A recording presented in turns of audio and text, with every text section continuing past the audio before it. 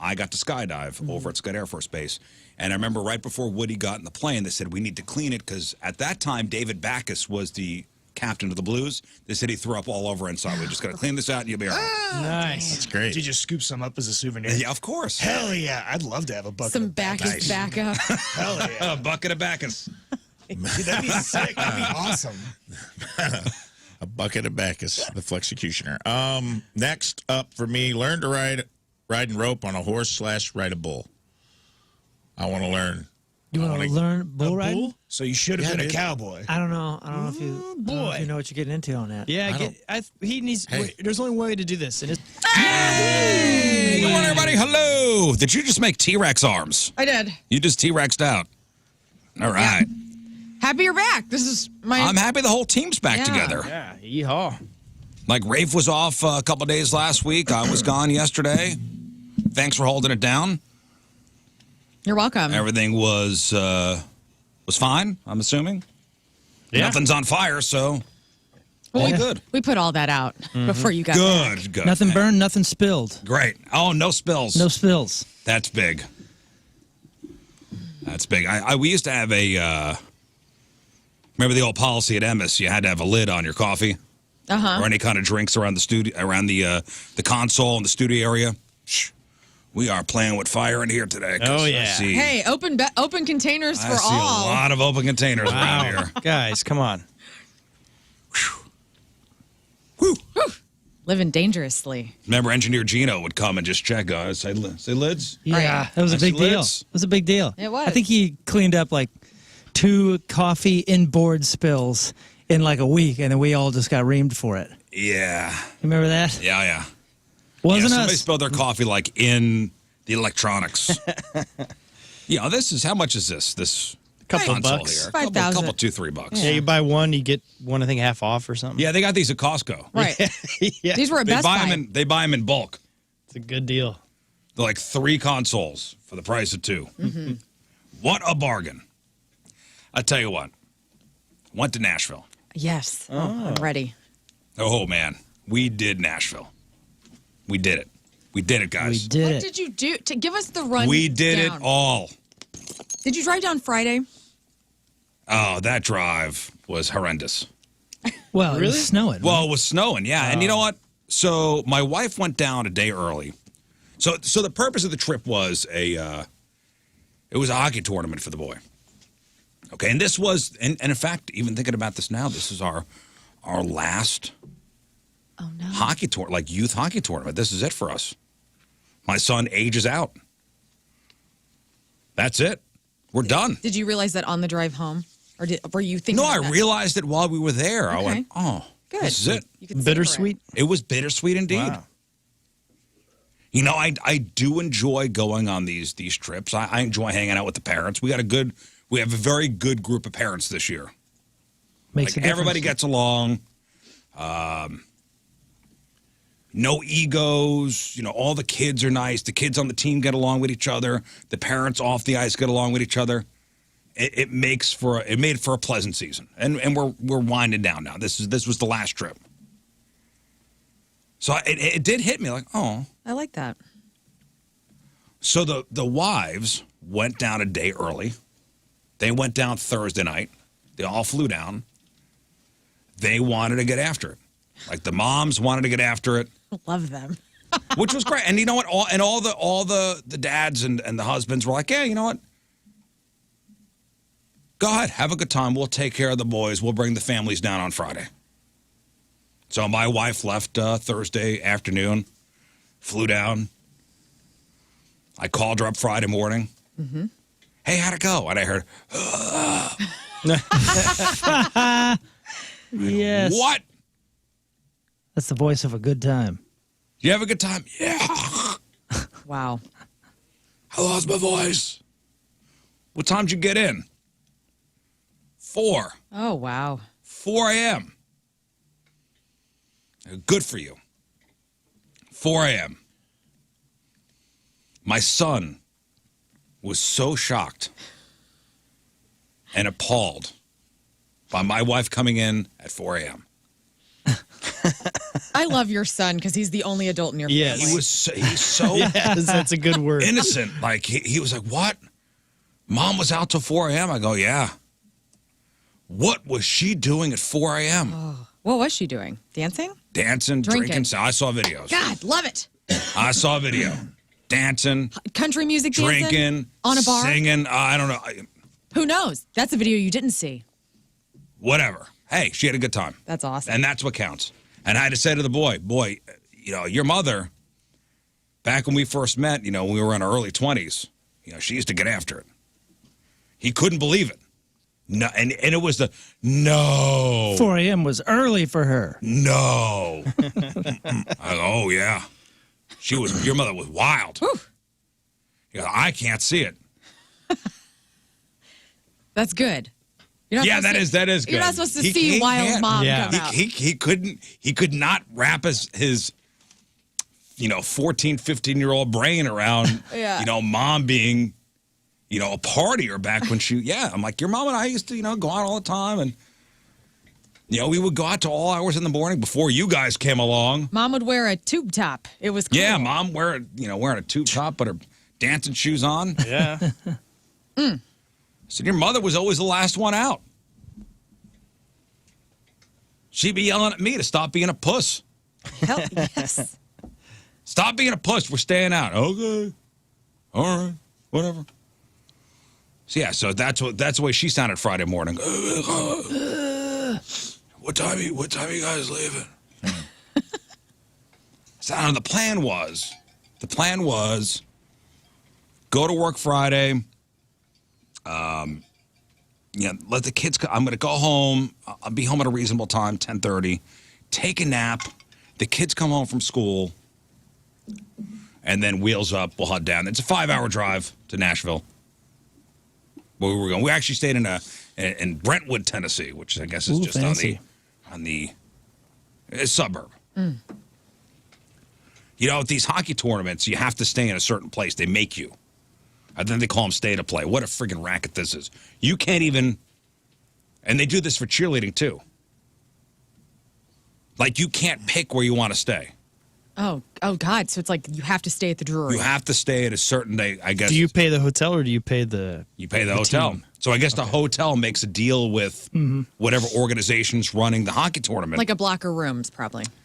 And you think they get special rates, but no. But they don't. They probably jack them up. Yeah. Like, cool, we had to spend 50 extra for this? Wait a minute. So are you on the same floor, door to door, with all the other parents? Yeah. I mean, there was... Okay. Is that annoying? No, it's fine. It's fine. Okay. For everyone else. Sure.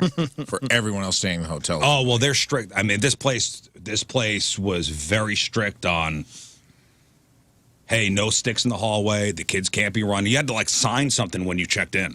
Yeah. Well, you bring in a group of friends, like teenage friends, and the parents are going to go out partying in Nashville. Right. Mm-hmm. Game on. Right. Well, the kids would bring their shinny sticks and play hockey in the hallway. Of course.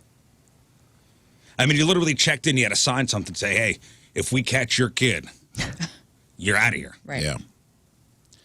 Greg Warren's got a good bit about it. He stayed in a hotel one time and accidentally put Coach on his door.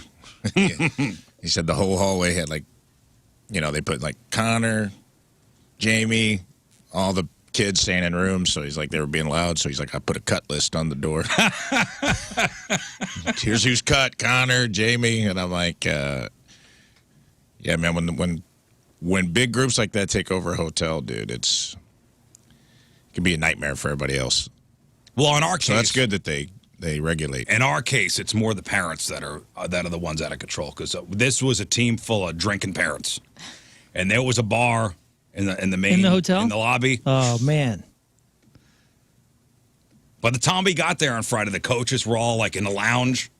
Yeah, they're like, "Hey, it's our own living room. Come on in!" And, shots. What kind of shots? Whatever they were drinking. Did you do them? Oh yeah. Nice. Went in Nashville. Buttery nipple? Went in Nashville, huh? So Friday, get home. Actually, I'm here, and I think I said to you, Lauren, I go, you know what? I think I'm just going to go. Because the weather was starting to get bad. Yeah. I was like, go. Don't nap, go, right? Yeah, when I left the station, I walked outside, and it was like sleeting. I'm like, something's telling me, just go pick up the kids from school Get a move and on. just go. You made the right call. And just go. You made the right call, man. If you went and, dug into some work for a little bit and then stood up an hour and a half later, you came out to a completely different scene. Oh, It yeah. was like, 2 hours whoa. to get home from Maplewood. Yeah, it was. You know what I'm saying? it Later got- in the day. Oh, It got yeah. wild quickly. Oh, yeah. So I picked up the girl at the middle school, and the boy got home, and I'm like, let's just like 11:30. I'm like, let's just pack the car and just go. And I'm telling you, like, as I'm driving, I'm looking in the rearview mirror, and there's just chaos. Cars are starting to slide off the road Yeah. on 109. I think shortly thereafter, they wind up closing the road. The school was trying to figure out what they were doing. In fact, I think Rockwood really screwed up. Really? Enough where the superintendent, headlines, Rockwood superintendent apologizes after decisions in Friday's weather.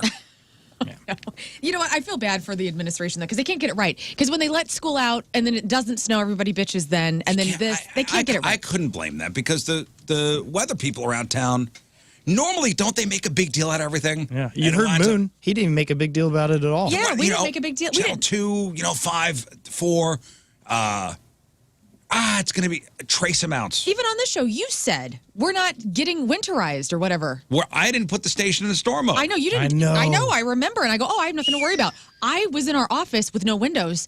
I was leaving here late. I go, what the hell is this? If I would have been in storm mode, I would have I feel left partially sooner. responsible because I did not put the station in the storm mode because they didn't tell me to.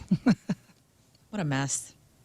Yeah, Rafe, you weren't here on Friday. I mean, I made the conscious decision after consulting with the various weather gurus in this town, Steve Templeton. Templeton, Higgins, the other guy. Other guys.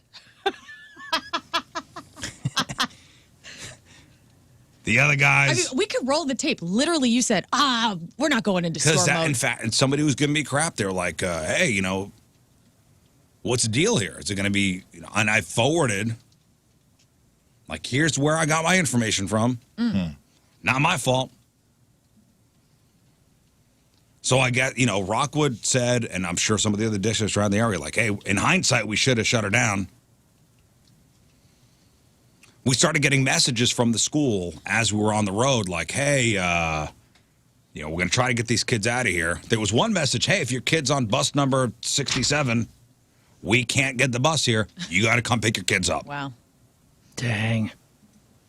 Yeah, Rockwood School District Superintendent Dr. Curtis Kane apologized to parents Sunday night for any confusion or frustration they felt over the decisions made in Friday's inclement weather.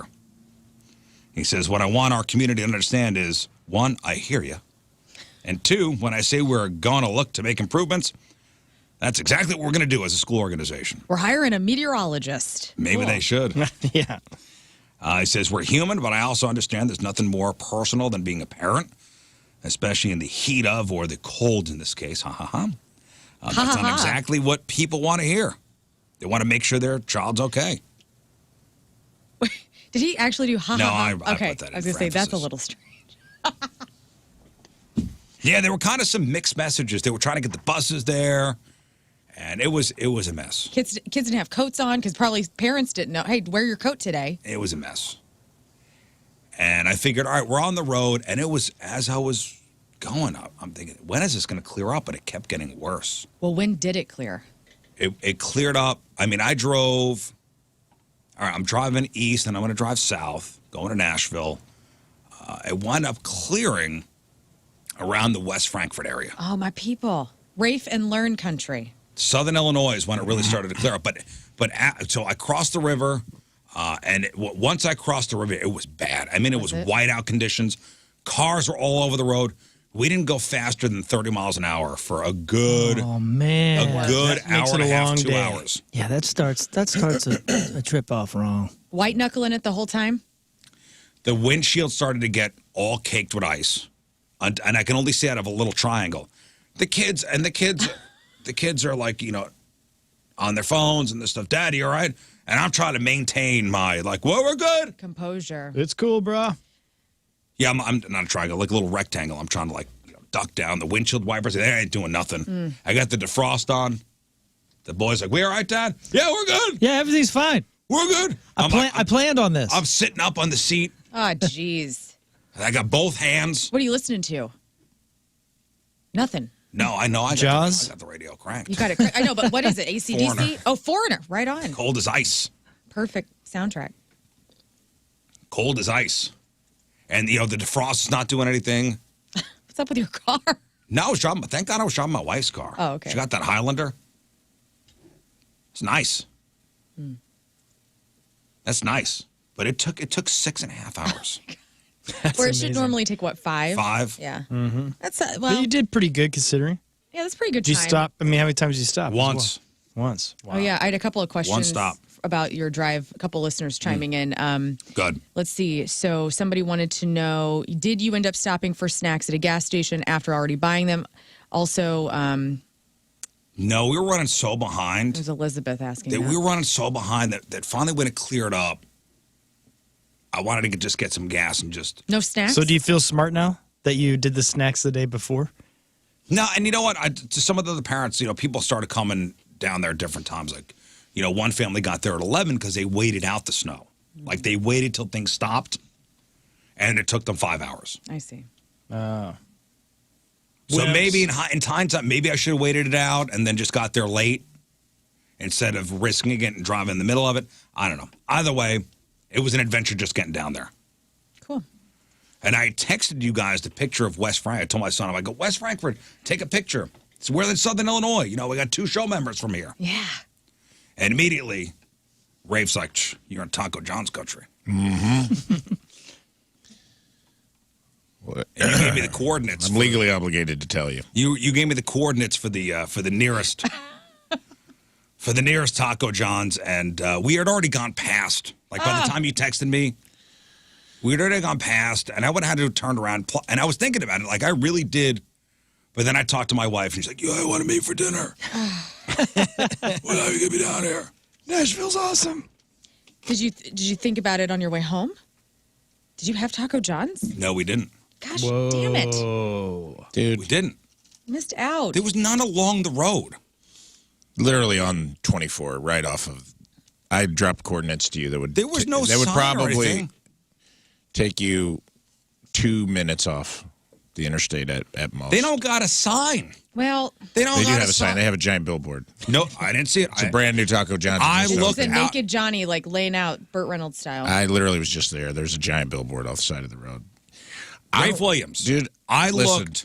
I don't know why you're being compelled to lie right now. I looked. Yeah, man.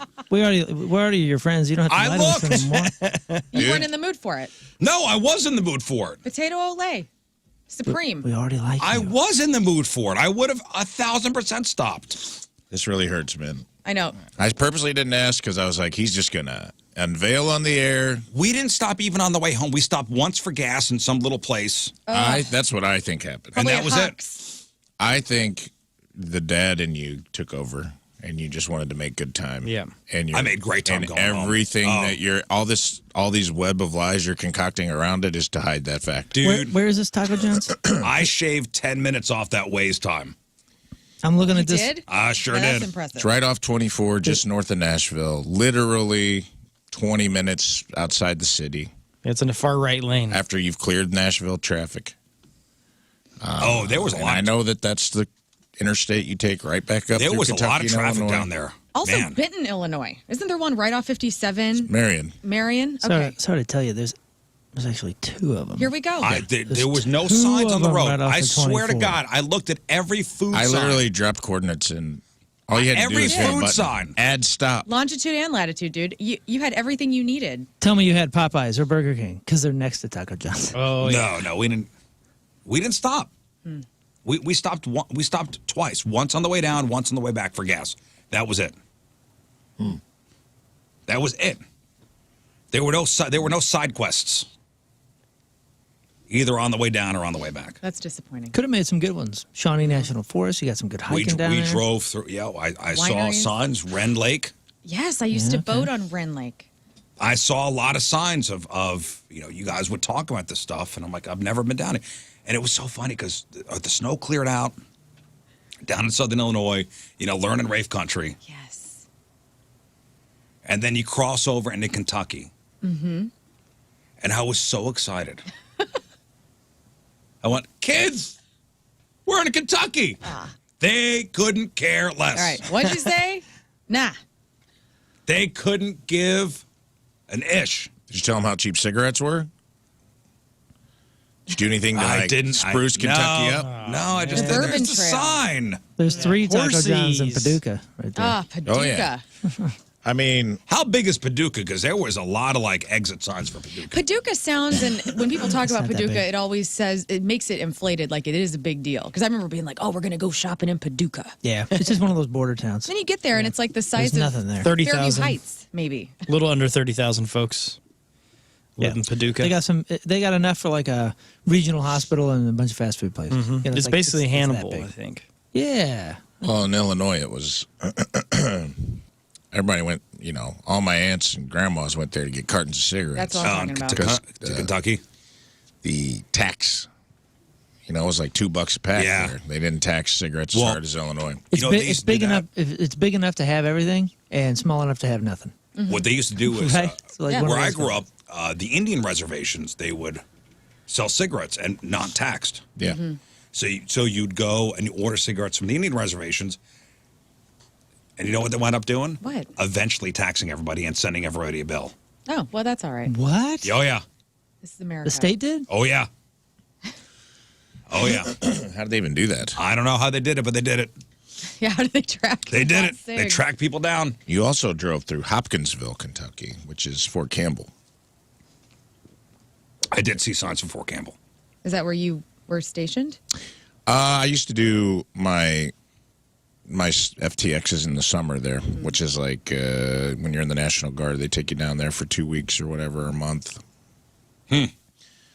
So you drove past. I bet there's Taco John's there too, There was a crazy amount of supporting the traffic going troops. down. And you know when you got Waze on, and then all of a sudden it goes, adding 30 minutes for traffic. You go, damn it. Oh, it's the best. Ah, man. And you don't see it yet. Recalculating. Recalculating, 30 minutes for traffic. Ah, man.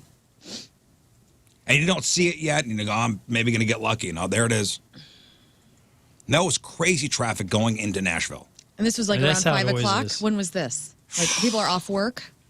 This was about 6 o'clock Okay, so rush hour. Friday night. And one thing Nashville loves to do is have huge wrecks on their highway and block Do they them all really? up. Oh, yeah. I tell you what, and I did notice this. You hit Kentucky, that highway, smooth. Yeah. The roads. Smooth Tax sailing. dollars at work. Smooth. Wow. Like, woo, man, this is luxurious. And you get to Tennessee, and it's pothole central. Woo. Those shocks and struts got a real workout. Pothole ahead. Pothole ahead. Pothole ahead.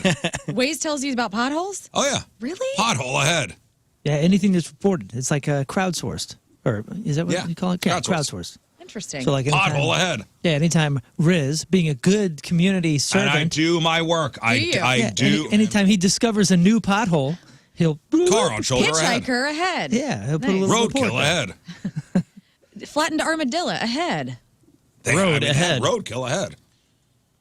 Pothole ahead. Lot of the best. potholes. And then if you pass it and it's gone, it'll say, "Is it still there?" And you So dismiss. yes, it's there, or no, Dismiss. it's not there. It gets real wild if you keep heading towards Chattanooga. And then they start to get into the mountains of Tennessee, and they start having those runoffs for semis whose brakes go out. Yeah. Yep. See those. And then you also get the see Shoney's all of a sudden. I don't know. We did pass the Shoney's. I do kind of get. I don't know. I think it's cool when you see like a sign for Chattanooga. It is cool. It is awesome, man. That was a dream of mine, was to live in Chattanooga at some point, just because it's close to the Coheed and all that area. It's just so ridiculously stunning. I'm an explorer. I'm finding these new places. Look at I've heard so many things about Chattanooga. Just to see a sign, Nice. just to see a sign you're entering Kentucky. I was You should come down to Alabama with us, man. probably not. And Chattanooga sounds like a cool car horn. Well, sure. I want to go on my own terms. Adventure Oh. sounds cool. Yeah, do you feel like you're driving through the heartland, like taking in America's countryside? Yeah, being, an East Coaster, never would in a million years think I'd wind up in Missouri, let alone driving to Nashville, Tennessee. Fun. Sure. So did you spend some Willie Nelson on the way down? Get yourself in the mood for the American? I didn't. I listened to pretty much AC/DC on the way down, but Okay. It's close. AC/DC and Foreigner. Yeah. Fun. Speaking of Ride. foreign, So yeah, we got to Nashville at like 6:30, almost 7 o'clock. It was a long drive. It was a long drive, and then looking at the news and just seeing the chaos that was here on Friday night, as far as all the cars off the road and the nightmare the weather caused for commuters. It was nice to be away from that. Honestly, thinking about you guys. I know Rafe was in Vegas, 1,000 miles away from that, but Yeah, it was nice to miss. nice to miss. Yeah. So, Saturday morning they had a 7 a.m. games. That means you had to be at the rink at 6 a.m. Ooh, Yeah. Saturday after Friday's parent night out. No, we didn't go out Friday night. Nobody did?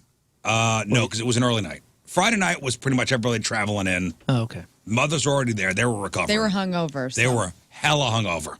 Gotcha. So the early day being Saturday worked out kind of. Early day being Saturday worked out all right. Where'd you eat dinner with the wife on Friday? There was a place in the hotel. Oh, okay. Just Any good? There was like a stay. It was okay. You ate food. That's Yeah, it. I ate food. I had a steak sandwich. It was all right. now. Another question on the chat. People were wanting to know, did you have any Nashville hot chicken? I had a piece. It was, what? I feel like Nashville hot chicken I can get here. Really? Okay. Yeah. Isn't it just, it's just grilled or fried chicken with With buffalo it's- sauce. It's a lot of dusting, though. But I thought Nashville was, it doesn't have to be wet necessarily. It's like a hot dusting. Somebody ordered in from Hattie's. Is that the Hattie's. place? That's the place. I think so. Hattie's. Yeah. It was okay. Chris wants to know, did you reheat any leftover pizza on the hotel room clothing iron? I did not. Yeah. Okay. I did not. Just getting all these questions answered for people. Did you even stay in a hotel? So Saturday, they had a game early, and then a game in the afternoon, and then it was on. Then it was on. Yeah. It was time for the dads to go out. Now, let me ask. Left cars at the hotel, Ubered everywhere? Ubered. Nice. Uber. Somebody asked about how the parking was. Oh, it's a nightmare, right? Was warned that parking would be not great. So Uber down to a couple different destinations. The first place we went to, the kids were with us. It was like a team party. It was at some place, so we all Ubered down there. And walked in, the two kids walked in front of me. The wife walked in front of me. And I kind of bringing up the rear, and I didn't realize I had a pocket knife on me. Oh. But we always have knives on us. Like it just was in my pocket, and the clip is on the outside. Didn't think about it. Didn't think about What'd it. you have to do? Well, Well, you use your knife. security didn't take too kindly Oh. to somebody having a knife on them. Because normally it's a gun. At this particular establishment. Yeah. What do you mean? Normally it's a gun for me. Nashville. So No, did it's you, wait. Nashville. So did you get patted or did you get asked and you said, "Oh yeah, I got a knife"? He saw it on my. He didn't know there was no pat down, but he saw that I had it in my pocket. I guess You saw it in your Like a sheath? clip? like just a clip, like just a little clip was on the side. So I go, man. I go, can I just, we look beyond this? Can you turn your eye? Here's a couple of George Washingtons. And I was literally standing under the sign that says no guns or knives. Like literally standing under the sign that says no guns or knives. Did you say, I got notoriety? Is it okay with that? I got no juice down in Nashville. You never know. I got no juice. Michael W. Smith might listen to you. So the guy in no uncertain terms said, get the F out. Wow. Wow. And grabbed me by my arm Whoa. to escort me out of the building. Interesting. Did I get a little mouthy? No. Did I have kind of an attitude? Maybe. Well, that answer. Was I 100% in the wrong? Yes. Timothy asked, did he yell at any random people? So No, I got yelled at, which was fine. I was like, hey, man, Did you? I can imagine a couple. Come on, man. that's what it was. Come on, man. Come on, man. My kids and wife are in there. There's a team well, party. I'm not going to cut What do anybody. you think? my girlfriend's in there. There's a lot of people's girlfriends in there. I'm not going to cut anybody. So get the F out by the arm. Out. Nice. Damn it. Good security guard. My wife calls me. Where are you? I go, they threw me out. I'm going to Tootsie's. They threw me out. I says, I need to get rid of this knife. I didn't want to throw it out. How many times have I thrown out a knife? Right. Yeah. Because it's my own stupidity. And in a town like Nashville, you might hit somebody, so the danger is throw it out. Well, did you throw it in a bush or something? No, well, it gets even better. Okay. Remember I had to throw a knife out at Arrowhead once? Yeah. I've had to throw a knife out at Hit one of the the airport players. a couple times. I've lost a couple at the airport. Stupid. Rafe, completely stupid. Yeah. Yeah, we know better. I know better. I didn't think about it. Mm-hmm. I call my wife, come out. Maybe I'll just put it in your purse. You know, they're not going to check your purse. Yeah, put it by the tampons, and I swear to God, it works like a charm. Put it in your purse. Because nobody checks the tampon bag. I'm for real. She comes out, and we're going to walk into the back of an alleyway. You got a whole bag of tampons? Always. A duffel bag or what? Yeah, and it says tampon, Really? tampon my bag. tampon. And at that moment, I see another one of the parents pull up in their car. They went up driving. Oh, I go, sweet. Toss in the car. So I knock. The dad sitting in the passenger seat. He goes, huh. He opens up the window. I go, hold this knife. Oh my gosh! So he hears a bang and thinks he's getting jacked, and then you pull a knife on the guy. Yeah. I Nice. didn't realize the guy's mother-in-law is in the back seat, who has no idea who I am. She starts screaming. Oh, my God. Yeah. Because she thinks She that thinks you're a random carjacking guy- with a knife. She thinks ruffian. a random guy knocked on the window, and I threw a knife in the car. Oh, my God. She's screaming. Well, she happened to be in Ray Lewis's limo years ago, and so this is the second time that's happened to her. Here comes the security guard going, I knew this guy was trouble. Old She's ladies are screaming. I run away. What? Fight or flight kicks in. I'm out. Yep. But now you're Smart running move. without a That's knife. A good move. I wound up getting back into the place. Slipping in past security. Slipping in. All good. All right, then it's the team party's over. The dads are going to go out. I said to my wife, you know, and she was with another woman. And you guys want to come out and meet us? She goes, I'm going to take the kids back to the hotel. And then you tell us where you are. I said, great. It's great. So she takes the kids back to the hotel. We hit Broadway. We Uber down to Broadway. Heck yeah. What a scene. Mm-hmm. It is quite a scene. What a scene. Again, I've never been to Nashville before. I had no idea what to expect. Apparently, every country artist has their own bar. Yeah. Did you go to any of them? Well, there was Jason Aldean's. Mm-hmm.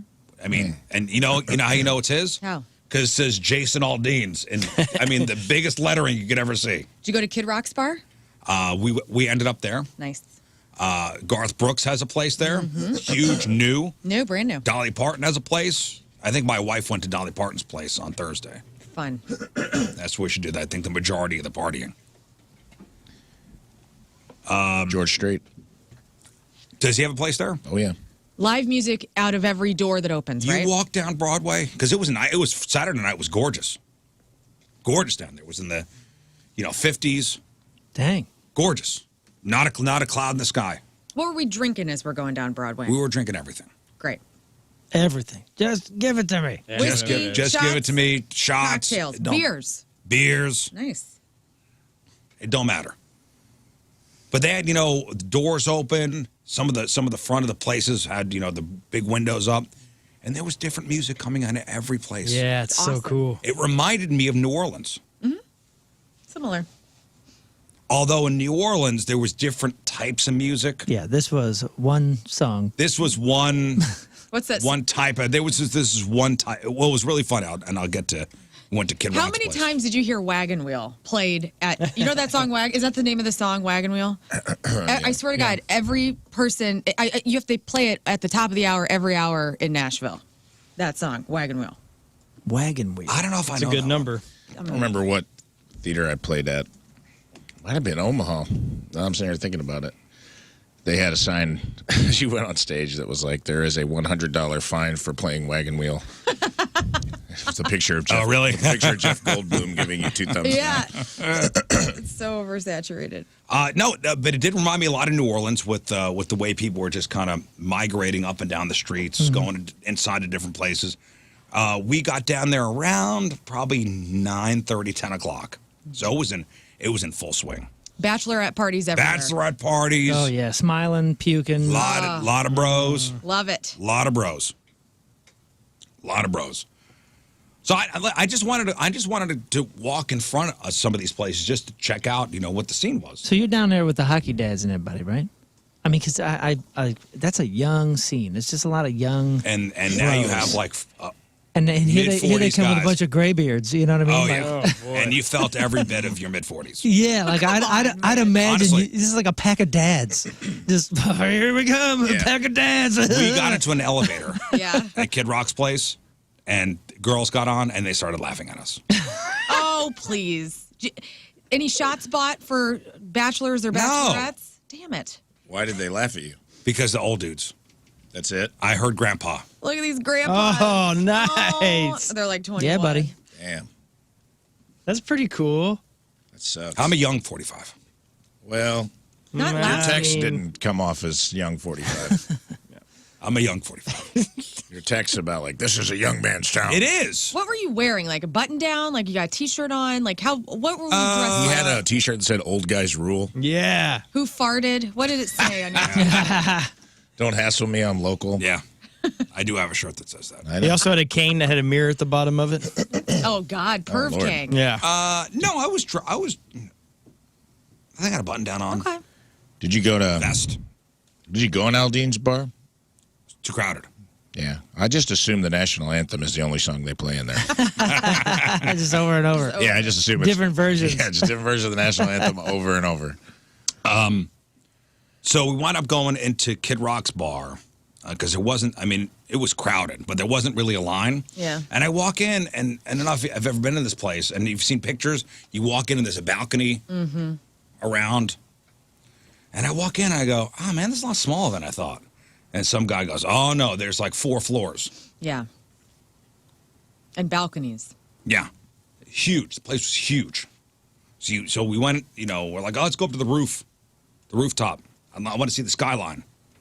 Because it was a nice night. And you go, there's a bar up there. There's a band up there. There's a band on every floor. Yeah. Every floor's got a different band on it. Yeah.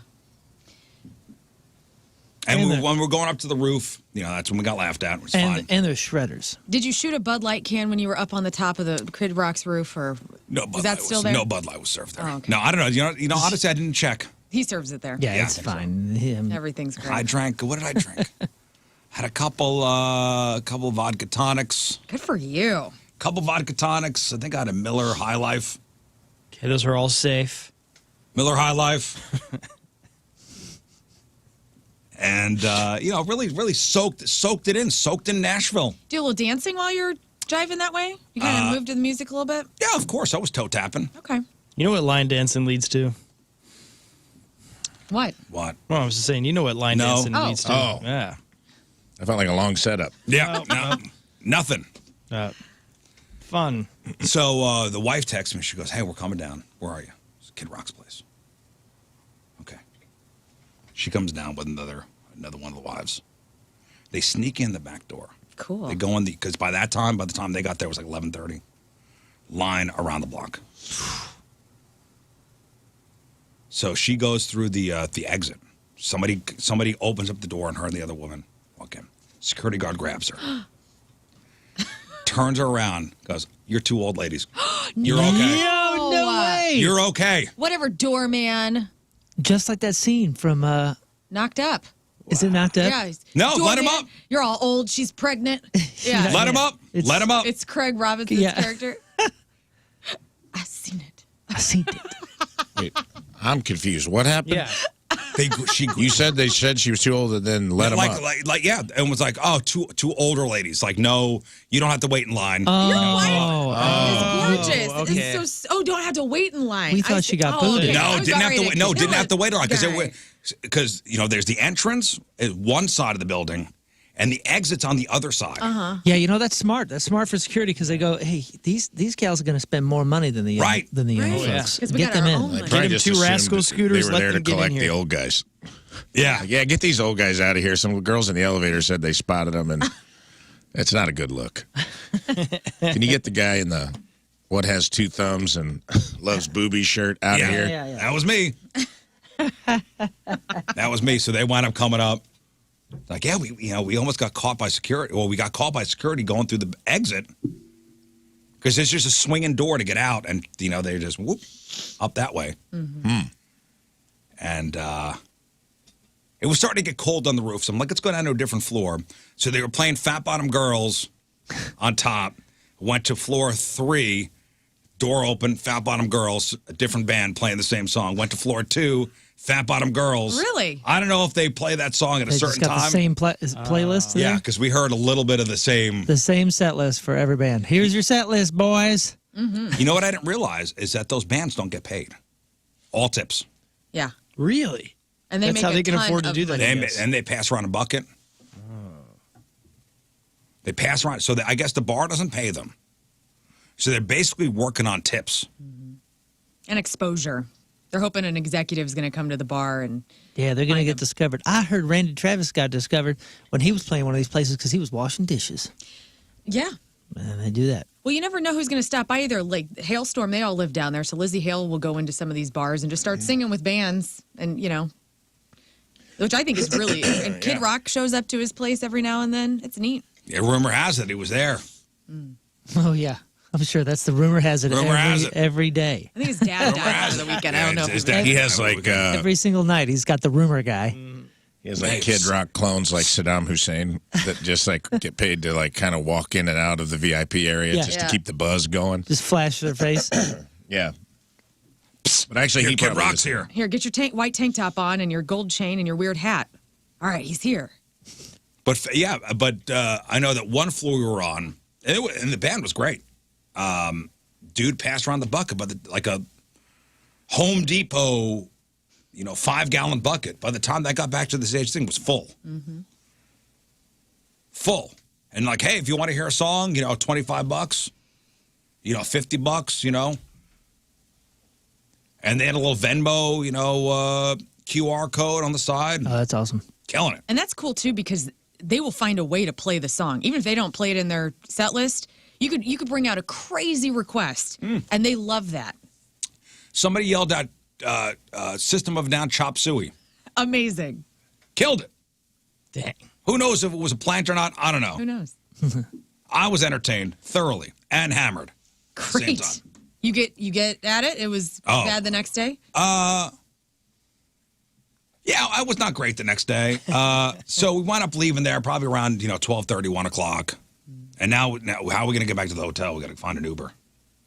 Get an Uber.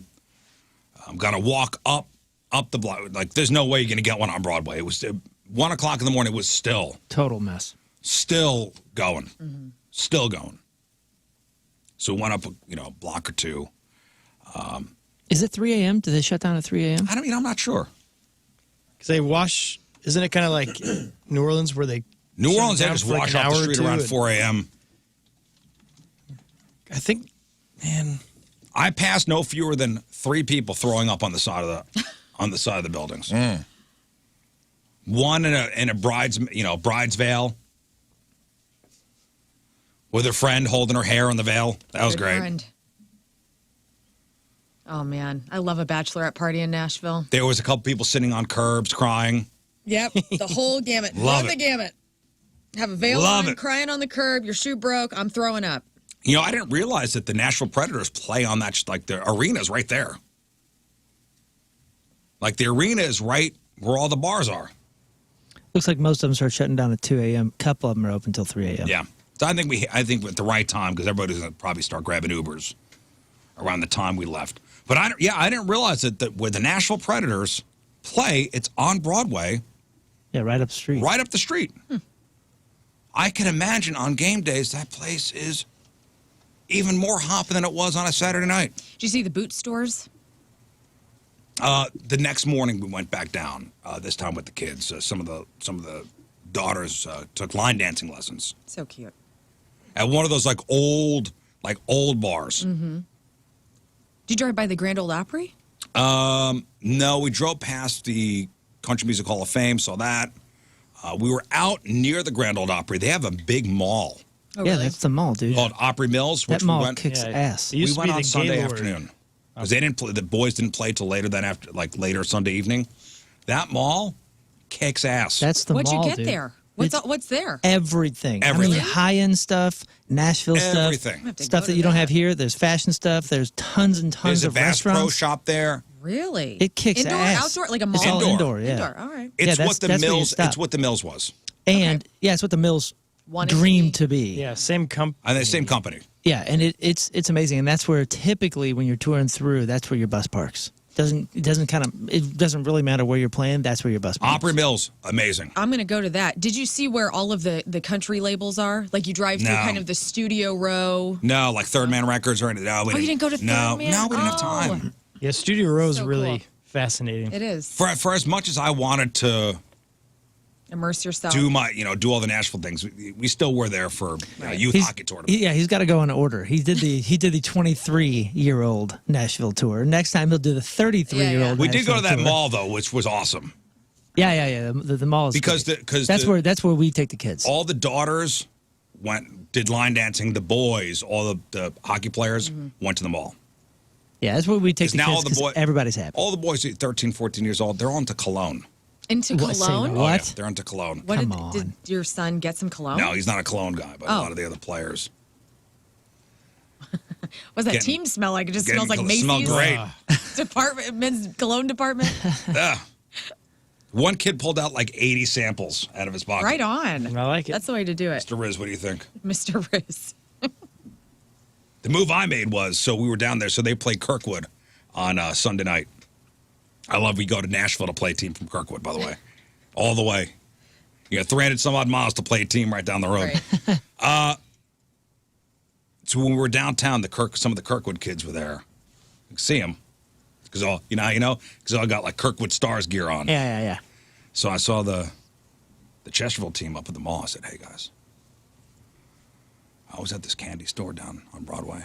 The Kirkwood kids walked in, all talking crap on you Oh guys. man, they're talking so much Dude, smack. they They're were saying, talking, Did hey, you guys." smell those kids from Chesterfield? Right. You guys Smell are like crap. terrible. You guys stink. One of the kids goes, what? We don't stink. I go, oh, yeah, dude, talking mad crap.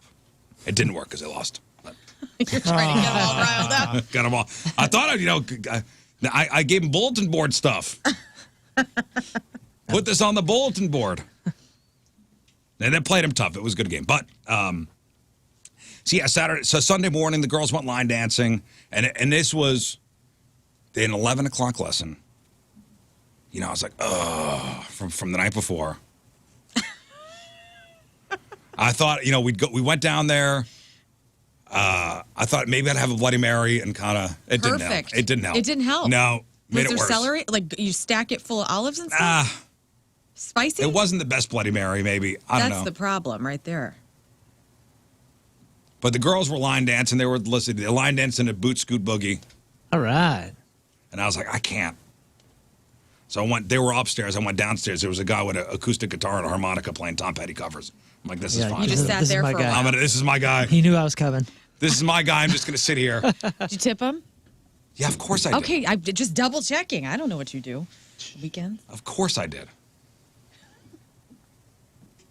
So Sunday, after the mall, went back to the rink for the Kirkwood game. Crowded rink. And tell you what, the rinks down there were very nice. They take their youth hockey down there. And the way the Nashville Predators, I guess, embrace, like the Blues Dude, here. Predators are Like that's a the Blues big deal. embrace youth hockey here. The Predators do a great job down there. Good. Yeah, that's a big deal. I've even known a couple people not from Nashville or even the Midwest at all, and they've moved down there and become Predator fans. They played one game, what would be the equivalent to Centene, where the Blues practice, but where the Predators practice. I mean, just a great facility. Even their secondary rink was amazing. So we're down there, waiting for the game to start, and near the concession stand, and somebody goes, "Hey, man, there's a Darren Pang." Now, you know what Darren Pang looks like, Lern? Small little bald guy. Small little bald guy. My people. Small bald guy. Super nice guy. Yeah. I go, no. I'm like, that's not Darren Pang. That's Scott Hamilton. Just joking. Mm-hmm. Damn it, that was Scott Hamilton. Wow. The concession stand. Yeah, this is what Darren Pang Who's looks like. Scott Hamilton? He looks just like Scott Hamilton. Yeah, this is Scott. Scott Hamilton was like the best male figure skater. Yeah, Yeah, he was the one I always loved because his name was Scott, and then he would always do the flips. He would do the flip, the Yeah, he was backflip. the first one to just be like, Wow, this guy's amazing. And then he had cancer and overcame cancer, Yeah, and brain he was cancer. an announcer. And Yeah, he was like the hockey, the figure skating announcer, but he was an Olympic champion, right? Gold yeah, medalist. Oh, gold yeah. medalist, maybe more than once. and he seemed like a goofball too. He was like the guy, like the male figure skate. He was like the Michael Jordan of male figure skating. Wow. Yeah, you know, he does look like Darren Pang, and he looks like if Paul Giamatti just had like a model in his Yes. in his DNA somewhere. You know what I'm saying? He's a Paul Giamatti stunt double. If Paul Giamatti wants to look like a model, I manifested Scott Hamilton. you did, dude. You made him appear. You said that's I Scott made Hamilton. Scott Hamilton and appear. then he was Scott Hamilton. And there he was. Super nice guy. I geeked out. So he lives down there. I guess so. And he had a kid playing. His kid was playing your kid. No, his kid was playing on the like a 2-year older division. Did you watch? Is this kid a star? I didn't see the kid when he played. But I guess Scott Hamilton is from Nashville, and he's at the concession stand. He eats concession stand popcorn like you and I. No way. Really? Sure does. They're One leg just at a like time? us. Just like us. He's a regular guy. Just like us. Oh yeah, Chase. Good point here. You have to have a Tennessee, Alabama, Mississippi, and maybe Georgia zip code to buy Nashville Predator tickets. So you can't. So a Missouri fan, like a St. Louis Blues fan, can't buy tickets for a Nashville Predators game Why? Why do because they want to pack the stadium only with their Predators own fans. fans. And they do that? Yeah, Really? Can the fans sell them to others? yeah, I'm sure. What a weird thing. I don't Yeah, like there are zip code there are a couple. shopping. There are a couple teams that do that. Did the Dallas Cowboys do that too? Now, is that for you're right. all tickets or season tickets? I think it's all tickets, if I'm not mistaken. How does- Somebody told me about that. How does anybody buy tickets if they live out of state then? Or town? You don't. Yeah. What if they're playing the Blues and I want to come to that game? I can't get tickets? I don't know. Listen, I don't know how it works. I mean, that's what Oakland A's did. It helped I don't know how it works, but the stadium pack. Well, I know, like Kansas City, when they sell season tickets to the Chiefs, they open it up to Kansas City first, like city limits. Then it's Missouri and Kansas, and then it's everybody else. So that like they get the pick, they get the first pick. yeah. Like people that live in Kansas City metro area first, then the two states, and then the rest of the country. I heard if it's it's wanted to something bring like a that. group of 4 from St. Louis, February 27th, the Predators versus Blues. Predators will only sell to credit card holders who reside in Predators TV market. Even then, you don't get tickets until game time when you swipe your credit card with photo ID. Wow, yep. Huh. Yeah, they restricted. They want their own fans there. Yeah, that's a thing some teams do. And apparently they do that in Nashville. But yeah, that was a Nashville trip, and then we came home. You know, yesterday they had a game, I think 10 o'clock game, and then we wound up getting home around 6 o'clock. Yesterday you got home? 6 o'clock, yeah, 6 o'clock yesterday evening, and here we are. Back It was a good Nashville trip. I'm glad you enjoyed I yourself. will go back. Yeah. And you'll live the 30s something experience because you did the 20s. Yeah. I did the 20s. I'd like to go. Yeah, I'd 30s, like to you're go. you're gonna go get some vinyl, bro. I want to go to the museum. Yeah, You're gonna see 30 some Records studios? is really cool.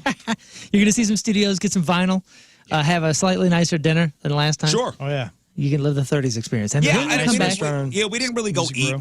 We didn't go do the restaurant scene or anything like that. Mm-hmm. Which next time I'd like to maybe experience that a bit more. But no, I know Rafe was in Vegas over the weekend. I know you were gonna have lunch with Jenna Jameson. I also saw a lot of bachelorette parties. Well, yeah, We had that in common. different vibe out there in Vegas. Sort of, yeah. But did you have lunch with Jenna Jameson? I had brunch Oh, you brunched with Jenna I Jameson. brunched with the Queen of Vegas. Does she, I was and she telling him lives out yesterday. there? She's from there. I found out she grew up there, went to high school there. So she is a Vegas, old school Vegas resident. I'm always fascinated by that. You know, when I talk to people who grew up in that environment, like growing up in a tourist town is always fascinating to me. She's just destined. She's the Queen of Vegas. I was telling them yesterday, they snuck her in the back door. She had her own parking spot in the back where the employees park. Where did you brunch? Peppermill, the place called Peppermill, which was awesome. If you're ever in Vegas, you should go. The food was good, and it's like Moon was looking up. A bunch of music videos have been filmed there. Is it on the strip or off the strip? A little off strip. It's kind of down by where they built the new stuff, like the Resort World, and where they're building some of those new buildings that are kind of really nice, but off the strip. Well, I know a lot of the locals. It was close to the strip. The locals don't really, unless they work, they don't do much on the strip. Nah. Yeah, no. I got some friends, and they're like, we're never there. Right. They're just So outside expensive. of town. They're just outside of town making good living, enjoying the other Vegas. Yeah, I mean, listen, We're they'll raising make our kids here, Vegas. and they love tourists and they make money off, people coming to town and spending their money. Oh, yeah. But the locals really don't do the strip stuff. No. So you're off the beaten path of the Pepper Lounge, Peppermill. Peppermill. Yeah, and they have like a waiting area. It was really cool. They had like all these old like mid-century modern wood, maybe not wood burning, but they had like, stove, the right word I'm looking for. I feel like there's something Oven? else. Fireplace. Fireplace. In the middle of the room with like red hearts and red velvet couches, and it was just like a cool hang. And it was like, that's where you waited for your table. So and they had somebody waiting on you. So while you're waiting, they're coming by. They're giving drinks. You have a cocktail waitress who's just getting everybody nice and lubed up while you wait for your table. They had it down to a science. It was nice. And she showed up with her wife, snuck in the. Oh, she's married to a woman. Jesse Lawless. They met on TikTok. Because she was married to Tito Ortiz. Yeah, they have children. They have kids together. Oh, she's married to a woman now. Okay. Yes. So she brought her wife. She was cool. She was, she has her own. They met on social media somehow. I was talking about this yesterday. And she was cool. I tell you what, when it came to late 90s pornography, Jenna Jameson was the Queen. Was the thing. I mean, Still she is. was the biggest yeah. star. If not the face of it. But she didn't do, she did just, The finger of it. she did, Other things of it. no, she was famous. She had the lips, right? Was it a heart? Was it a heart or lips on her? Heartbreaker. Tattoo? Heart, yeah. Heartbreaker, Tattoo. I think. Yeah, the broken heart was it on her derriere? Yeah, she's on the new episode of Sibling Revelry with Kate Hudson and her brother Oliver, and they interview her, and she said she had Heartbreaker tattooed on her ass because her dad would always say she's going to break hearts. And that's what she did. Cute. Well, Dad, Thank you for pump the brakes a little. Yeah. She was very cool. Very, like, the wife was crazy.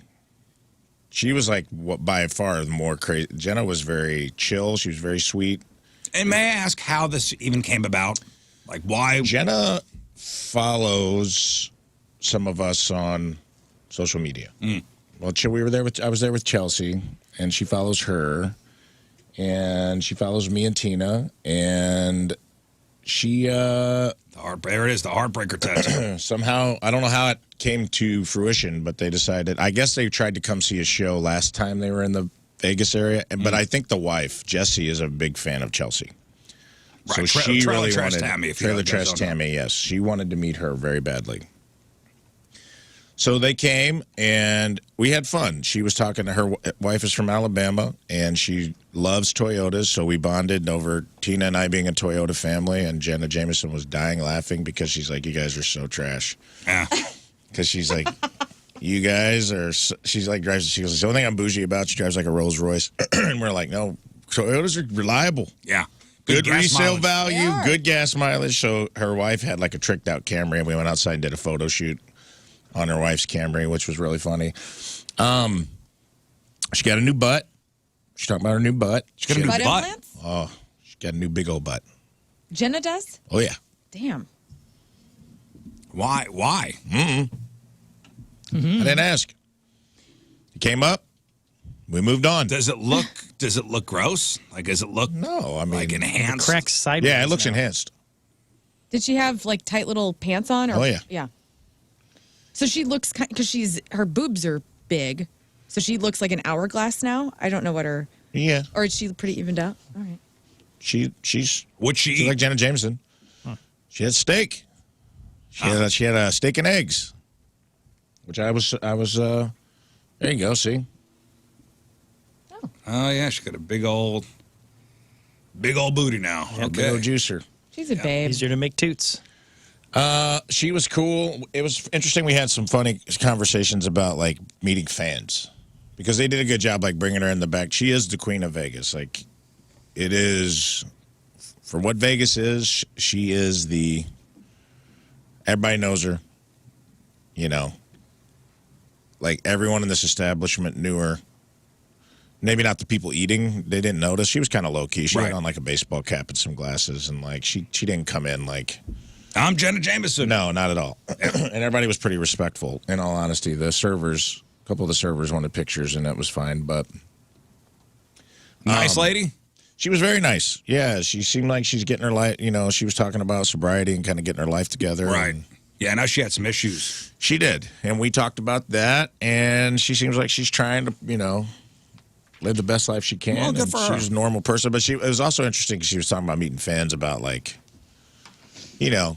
what that experience is like. And I was like, what's that like for you? Because I know what it's like, and I'm sure Moon can attest to this. Like when you meet fans as a musician or as a comedian, they can cross boundaries. But I was like, I imagine real big boundaries can be crossed when you're the most famous porn star. Yeah. Sure. Oh my God. Yeah. And she's like, oh yeah, dude. And the wife was like, her wife goes all these things with her, and she was like, she's like, yeah, they'll just come up, they'll say the wildest stuff to me and be like, your wife is the first time I ever joed.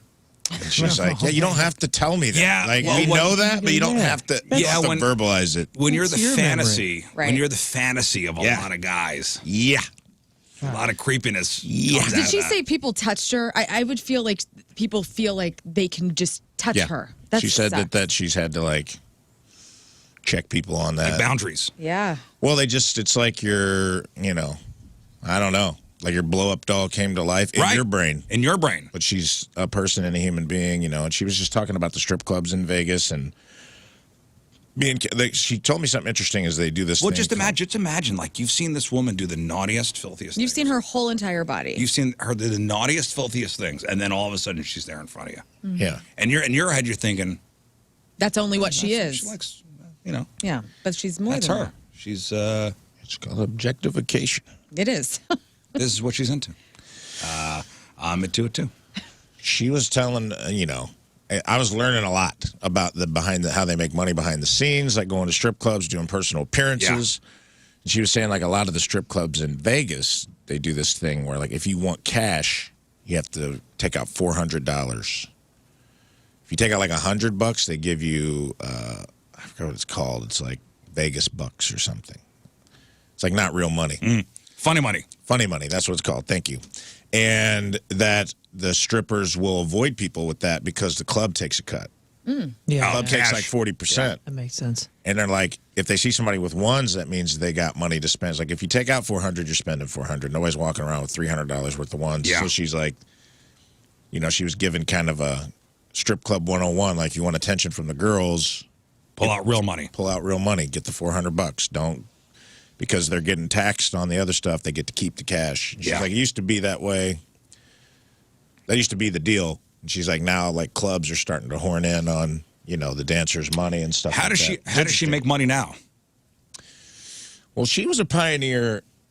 I think her and there was a woman named Caden Cross who was also a very famous porn star, probably in the 90s. Beautiful, also a beautiful blonde. They both were very much pioneers in taking ownership of their brand. Before that was a thing, I don't think it's any secret that is a very male, an industry dominated by the male gaze, an industry dominated by taking advantage of women. And her and Caden Cross were like the first ones to start their own production companies, yeah. make their own movies. Jules Jordan, I believe they went in with Jules Jordan and made. So she still has I think she still might be involved in that side of things. Like may have her own production company. I'm not sure if she does anymore, but I know she made a lot of money. No pun intended, cranking them out. And personal appearances, dude. She goes and does. No, can I see a picture of what she looks like now? Would I even recognize her? Yeah, I mean, she still looks like Jenna Jameson. You talking about Jenna? Yeah, Jenna Jameson. Well, and that was her wife, Jessie, was telling us that she, like, you know, she's very much like, God, loves weed. She's, like, involved in, like, brand partnerships with, like, we were talking about how strong weed is now, you know, like we talk about on the show. And she was saying, she's like, she saw some old guy that was, like, a Jenna Jameson fan that was, like, on the, so this guy's, like, 60-something years old. And she was, like, rolling one up. And he's like, oh, hey, what do you got there, you know? And she's like, just some weed. That's her wife. He's like, you mind if I hit that with you? And she said she got this old guy high, and he fell out, dude. Started throwing up all over himself. No. Paramedics got called. It was like during a meet and greet, and she said Jenna was like, what happened to that guy? And she's like, I would recognize her. It would take me a second, like, oh my God, that's Jenna Jameson. yeah. That's because she has clothes on there. You're like, I wait a minute. know. Let me see the tattoo. Yeah, the wife looks wild. Oh, she all tatted up now? Oh, yeah. Full sleeves? Full sleeve. Yeah, she had some cool tats. She said somebody from Ink Masters. I think it's the guy you guys talk about. Walter? It's one of the dudes from Ink Master. If you said the name, I would, because I asked her about him. Oliver? Very, very cool Oliver. tattoos. Is it Oliver Peck? I think Oliver. it's Oliver, yeah. Oh, okay, yeah. Oliver Peck, I right? got a That's couple David's things. Both of her sleeves. He's got the cool mustache. Yeah, I got a couple things from Oliver. He missed a toe on one of my frogs. Ah, it's fine. Oliver. Come on, That's Oliver, fine. you owe He me a owes you toe. You need a toe? I can get you a So toe. all in all, a good trip. Yeah, it was a good trip. Vegas was fun. The steakhouse was good, and L.A. was cool. It was more San Bernardino, really. We were in Ontario, California, but it was cool. Yeah. All in all, I missed the bad weather. I had a good time. And you got to brunch with Jenna Jameson. So cool. I did. And then I got to hang out with Mike O'Hearn. I talked about that yesterday, too, but it was like the American Gladiator, Yeah, Titan. it was I was trying to think who it was. Was it Nitro or Titan? He was Titan. Titan. And he was everything I wanted him to be, dude. It was his house was just decorated in Zoolander style. Like all pictures of himself? And his wife, who's also a fitness model, everywhere. Nice. His son is named Titan. He named his son Titan. That's how He named committed his to son- the identity he is. His son after his American Gladiator character. Yes. And his son is, they had to tell us his son's huge. Because his wife's from a big Romanian family, and she's like a bodybuilder, and he's a bodybuilder. And the boy's a bodybuilder? They had to tell us, be like, hey, if it seems like he's emotionally immature, he's only 4. This kid looked like he was like 9 years old, 10 years old. He was like shredded. He wasn't shredded. They don't have to make him work out, but he was just like a big, tall kid. He's like, the doctor said he's going to be like almost 7 feet tall. He's going to be like 6'10", and this kid was. I think meant like, a 4-year-old who's been already, hitting the gym. He's got an 8-pack. Dude, it was everything. He's very self-aware. His social media is super funny. Like he makes fun of himself, but dude, he is also still 20% the guy I wanted him to be, where he was like, he was covered in glitter, like tanning, had glitter in it, and he was like walking around with his shirt off and had sparkling, dude, like Twilight. Nice. And he's like, he had 2 dogs, cute dogs, and he's like, yeah, that one's half timber wolf. Wolf is my favorite animal. And I go, yeah. You didn't have to tell me that. Right. I would have guessed. Titan, you didn't have to tell me that. I didn't think you were going to tell me. If you would have asked me what my favorite animal is, I would have said wolf. Yeah, I didn't think you were going to say ladybug, man. I knew what you were going to say. So he had like 2 dogs that were like half wolf, half husky. All right. It was just, it was a cool experience, Cool. man. It was fun. Well, listen, I'm glad everybody's back. Whole team's back together. You're going away next Monday, so. I'm going away Friday. Oh, you're gone Friday. I'm gone Friday. Yeah, guys. I'm taking off. All right. Jeez. Where are you going? All right. Exciting. Well, Thursday, my band's playing at the pageant, and I just want to have some time. okay. I don't want to be because up you're going to at get after 3. it Thursday. I'm going That's to get right. after it Thursday. So you're going to U City? Yeah, I'm going to be staying at the Moonrise, Nice. drinking my Going ass out of off. town. Right. I like Yep. it. Don't call me. I'm out. Yep. All right, we got to take a break. But first, all right, that's brought to you by Hot Shot Sports Bar and Grill. St. Louis is home for Blues hockey from Highland, Illinois. Kelly Rogers. Yeah, Kelly. Our teamers remember today. Kelly is a longtime Rizzuto listener. Always starts her mornings with the crew. Always very excited When we come on the air, also excited to finally become a Team Riz member. Nice. Loves the best friend vibes, the laughs, the games, the overall joy that the show brings to her daily commute. She's also grateful that the show has created a community worth being a part of, and they keep Jeff's memory alive and well with every episode. She enjoys all our personalities and is eternally happy that the additions of both Lern and Rafe have kept the fun moments constant and frequent every morning. 3.5 stars. Nice. Kelly Rogers from Highland is our Team Riz member of the day. Get a super sweet Team Riz member of the day soccer jersey. Get yourself signed up 1057thepoint.com/Team Riz. All right, we will take our first break of the morning. We'll come back with Crap on Celebrities. It is 7:17. Tuesday, traffic and weather. Moon coming at you. Traffic is brought to you by next. Worldwide Technology Raceway. The biggest race of 2024 is Sunday, June 2nd. Time to lock in your NASCAR Cup Series tickets now at www.raceway.com. Right-hand shoulder blocked due to a stolen vehicle 270 northbound at 70. We also have a right-hand shoulder blocked due to a stolen vehicle 270 southbound right near 64. Your point forecast, sunny, high of 63. Right now it's 36 at the Point Studio.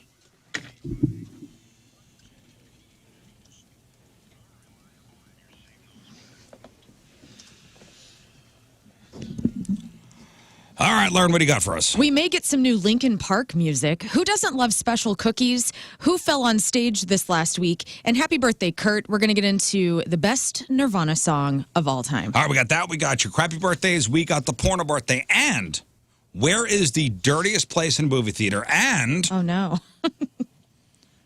did you see the video from the car wash where the person inside the car throws a drink at the worker? No. Oh, man. Anybody else see that? It's been going around the past, week or two. Nope. Got to look it up now, Instant karma.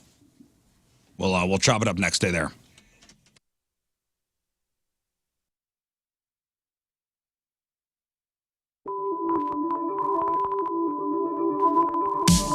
Yes, have some. You go.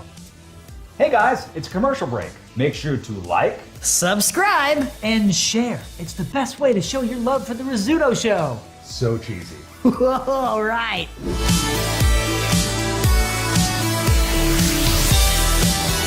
You to schedule a consultation today with Mentality Health. Mentality Health is a men's-specific clinic looking out for guys like you, me, Riz, and former professional athletes. They got NFL guys, NBA guys, and MLB guys that live in the area going to Mentality to make sure that they are staying, at 100% no matter what age you are. Now, your testosterone levels might be low, your vitamins might be low, something might be going on inside that, of course, is affecting everything on the outside. If you're feeling off for any reason, maybe you're gaining a little bit of weight, maybe you want to be better in the bedroom, maybe you're not sleeping very well.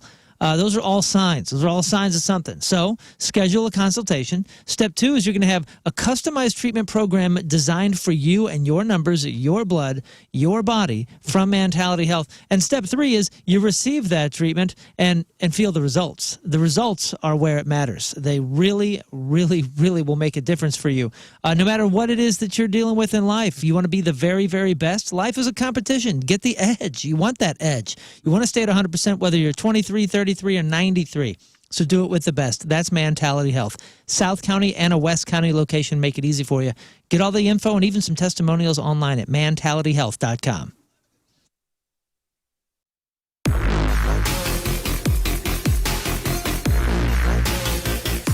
Hey guys, it's Lux and Jacoby from Papa Roach. What's up? How are you doing? I'd like to say I'm doing good. I'm just much rather be playing a rock show tonight. I would much rather be watching you play a rock show. This is such a bummer. I know, very much so. We just got the news like an hour ago, and I was like, what am I gonna do? We did all we could. I'm here to rock. I'm here to do my gig. You know what I'm saying? And it's Mother Nature is just not having it today. But so. The good news is, outside of being here for Point Fest, you guys have a lot of stuff going on. Oh, yeah. Papa Roach is killing it.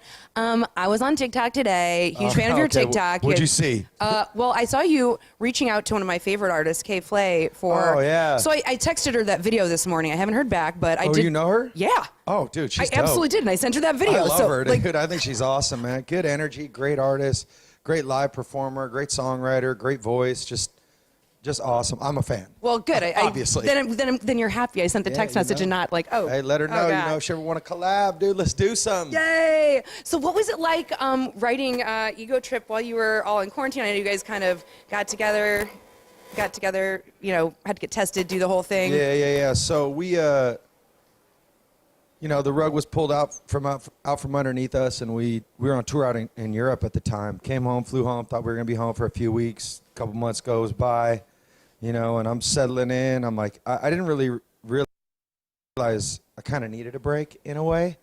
And because we've been touring for 20 years straight pretty much. And then after that, I started to drive everybody in the house crazy, drive my wife crazy, the kids, they hadn't had dad home for this amount of time ever. And I was like, I got to create. So we hooked up with the boys. We all tested, did the deal. We brought a chef with us. Phil saw a lot of bachelorette parties, a lot of bachelor parties too.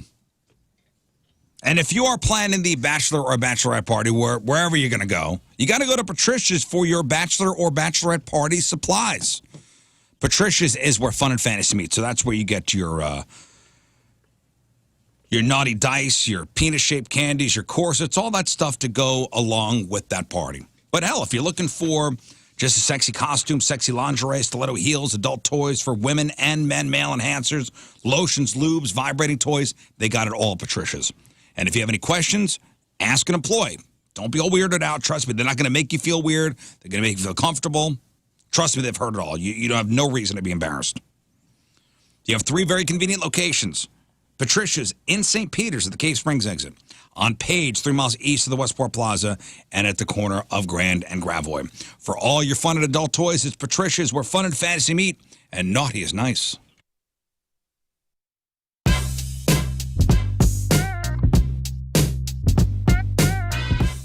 We are backstage at Point Fest, and we have the absolute pleasure for the first time of speaking to Ash from New Year's Day. Welcome, and it's great to have you at Point Fest. We're so honored to be at Point Fest today. It was so much fun. You had that crowd going. You know what I mean? How do you handle the challenge when you are coming into a situation where there's a headliner, we're playing a little bit earlier on in the day. That is not an easy thing a lot of times, but a lot of bands enjoy that challenge.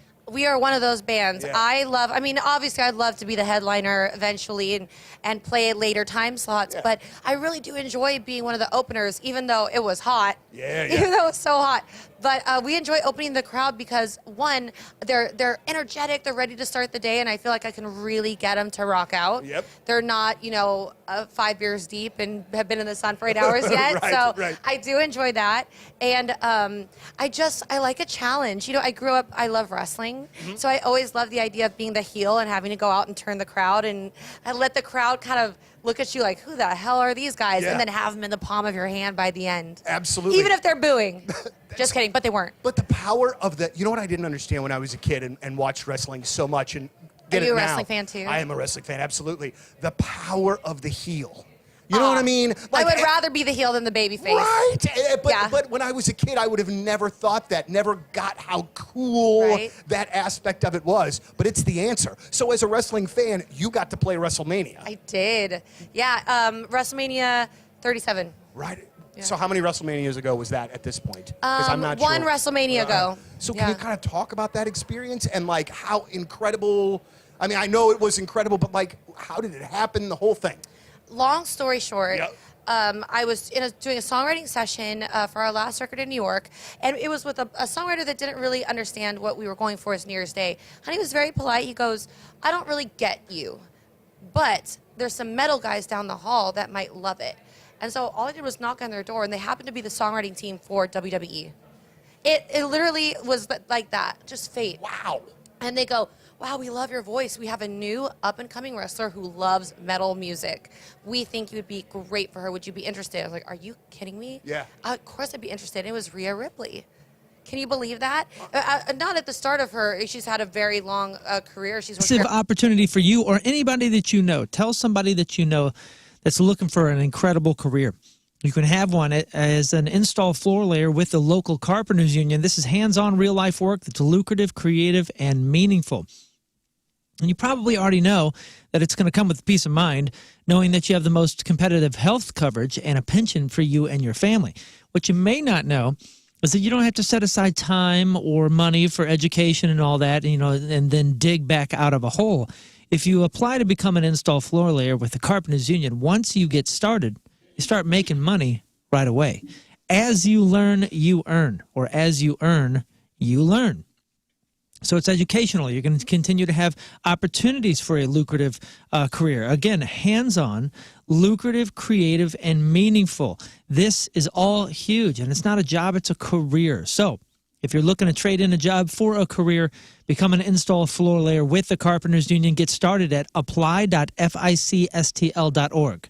Again, that website you want to go to right now is apply.ficstl.org.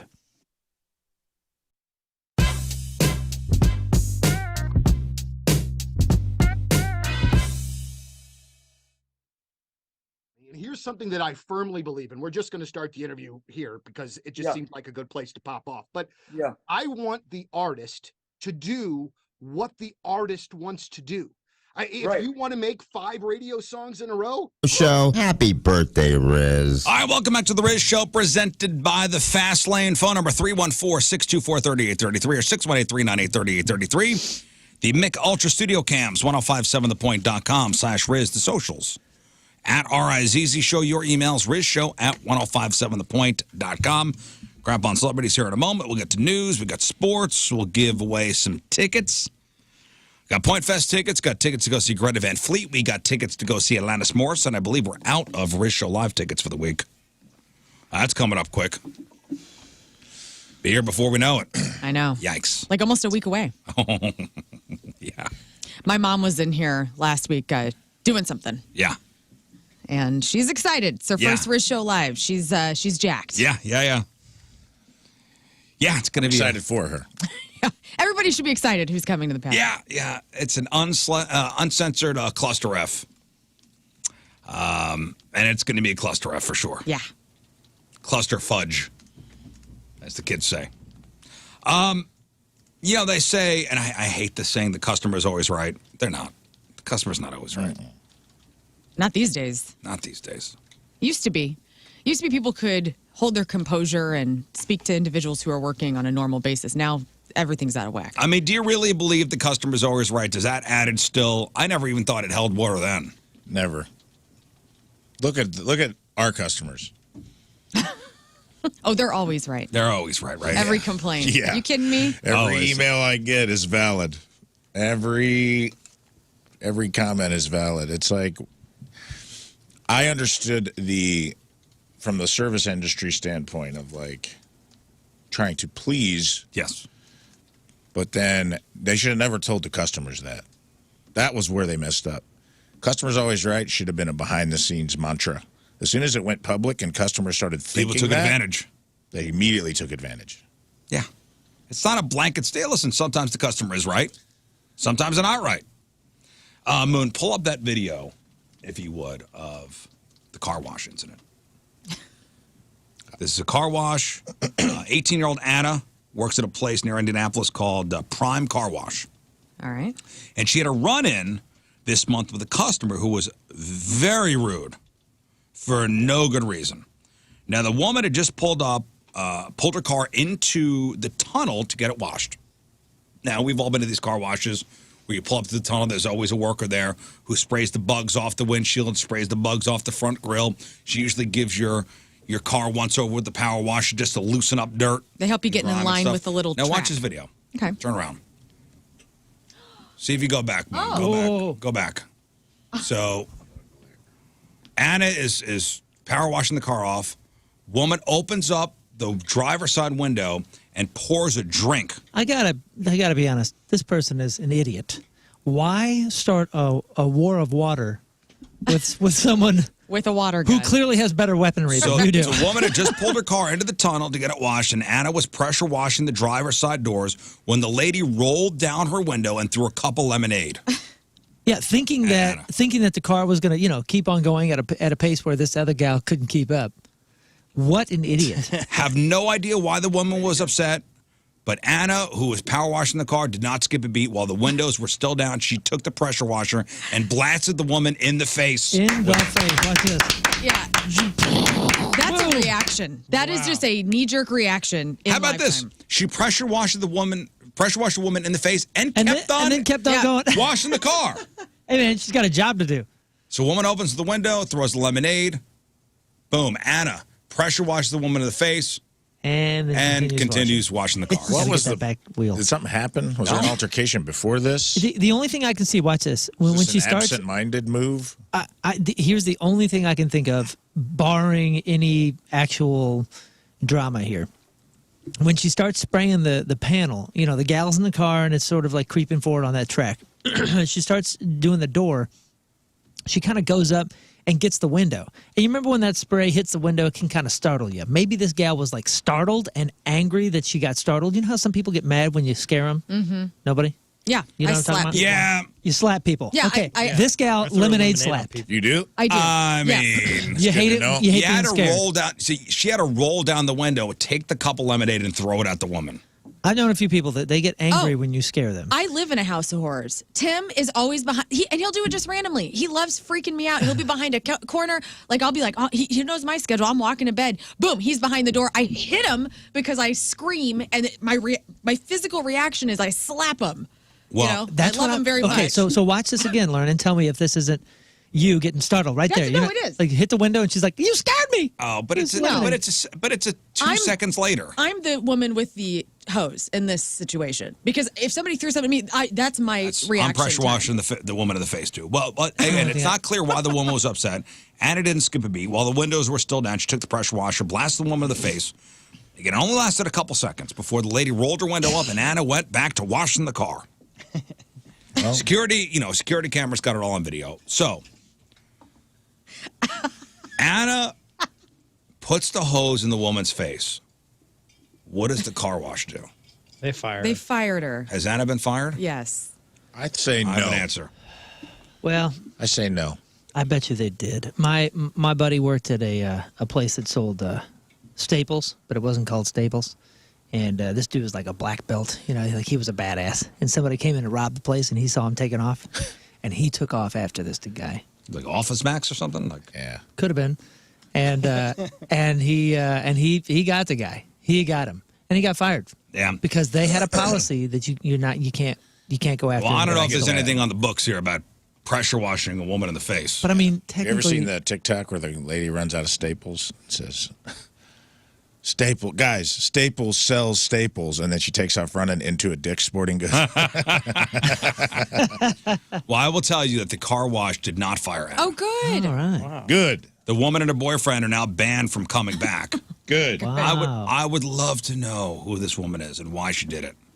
The driver? The driver. What? What What a happened? bitch for What a them. bitch. And you know I she's agree. rich that she could afford to throw out lemonade. Exactly. Well, Me too. And What a horrible person. It's probably that souped up St. Louis bread coat lemonade. You know what I'm talking about? Where it has the caffeine in it? Yeah. People are dying That's off what it of was. it. She was over caffeinated. the lightning. Yeah. She was on Yeah. lightning lemonade. And Who is technically this that's woman? assault, right? If you throw lemonade on someone like that, because you don't know what kind of liquid it is. It could be yeah, I something guess worse. that's the big difference is she was defending assaulted. herself. Yeah. Yeah. I've Physically seen a lot of defending this lately, man. I've been seeing stuff on like people going to McDonald's and like just going off because they had to pull over. Right. That's been happening for so long. Please, can you pull forward and I'll bring your food out to I think you? we had the story last week of There was like I've seen shots several. fired. Burritos I didn't thrown, see shots, soup. but there was just like a lady going off, and honestly the worker kept their composure, and she's like, "Ma'am, I'll be happy to refund your money if you don't want to pull forward, but we called it when I was in the service, parking her. Hey, park that car. Right. There's a little space for him. Now there are. It was just back when I worked It's there. just impatient people acting a fool. It really forward. is." And I'm like, "You're at McDonald's, dude. Yeah. Who do you think you are? Do you know what I mean?" Right. Like the way people, and it's like I saw a video and it was like the drive-through was recording, and in the car both people had their phones out recording them back, and I'm like, well, that's just what we are now. We're just constantly cataloging everything, every interaction we have. If something doesn't even remotely go our way, everyone's thinking about how to like make this, and I almost feel like it's exacerbating things because they're like, we might as well go off and maybe we'll get a viral video out of this. It's just, it's good for this place, dude, because I worked at a place where my boss had my back like that. If you really want your workforce to be energized and care about your business, have their back every once in a while. Yeah. When they're right. And the car wash did. Good for them. And the car wash did. And I'd like to know who this woman who threw the lemonade was. Me too. What's her story? What is her story? What's her problem? What happened to her that day? What's your problem? Yeah. Who hurt you? Who hurt you? And the fact that Anna just kept washing the car after blasting this woman in the face. She's awesome. Shout Love out to Anna. Anna. Shout out to Anna, guys. She's probably in high school. Buy Like, her I'm sick of lemonade this today. crap. Yeah, I think it's a college kid. Really? Oh, that threw the lemonade? I want her. I want Anna. Anna's 18. I want Yeah, Anna okay. composure, where I'm power washing somebody to their face. Just keep on about my day. Keep on washing. No, let's talk about movie theaters for a second. About to go into crap on celebrities. So movie producers are what? Trying to always put more butts in the seats. Uh-huh. And not surprisingly, those butts are not always clean. Because a new study looked at the top bacteria hotspots in movie theaters and found the average seat has 1,864 colonies of bacteria. That's 14 times more than the average toilet seat. Dirty old butts, dude. So toilet seats are actually pretty clean. But there was one spot that is even more disgusting than the seat itself. The crack of the seat. The cup holders. Oh, gross. Yeah, dude. Oh, yeah. Cup holders. Those don't get cleaned. The cup holders had an average of 2,396 colonies of bacteria, or 18 times more than a toilet seat. So those cup holders, oh man, you put your hand, wash your hands. Those seats get Don't clean. touch the bottom of your cups. Seats get clean and people are, going in popcorn. Popcorn. No. Oh, I dropped it on my Popcorn. crotch. I'll eat it anyway. Yeah, great. Now, the good news is most of the bacteria they found pretty harmless, but, and not the kind that makes a lot of people sick. And even though those numbers seem pretty high, your average kitchen sponge is actually a lot grosser than that. Does anybody use the kitchen sponge here? Never. Never. Absolutely not. Oh, this I did once at the old studio. Oh, Moon. Yeah, well, listen, I wasn't thinking. Okay. It was like 4:30 in the morning, and I'm using the. It wasn't even the sponge; it was one of those sponge with the soap dispenser. So, like, who knows The what's Oxos. inside? Yeah. And I was doing that, and I don't remember who stopped me. Might have been you, Riz. And somebody goes, "Oh my God, what are you doing? Yeah. You never use that. That thing has been here for years. Right. Look at some of the people in his office. Look at everybody in this office. Look at the sponge. It's disintegrating. Yeah, it was I gross. learned the hard way too, because I did that. This was probably 4 years ago, at around March, and I used the sponge, and then COVID broke out everywhere across the globe. Oh, Yep. you You're the did it. reason? Yep. Here we are, Dang blaming it, the Scott. pangolins. Still sick. All right, today is February the 20th. Back in the day, 71 years ago, 1953, pledging not to move the team from St. Louis, August A. Bush convinces the board of directors of Anheuser-Busch to buy the Cardinals. So in 1953, how much did August A. Bush buy the Cardinals for? $6 million. Yeah, I'm gonna say. I think I know this. I'll go 12 million. 12 Way less. It Okay, is 3 million. 2 million. 6. $3.7 million. Wow, way to go, Moon. Bought the Cardinals for $3.7 million back in 53. Thank you, August. Thank you, Augie. 37 years ago, 1987, Contra hit arcades. Not Nintendo yet, but hit arcades. Now, when Contra was then ported to Nintendo, both characters on the box art were directly modeled after Arnold Schwarzenegger in Predator. And most fans believe the characters on the cover were modeled after Schwarzenegger and Stallone, but nope, the characters clearly illustrated, Stallone's look from Predator. I have Predator on Schwarzenegger. DVD at my house, Schwarzenegger. and I've never watched it. Predator? Yeah, I need you guys to give me a list of the top 5, because I've never seen Goodfellas or The Godfather or Predator. Predator is very silly. Well, No, it's an excellent movie. It's so I excellent, need yeah. the list. But it's silly. I guess. Why are you upset? The What fact do you that mean? I think it's a good movie. The fact that there are two... It's They're like a cats? sci-fi. Yeah. The fact that there are two people in the movie that would wind up being governors Is amazing. is amazing. Almost 3. Pretty crazy. Is there a cat in Predator? Who's the third? Billy Sonny Landham ran for governor of Tennessee and almost won. Oh, really? Oh, I didn't know think that. he did win maybe a Senate seat. So there were Well, like there were a Ventura lot of and future Schwarzenegger. politicians. Yeah, jeez. 33 years ago, 1991, Mariah Carey wins the Grammy for Best New Artist. 28 years ago, 1996, Snoop Dogg acquitted of murder, ending the ordeal that started in 1993 when his bodyguard shot and killed a rival gang member from the Jeep Snoop was driving. 25 years ago, 1999, movie critic Gene Siskel passes away. And 21 years ago, in 2003, a horrible tragedy up in Rhode Island, the Station nightclub fire. That was at the Great White Concert. Oh, yeah. Oh, boy. Claimed the lives of 100 people who were trampled trying to escape after pyrotechnics ignited some packing foam near the stage. The fourth deadliest fire in American history. And even seeing the videos from inside there are haunting. It changed everything, everything about our daily business. Every venue changed. I mean, fire codes were enforced. It was like, that was a big deal. Oh, yeah. If dude. you watch, so it's the band Great White, known for Once Bitten, Twice Shy. That was a big song. But they had pyrotechnics inside a small place, and you see something go off, and then you see, while the band's playing, a fire start in the back and just spread. Yeah. I think one of the band members died, too. Yeah, and it spread insanely fast.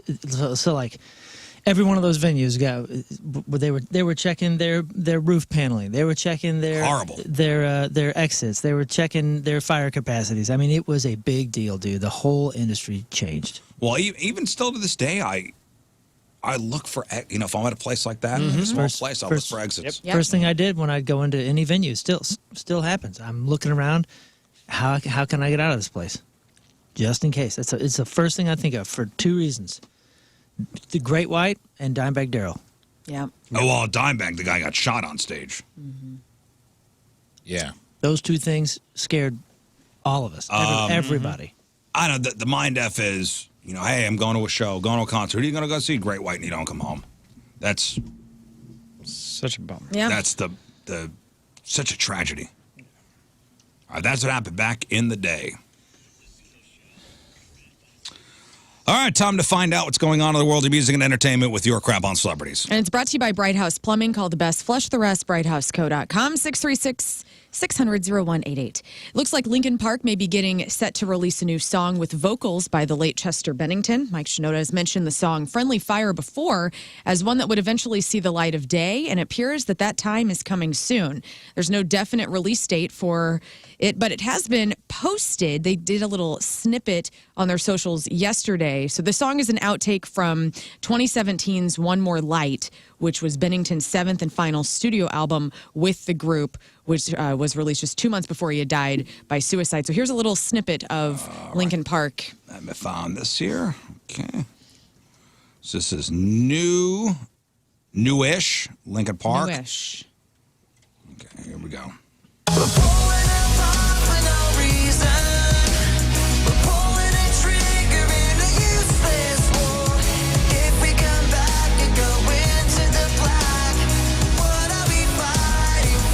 That's cool. That's, I guess, 30 seconds of it. That's nice. Good to hear his voice again. Olivia Rodrigo will have a special cookie available at Crumble locations near her stops when she's on her upcoming tour. She's going to be here March 12th at Enterprise Center. So if you're a fan of Olivia and you like cookies, this cookie is going to be a layer of triple berry jam and vanilla buttercream sandwiched between two purple cookies, rolled in star-shaped sprinkles in a star cutout on top. Okay, and where can you buy this? Crumble cookie locations. Do we have any of those here? We do, actually. There's one in the Valley right off of Clarkson. Crumble? Crumble cookies. I find their cookies, they're huge. They're so good. They're so good. But sometimes, man, they're a little too soggy. Oh, Sometimes. that's my thing. I know. You love Give a me soft a sweaty cookie, baby. It is a sweaty cookie. Delicious, but huge. If I ever open a cookie shop, it's going to be called Sweaty cookies. Nobody's Sweaty going cookies. to that name. Dude, I know that I'm not alone. I'm not alone. I like a sweaty cookie, but sometimes they're a little too undone. Like No. not done enough. No, I want it barely not cookie dough. Again, Olivia Rodrigo will be here March 12th at Enterprise Center. Today would have been Kurt Cobain's 57th birthday, which is kind of crazy to think about. Kurt Cobain being 57. And with that, a mental health charity in Manchester, England, they're crowdfunding in an attempt to commemorate Kurt Cobain with a mural of him. There's an organization called Headstock that's working with a street artist named Ask, and they're doing a mural which would be painted on the side of the Bread Shed, which is a local music club. And so that's kind of cool. I thought that was neat to just share for his birthday today. U2 and Talking Heads producer and Roxy music member Brian Eno is the subject of a documentary filmed called Eno that will open in the U.S. sometime after its April 20th London premiere. If you're a fan, this film is unique in that it's scrambled via AI to make each screening of it slightly different from the other showings that will happen around the world. Its soundtrack album does have a June 7th release, and an instrumental track off of Lighthouse number 429 has been shared on YouTube. Madonna, you got to see this video. Madonna took a tumble during her show in Seattle on Sunday night. I hate when people fall. I don't get joy Broke a out hip, of it. that's it, it's no, over. she didn't Old break lady. a hip. But that's the end. There's something funny about when people fall down and they don't get really badly hurt. And so she's sitting on a chair, essentially in the middle of a song, and one of her dancers, and it's funny because they have a light directly on her, okay? And they're right up in her face with the camera, and you're seeing this from the side, and the dancer is this guy, and he's got big old tall shoes on, and he starts dragging Madonna in a chair backwards, and then he falls. Madonna falls on him, and she gives him this look like, it's okay, like, Is he in high heels? I think he was in high heels. He's yes. her driver, the Oats driver. But yeah, anyway, I just thought it was really funny. I hope he didn't get fired. I feel like she's the type of person that would fire a dancer for screwing up. And she just kind of gave him a look. What was like, it's all good. what was the video that was going around not long ago? I think it was a couple years old, but it was a dancer, and he did like one of those almost like a sweep kick, and totally took out Taylor Swift. I think it was Taylor Swift. Like one of her dancers did like a whoop and just caught her leg, and she went boom. Oh, Madonna's fallen off a stage before. I think if you're on stage for a number of years, you're gonna you're going down at some point. Rafe, you ever fall off a stage? Not yet, but I will. Yeah, one day. But I plan to next Saturday. Next Saturday, one of us is falling off the stage. Nice Get tall ready. ones. Get ready, front row. Wolfgang Van Halen says that he started the preliminary work on a new Mammoth WVH third album. Here's a little bit of Wolfie talking about that process. All right, Wolfgang Van Halen. Here we go. Starting this year, kind of the month of January, I was kind of working on some preliminary sort of Mammoth 3, looking in that direction of the next album. Super early, but, just kind of preparing my mental capacity for writing for the future. Yeah. Mammoth is actually here tomorrow. If you want to go see him at the Red Flag. Really? Nita Strauss will be there as well. Yes. redflagstl.com if you want to go see Mammoth. Let's see. What else do I have for you? Michael, I cannot wait. You guys saw the little preview of the Beetlejuice sequel, like the little poster that came out. Yeah. I'm excited. Michael Keaton said that, his return was because it was going to be done right. He and Tim Burton decided early on that if they ever did a sequel to Beetlejuice, it had to be handmade, had to have that same handmade feel that the original Beetlejuice had with the little figurines and the, everything in the attic. And so, especially with the technology that's there today. So Michael Keaton says, quote, "What made it fun was watching somebody in the corner actually holding something up for you to watch everybody in the shrunken headroom." He says, and to say those are the people under there operating these things, trying to get it done right. And when you do that again after years of standing in front of a giant screen, pretending that somebody's across from you, it was enormous fun. So Beetlejuice hits theaters September 6th, and we can think of it as a nostalgia piece because it's going to be very similar to what we remember from the iconic one. They already crushed the poster. They did. When I saw the poster and it was like him holding up the number. Remember when he tries to swap numbers and it was like, your number has been called? He finally gets in to see, I'm like, what a perfect. He grabs the 4. Yeah. Yeah. Well, no, it was like the one that was like 2 million or whatever. And he's just like Michael Keaton holding that up and the numbers above him.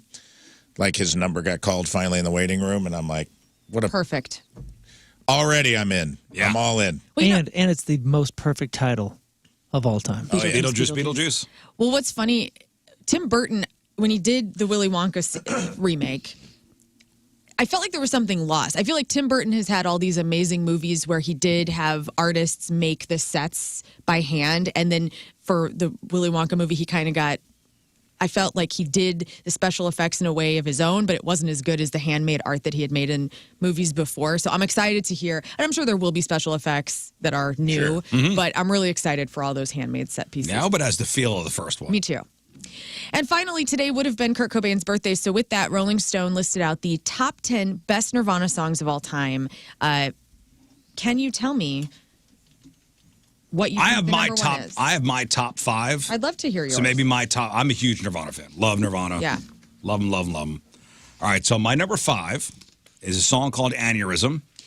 Yes. That's good. Number 7. Okay, that's on number this 7. List. Then my number 4 is Sliver. Not on the list. Okay. Do you know Sliver? I'm sure I do if you play it. A little piece of Nirvana Sliver.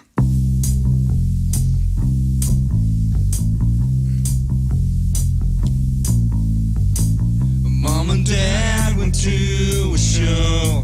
They dropped me off at Grandpa Joe's. I love this song. I kicked and screamed, so please. You know this one, Moon?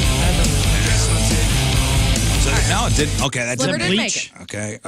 In Bloom. In Bloom, I'm not number doing my 8. top 5. Okay. Number 8. Drain You. Drain You was number 5. Heart-shaped box. Heart-shaped box is number 3. Penny Royalty. No. There's 2 that I'm thinking of. Here's a Lake of Fire. No. The intensity of lithium. That's my number 1. And this is no. It's not a cover. It's a Nirvana song. All Apologies. All Apologies. Came in at number 6. Dude, how fun It's is this still to play? played by radio. Is the Quintessential? the unplugged version. Is it really? Moon, how fun is this song to play? 90s, in grade school thinking, I am cool as hell right now because I loved it so much. It was like one of the heaviest songs that was in my playlist at that time. There was like a other bands do Nirvana record or something, and they asked us to do it, and I think that's the one we did. Man, I gotta remember. It's hard to remember because I'm sure I've played all of these songs in some way in the last 30 years. Well, okay, so the back 9 and 10, 2 songs that are more B-side. So, Lounge Act, number 10, Sappy, number 9, and then the one that we're missing, obviously, Smells Like Teen Spirit came in at number 2 as the best Nirvana song of all time. And that's so. I was waiting for somebody to say it, but Yeah. I purposely didn't. Yeah, I think we all purposely didn't say But you know that what? song. I feel like as Yeah, we far did as a great. legacy goes, Sound of a Generation, you Yeah, of can't course. you can't not love Smells Like Teen Spirit. And the video was red. It came up on the Riz pod the other day, and I declared in the car. Nobody listened, by the way. I went, kids, this song changed it all. Nobody cared. Nobody cared. Nobody cared. Yeah, there was a. They're so into their own stuff. I know. Hey, they're kids. Let them be that way. There was a 20th anniversary of Nevermind, and we did Breed. For Yeah. that. Nice. Like Hawthorne Heights. I think Taking Back Sunday was on it as well. I remember that.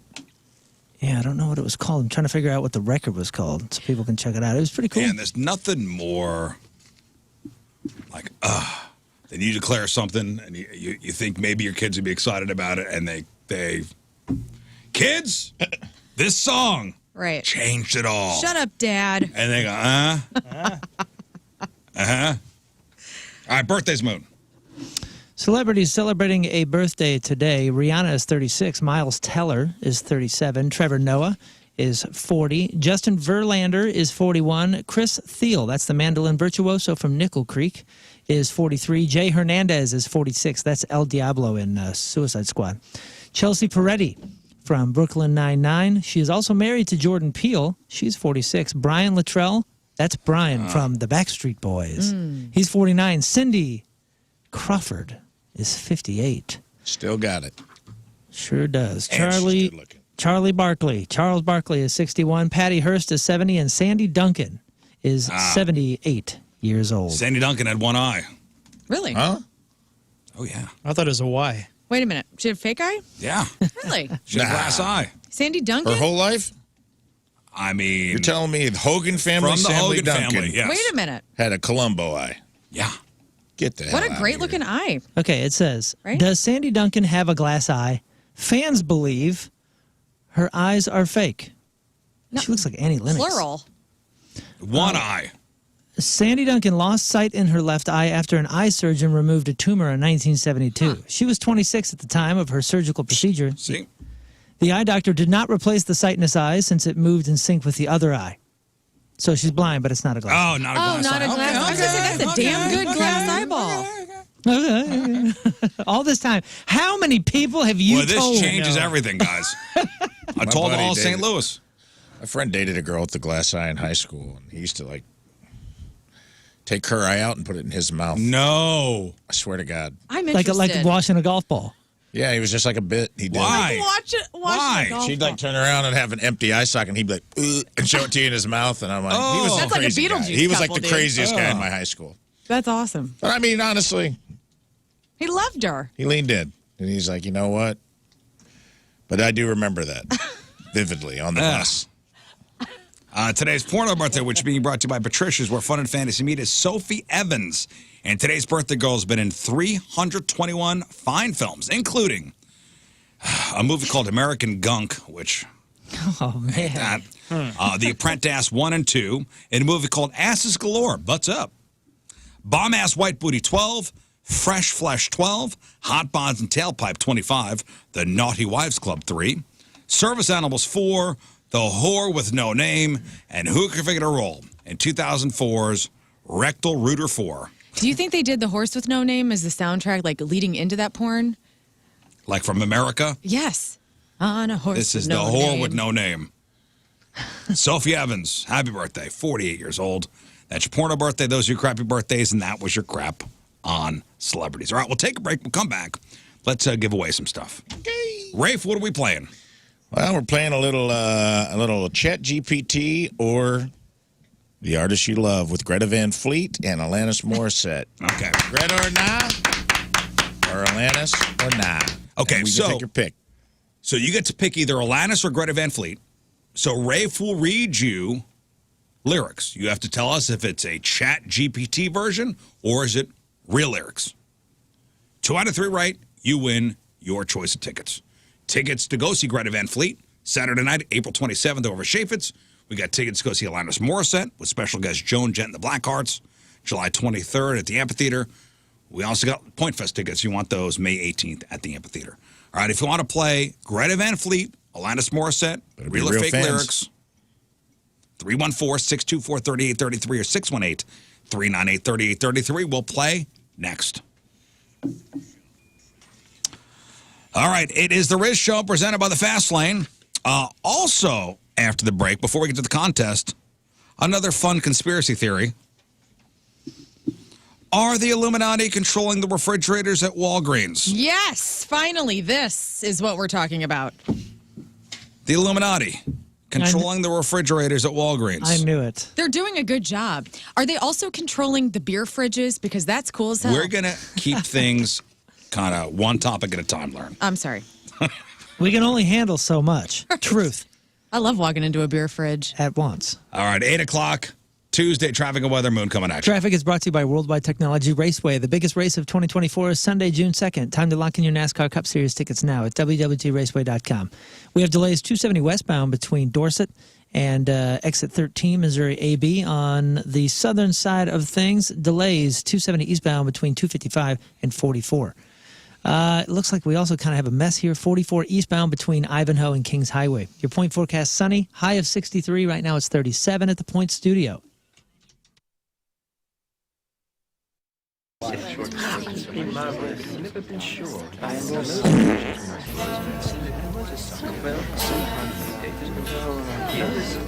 Paps, be good to your daughters. That's how you know to be good. 'Cause some will turn to mommies when others will be daughters and dads. That's how your brothers can be mothers too. That was John Mayer. Daughters. 105.7 The Point, everything alternative. We are backstage. We are at Busch Stadium.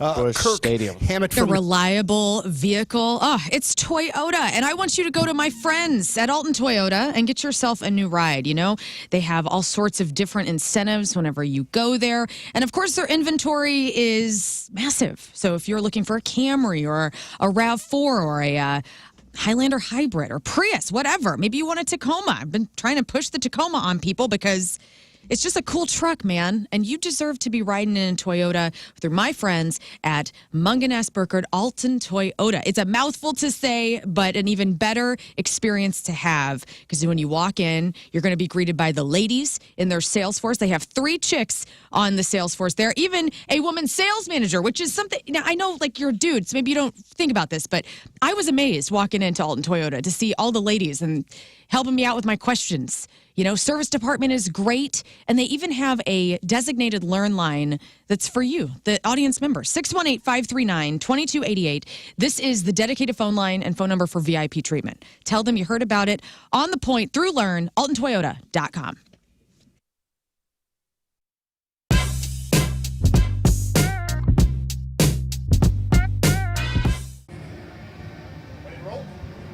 We are backstage at Point Fest with a St. Louis favorite, and the great part about this today is that they're actually going to get to play. Ladies and gentlemen, highly suspect backstage at Point Fest. What's going on? Welcome back. It's wonderful to see you as always, but I would also like to tell you that Natural Born Killer has been one of our favorite songs of the year so far. It sounds great on the air, and it sounds like a great highly suspect song. So let me ask you, where did that come in the recording process? One of the first, one of the last? Where was that? Smack dab in the middle. Oh, okay. All right. I always wonder if, when it comes out as a strong lead single like that, if where it was in the creative process matters. You know what I'm saying? I think once we heard that riff, it was like, okay, this is like the sports anthem style riff. We just kind of knew it would be the one. Yeah, absolutely so. So a new album is out now. All right. How quickly do you see the audience singing songs back to you? Almost immediately. Yeah. Yeah. And you are Luckily. And you got to be kind of like amazed and taken aback by that a little bit. Oh my God, it's a blessing. It's incredible. I can't remember words to songs I love from 20 years ago. I can't remember the words to the songs that we wrote, so I struggle. You know, here's like kind of a weird one, and I'm very curious about like little things like this. I was at a show the other night. Pearl Jam was here. They played the Enterprise Center. And you have half of the venue that have phones up and are trying to record the entire show. And then you have the other half that are seemingly annoyed by those that are recording. As a band, do you care? I hate it. You hate it. It's the worst. Let me ask. Here for the Bath Authority. Now, if your bath or shower is old, it's outdated, has mold or mildew or broken tiles, you gotta call the Bath Authority. Now, they provide the highest quality bathroom remodeling products along with a world-class customer experience. Modern, durable tubs, showers designed with an exclusive high-tech polymer liner. What the hell does that mean? What is a polymer liner? Here's what it means to you. It means it's going to be low maintenance. It means it's going to be resistant to mold and mildew. It means it's going to be easy to clean, and it's going to last for decades. Plus, it comes with a lifetime warranty. Walk-in tubs, replacement showers, tub-to-shower conversions, and more. Every unit is custom-built. You pick the premium accents. You pick the accessories, including safety features like low-profile showers, grab bars, shower seats. All Bath Authority products are 100% made in the USA and can be installed in as little as 1 day by certified factory technicians. Call today. Get $1,000 off a new shower or bath, plus 36 months of interest-free financing. You're their priority at the Bath Authority. Elevate your bathroom to a new level of luxury, style, and safety. Schedule your free in-home estimate today and get $1,000 off a new shower or bath, plus 36 months of interest-free financing. TheBathAuthority.com. A better bath awaits.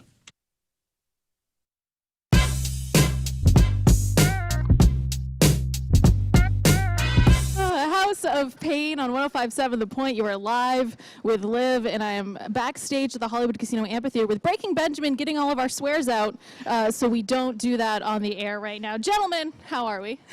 We're good. Great. It's good to be here. Good. Thank you so much for taking the time to be here. And I'm going to start off by saying something I said to Brent Smith a couple days ago of Shinedown. I'm a fan before, being a DJ and having a cool job. And I'm sure you guys can relate to that, too, that you're a fan first with so many of these acts. What does it mean for you guys to be out on the road with Bush and Alice in Chains? Well, we grew up with them, you know, so it's like surreal, They go back before our musical endeavors into our real life as, you know, whatever you want to call that. So it's really surreal to be talking to them and hanging with them, and they know who we are, like, as people. Like, oh, hey, Ben, or hey, Jason. We're like, oh, my God. You know, it's still getting used to it after 2 months. Yeah, and it's been like 2 months. Yeah, I mean, there's a moment of breakdown, I would think, between like being a fan and they seem so distant, and now they're a peer. And I think that probably takes a while to digest. That's your word. Yeah, it took some liberty with that word, but closer than maybe the average. It's awesome. Yeah. Quiet and respect. We're getting all the fans set up here because it's toasty. It is hot Yeah, as. good thing it's not hot today. Yeah. It's fine. Because that would be uncomfortable. It's fine. You can still get your tickets. It'll cool down when the sun goes down. True. Hot and no swearing. Where's all the fun in Why that? am I here? Just kidding. Now, I will say, again, as a fan, some of my favorite concert experiences have been at Breaking Benjamin shows. And I Yay. saw you guys last winter for your Unplugged tour. And that was cool as hell to have such an intimate experience with you guys after seeing you guys on such a huge stage like this. So what is that like from you guys to go from a tiny venue to a big venue? Like, what's the pros and cons of each? I think every band will say the same thing, you know? It's more intimate, like you said. And then this is just like, who wouldn't want this? You know, so it's totally different animals, but they both have their allure, and we like to do it all. And we like to play acoustic because it's like bare bones and what do you call it? It's more raw. stripped down. Yeah, exactly. Yeah, It's it really something we is. enjoy doing. We get to kind of be ourselves a little bit more. There's not as much of the pressures with productions and time frames and budgets and. It's things more like that. hanging out. It really, that's how it felt as somebody that was at a show. I remember, I think, Ben, you were like, I got to take a piss. You walked off stage, and then you guys just busted into hunger strike. When you gotta go, you gotta go. That's true. But it's not as easy to do that when you have, 15,000 people. I still would do that. So if Ben disappears from stage, You'll know. I have no. Yeah, you know. You've seen us enough to know that I have. Madness, Arch Madness has the deals and the excitement. Arch Madness tips off for the 30th consecutive year this year at Enterprise Center, March 7th through March 10th. That's a Thursday through a Sunday. The final weeks of the Missouri Valley Conference regular season are something to keep an eye on. We got 5 teams within reach of the regular season championship and the #1 overall seed in Arch Madness. What you're watching is incredible talent. Really working for that spot in the NCAA tournament. Go to archmadness.com and see some of the info and some of the package deals that they have, like the American Heroes package. I've been telling you about this. The U.S. servicemen and women and first responders can show an ID at the Enterprise Center box office to receive $25 tickets for Thursday and Friday, or $30 tickets for Saturday and Sunday. That's incredible. They got the Deuces Wild package. You can get 2 single-session tickets, 2 regular beers, 2 hot dogs, only $120. Check those deals and a whole bunch of them. They got a bunch of different packages available. Plus, you just want to see the excitement down at Arch Madness. Again, the website is archmadness.com.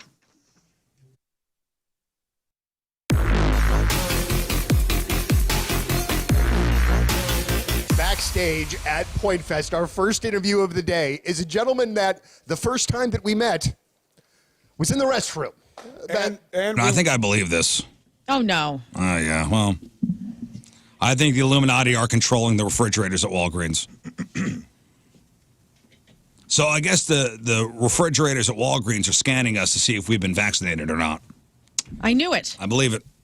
And soon they'll only open for people who are. And this is all based on nothing, of course. I mean, of course, what is I don't it know. based on? What I haven't gotten my booster again. So if I don't, what about that? Does it wear out? I don't know. I guess there are scanners now at the Walgreens fridges. I guess it's some of them. Or what? I haven't seen that yet. Scanners? What are you scanning? Ocular scans? Look up No, Walgreens. is it like an inventory scan? Yeah, that's what it is. So it's an inventory scan, yeah. For internal stuff. Yeah. Like if I take 2 milks. It's to track what we buy to get us to spend more. Oh. Okay. I don't know. Listen to this. So they look like normal shelves, but every single one of them has infrared scanning sensors right here for your forehead, right? If you don't have the mark later on, you won't be able to buy or sell unless you scan your hand on this. And this is all just the beginning. Certificate of vaccine ID. COVID, you won't be able to buy or sell unless you can prove that you're fully vaccinated. They're going to collapse the economies and then bring in digital currency. The stage is set. The stage is set. And it starts with Walgreens. Yeah, it starts there. I saw a dog kiss. Hey, stop that. I don't want the Illuminati to know I'm playing that. Okay, so let's see. Walgreens Sneak smart into my fridges. bedroom and put farts in my butt every night. Okay, first of all, this article came out in 2019, and I haven't seen anything like this at my Walgreens. Then again, I don't live in the richest neighborhood. So Walgreens smart fridges scan your face and remember your behavior. Yeah, I haven't seen any in my neighborhood either. So it says that it's going to scan your face, and then the next time it recognizes you, it's basically figuring out exactly what you're going for and how often. It is kind of creepy, I'll be honest with you. Yeah, Joke's that's on creepy, them. But that has nothing to do with vaccines. It has nothing to do with yeah, this was 2019. I never get the stage same being set. beverage twice at a Walgreens, okay? Ever. In fact, I've never pulled anything twice out of a Walgreens fridge. They would know that I love unsweetened iced tea. Sometimes I'm going in there for a TV dinner. Sometimes I'm going in there for just a drumstick because I've had a rough day. You buy TV dinners? Dude, I've had a bad Wednesday, okay? Yeah, I have. You know what? This We've all had a ravioli's bad looking really good. When was the last time you bought a TV dinner? Every week of my life, man. You buy TV dinners every week? Yeah. She's a Not from closet. Walgreens, but She's a closet hungry Schnucks. man. Like, I sit alone on Tuesdays and I eat dinner by myself. what TV dinners? Yeah, well, like Mr. what is Like it? Swanson? Mr. Swanson. Sometimes. Swanson? Slippy, I'm off the Slappy, bird, so now Simpson. it's to the Amy's. I do Amy's. Amy's vegetarian or Oh, the Evolve. fancy stuff. Or, You know, sometimes I would do this Swanson. No, Michelina. And I'm TV sitting dinners. it When by you say myself. TV dinners, They're it talking about only means Salisbury one steak. thing. Hungry man. Listen, it's a Hungry brownie. Man, Swanson with a brownie, Country fried and steak. corn niblets. I mix it all together, dude. It's a sadness bowl, like Patton Oswalt will tell you.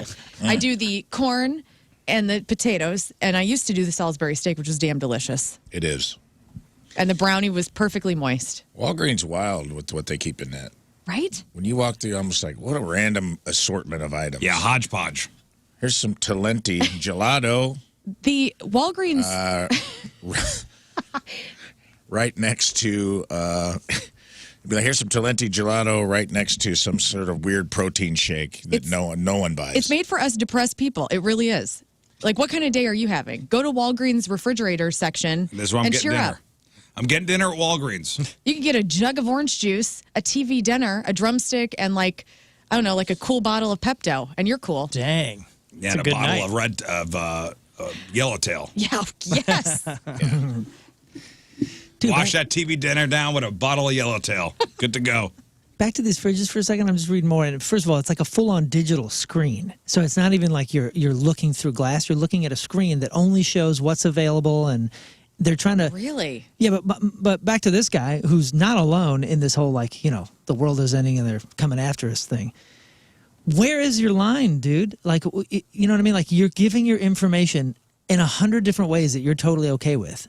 But you're not okay with, like, Walgreens testing, pricing, and packaging, and ads and promotions as far as this goes. Like, you know what I mean? Like, it's all or nothing, dude. Dude, it is. It's walk the line, You better bro. not have a cell phone. You better not be. You better not be subscribing on to the Apple. internet. I just hope Yeah. that scanning thing is looking for if you're in nice clothes, the prices go up. So if you dress like a homeless person is really cheap, it would be nice. I believe it. I mean, I believe it. I'm one of those guys that's I'm not trying to share my data because I understand. I understand what it's being used for. But Your data's already out there, bud. But I know, yeah, I know that, like, I to a got all your grand data, extent, bud. I am trading this for convenience. If I'm not paying for something, it's given to me, then I'm the commodity. You know what I mean? Like, I am the product. I am the product. I get it. Oh, yeah. I have I'm the subscribed. product. I'm There's parts of it, though, man, that I'm like, I've never walked through a Walgreens cooler section and been like, God, I wish they knew me better. But that's I'm ready to trade my facial recognition so they can have the flavor of Gatorade I want all the time. Just like, but they do know you better than you. That's my point. Is like they've done all the analytics. You haven't. You've never thought about this. And now when you walk in, they're going to have a How does convenience. it know I want Arctic Blast? Well, what I'm saying is they're going to have a convenience, just like the cell phone and everything else we're using these days. Are conveniences that we didn't come up with. It's something that somebody else came up with and said, "Hey, you would like this," and then you're willing to trade whatever I, it is for for that one, convenience.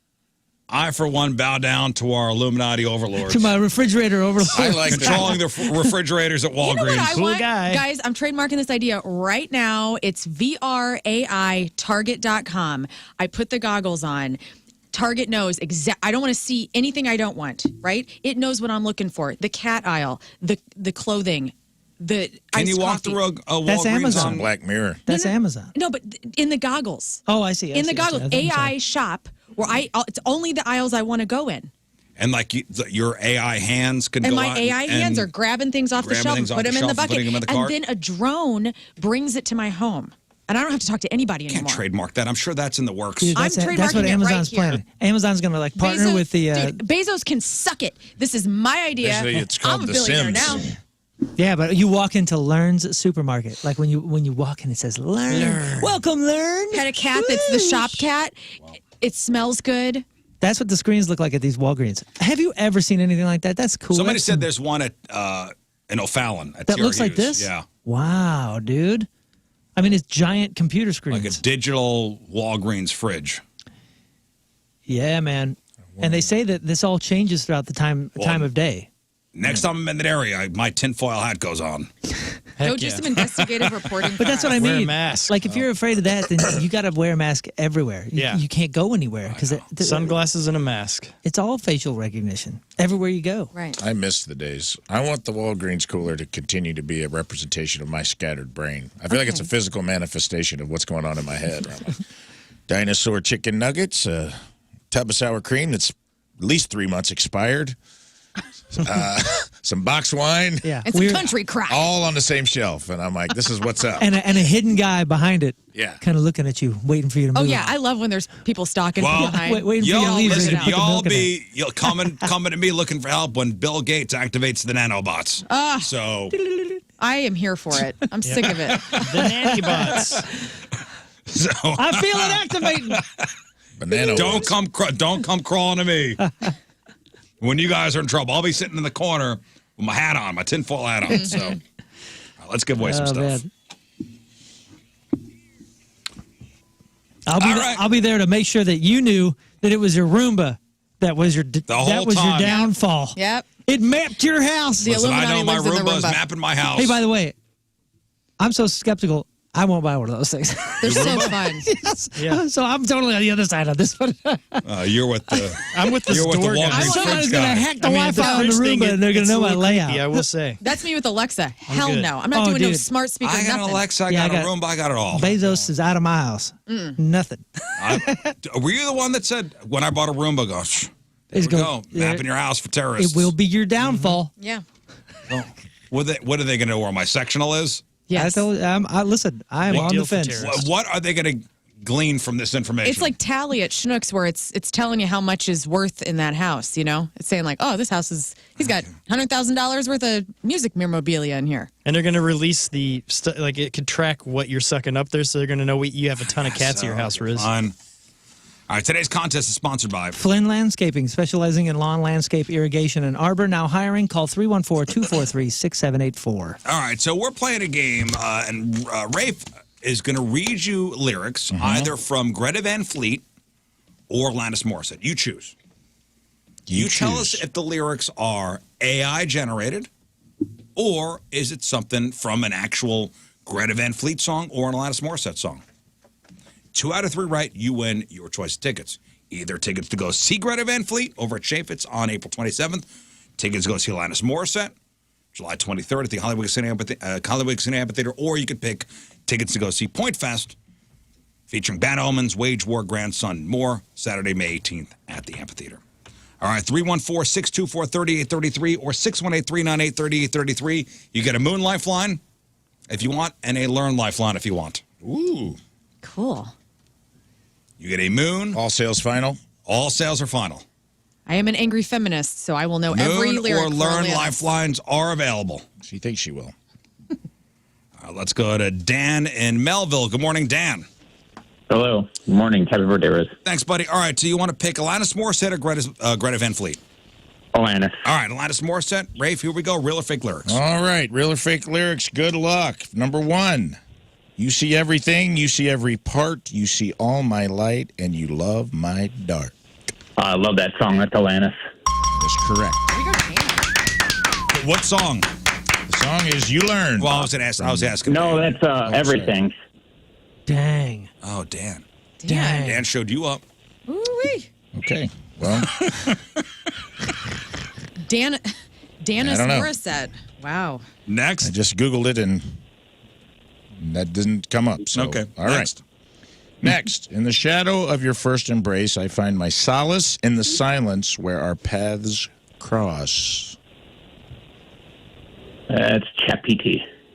That's what? GPT. Fake. GPT, whatever. That's right. It is. Congrats, Dan. Hang on. Okay. Dan was very serious. Dan was very serious. He didn't call in to have fun. He called in to win tickets. He and came I to do appreciate work. that. He did work. Ed, Wentzville. Hello. Hello.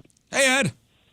All right, Ed. Greta Van Fleet or Alanis Morissette? Are you a computer? What's going on, Yeah, Ed? dude, you got the greatest voice ever. Hello. Are you ready to play this game?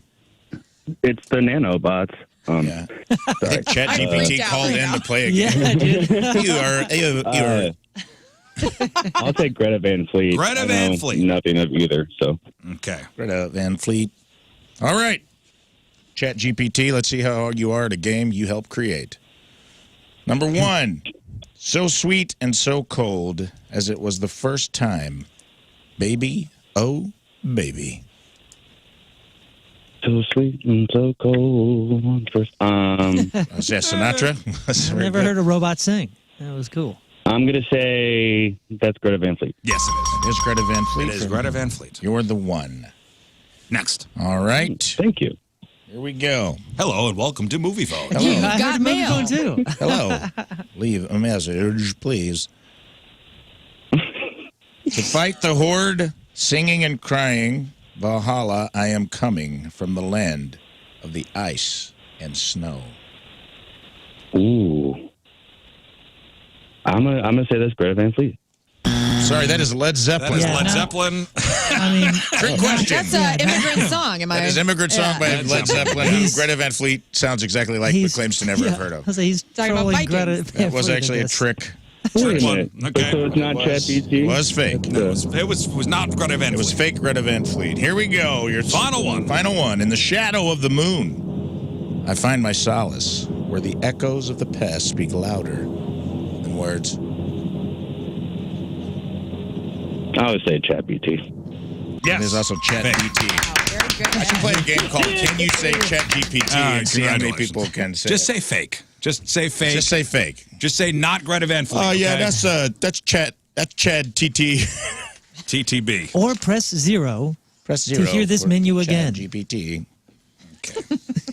Brandon, hello.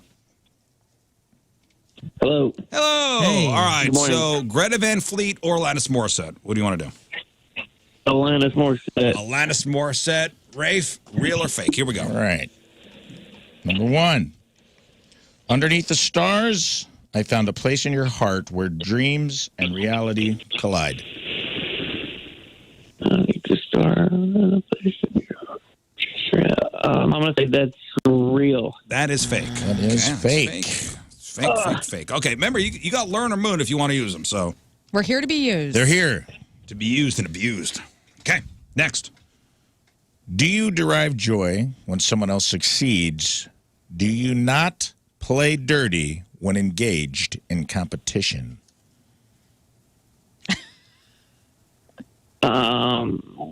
Let's use Lern. Oh man. Learn. All right, here As a we go. lifeline. That's Can you Rafe, read it one more time? one for more me, time. bud? Can't wait. Do you derive joy when someone else succeeds? Do you not play dirty when engaged in competition? That is Alanis. She's Alanis. That is Alanis. From a song called Right Through You. Okay, comes down to this. Brandon. Brandon. You still have Moon. You still have Moon in your back pocket if you want. Leave me alone. No.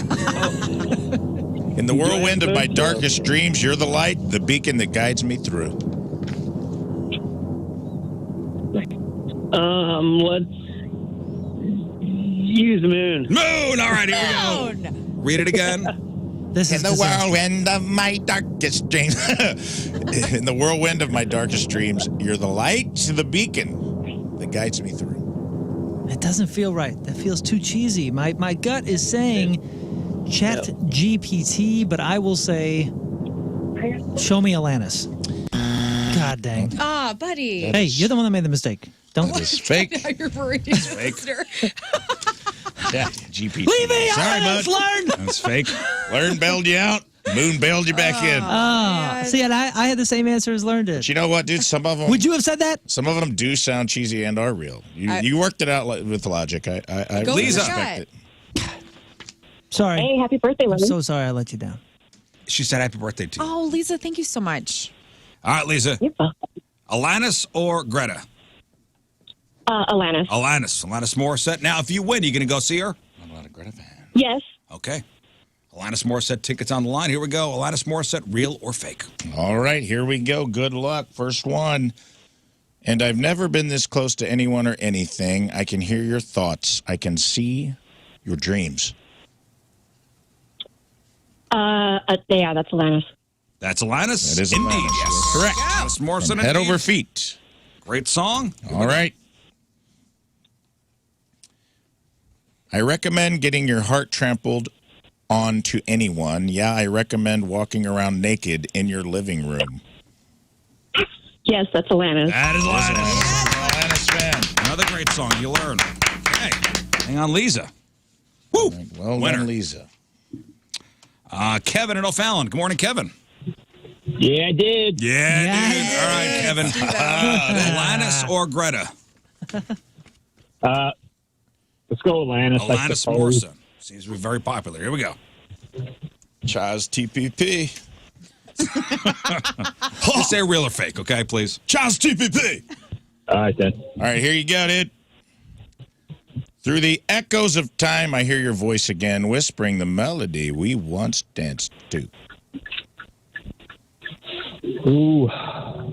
We'll go Alanis. 0 for 1. Dang, fake. Next. In the quiet of night, your memory haunts me, a ghostly whisper in the breeze. Alanis. Also All right, fake. guys. Kevin. Alanis? And we've been Kevin and you. Liz Kirkwood, hello. Hi. Hey, Liz. All right, Greta or Alanis? Alanis. Man, Alanis Greta's Morissette. getting creamed in That's this, fine. dude. Everybody loves Greta Alanis is getting Morissette. creamed by Alanis today. Glad I did a lot of these. Here we go. Here we go. And every time you scratch your nails down someone else's back, I hope you feel it. Real. That's very real. Yes, from Was You it Ought to gimme? Know. I feel like I Dave gave you- Coulier's back. Dave Coulier's back. But, you know, I know they say that whole record is about him. Uh-huh. Is that true? Oh, yeah. It I is. hope it is. I don't know But about is the she- record. but is That she- song is. But is she 100% confirmed that No. it's Dave as she said? I don't know. She never I has. don't think so. It's a great mystery. He talked about it. I think he's talked about it, but has she confirmed that? Because I know that maybe they were dating around or just broke up around the time she wrote the record. I like to imagine when I listen to that song, it's Dave Coulier, what she's doing to him. That's where I go. You know? And he's doing the Going down in a theater. and he's doing the somebody say word. Yeah, he's doing Ranger Joe. Ranger Joe. Did she go down on you inside a theater? Did somebody say would? All right, Liz, next. Here we go. All right. 1 for 1. Naughty. Oh, God, I don't even remember which one I said. Here we go. Beneath the willow tree, we whispered secrets, shared dreams under the canopy of stars. I'll use the Lern Lifeline. Learn Lifeline. Show me fake. Oh, can we read the lyrics again? I'm sorry. Beneath the willow tree, we whispered secrets, shared dreams under the canopy of stars. I'm going fake. Fake, indeed, yes. She knows her Morissette. Liz going. Okay, let's go to Corey. Hello, Corey. Hey, what's up? Hey, Corey. Alanis or Greta? Greta. Greta. Oh, here we go. Greta Van finally getting a Fleet. little love. All right, here we go. Greta Van Fleet. Beneath the stars, I find my way lost and found in the night where the dreams of yesterday linger. I gotta say Greta. fake. Nope. That's fake. All right, come on, Corey. Here we go, baby. Come on, Corey. And the lands are overgrown with the fruits of life, and the rivers of gold flow to an endless sea. It's got to be Greta Van Fleet. That's Greta, baby. It's Greta. All right, don't Egypt forget, man. you got Moon and you got Lern over here. For all the Comes money. down to this. In the echo of the valley, I call your name, where the shadows merge with the light. We got to go Moon on Gotta go with Moon. Gotta go Moon. St. Louis's biggest Greta Van Fleet fan. Yeah, There you go. He's got a Greta Van Fleet tattoo. God, dude. That sounds just Zeppelin enough. Say it again. Please repeat it. In the echo of the valley, I call your name, where the shadows merge with the light. Man, I'm saying... I feel like that's 2 on the nose with Zeppelin. I'll go Chad DDT. So fake? Show me PCP. Yeah, fake. It's fake. Winner. All right, Corey, hang on. All right, one more time. Hey, was that Zeppelin lyrics? No, just straight Oh, fake. okay. Straight fake. Straight fake. Straight fake, but it did sound... I could have gone any of those 3 ways. I mean, it's not that different from the real lyric I just read before it. Lauren, pick 3 or 4. 4. Hi, Melissa. Happy birthday, Riz. Thank you. All right, let's pick one here. Greta or Alanis? Melissa, what do you want? Alanis. Alanis. We use these Gretas on another day. Okay. Are you ready? Yes. I'll find my way through the storms and the rain, a ray of hope in a world of pain. In a world of pain? Is that what Pain, you yeah. said? Pain. Let's go Alanis. Correct. That's fake. That's Come actually on, Rick Melissa. Moranis. 0 for 1. Yeah, Rick Moranis. Rick Moranis and Honey, I Shrunk the Kid said that. Here we go. In the mirror, I see a shadow of who I used to be, a faded memory, a lost identity. Let's go with Lern. I'm going Alanis. Can we read it again, please? I'm sorry. Oh, my gosh. I'm excited. All right. In the mirror, I see a shadow of who I used to be, a faded memory, a lost identity. Learn. Show me Alanis. Damn it. Okay. Oh, my God. And you're gone. I feel bad. All right, one more. Oh, hi, Mark. I'm just glad we got... Hi. Hey. All right, Mark. Alanis. No shout-outs today, guys. Alanis or Greta? We're going to Alanis. Alanis. It's my last one. Last one. My sweater is on backwards and inside out, and you say, how appropriate. Real. Yes. We're both like, that's real. That opens up the record. That's all I really want. All that I song, really want. That song rules. All right, 1 for 1. Here we go. Here we go. Thank you, disillusionment. Thank you, frailty. Thank you, consequence. Thank you. Thank you, silence. We're going with Lern on this one. Learn. Let's hear it again, I guess. Lyrics again. Now you don't want to hear it. Let's Lyrics hear it. again. Thank you, disillusionment. Thank you, frailty. Thank you, consequence. Thank you. Thank you, silence. And thank you, Alanis. Yes, that is Thank you, India. Thank you. A lot of dead giveaways in that one. That's the, she was completely naked, right, in the video On for the- that With the song? hair. Yeah, on like was she just in the city? Thank you, India. Thank you, thank you, thank you. Remember in Dogma when she was God? Yes. It's like that video is black and white, isn't it? I don't remember. She was completely naked, though. Did she was covered up with hair? Her Am I hair remembering was that in front of her. correctly? You know, In watch- Dogma, she was nabbed playing skee ball down at the Jersey Shore. That's right. I haven't watched that Great in a movie. long time. No, it's not black and white. All right. Thank you, everybody. Good job, No, Rafe. thank you. Good job, St. Louis. Sorry, Greta. Sorry, yeah. All right, Riz Show presented by the Fast Lane. We'll take a break. We'll come back with some news, including good for you students at Francis Howell. Francis Howell School District. Uh-huh. Yeah. Well, apparently there's some computer issues, and the kids are home for the next couple days. Oh, no. And a bill that would bar repairs on vehicles with expired temp tags. How about this one? We'll chop it up next. It's 8:36. It is Tuesday. Traffic and weather. Moon coming at you. Traffic is brought to you by Worldwide Technology Raceway. The biggest race of 2024 is Sunday, June 2nd. Time to lock in those NASCAR Cup Series tickets now at www.raceway.com.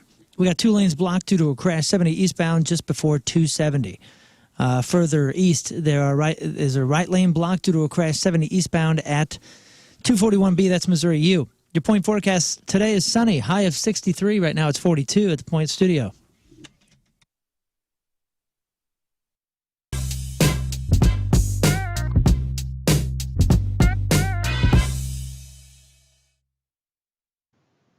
How are you, everybody? Donnie Fandango, and I am very lucky, and I know I'm nervous because my hands are sweating like crazy. I got Pete and Sam from Chevelle. Gentlemen, welcome back. It's really great to see you. Hey, it's good to be seen. Good to be here, Donnie. Well, and it feels like there was a number of years where we were running into each other a couple of times a year, but now it's been, I would say, probably 3 years, and it feels like forever, but you're back with great new music, guys. Welcome back. Thank you. Yeah, thank you, man. Sponsored by BetterHelp. Now, therapy. Oh, therapy. Going to go talk to somebody, huh? There used to be a stigma when it came to that. Asking for help, it's wimpy. You know, checking in with yourself is a good thing. There's nothing to be ashamed of. Personally, I've benefited from therapy before, but I went with the old school way. You used to have to go to some place, work on their schedule, sit in the lobby, sit on some stinky couch. Now, ladies and gentlemen, it couldn't be easier. If you're thinking about starting therapy, give BetterHelp a try. BetterHelp is entirely online. It's designed to be convenient. It's designed to be flexible. It's designed to work on your schedule. So go to betterhelp.com/Riz. You fill out a quick questionnaire.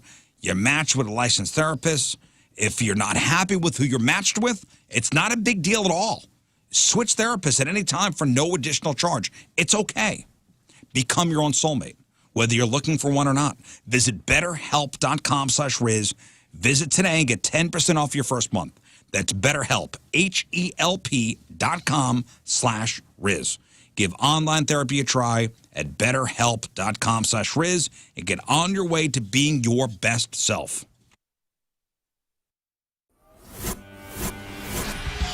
All right, we are backstage at the pageant. Big time club show with 311. We've got Peanut and Mr. Nick Hexum joining us. Gentlemen, it is an absolute pleasure to have you back in St. Louis and playing the pageant. It's great to be able to be so close to you tonight. You love seeing us in small places.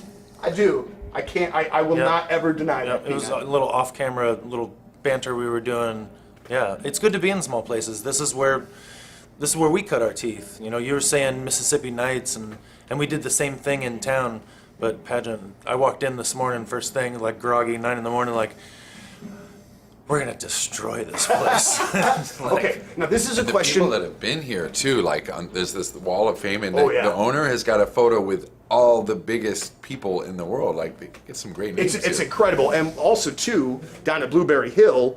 I mean, what he has here at the pageant is just like, from what I understand, it is a very small amount of his collection. And over at Blueberry Hill, there's the pictures with Mick Jagger and Paul McCartney and George Harrison. And I've heard of all of them. Right. All pretty established folks. So, but you guys gotta have to be on that wall somewhere. Have you not gotten a picture taken? We're Good somewhere. job. We're. I was gonna say. Yeah, we're Imagine Dragons. Well, I think you got a couple more albums under the belt than those dudes. I want to ask a question that might sound funny, but I honestly don't mean it to be funny.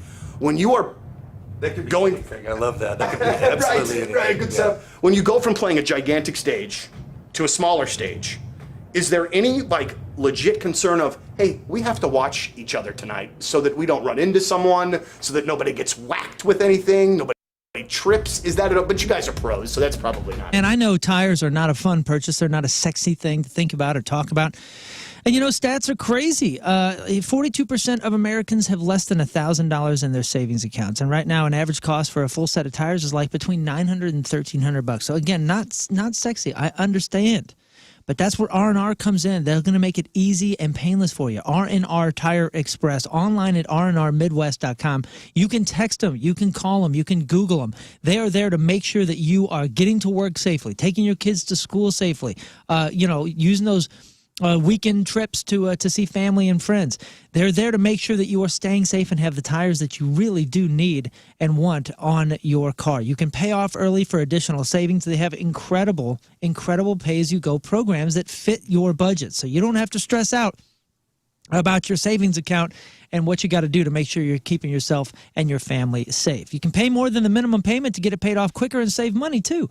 I mean, they have so many different options for you. Request a quick quote today online on the website. You can call them, like I said. You can text them.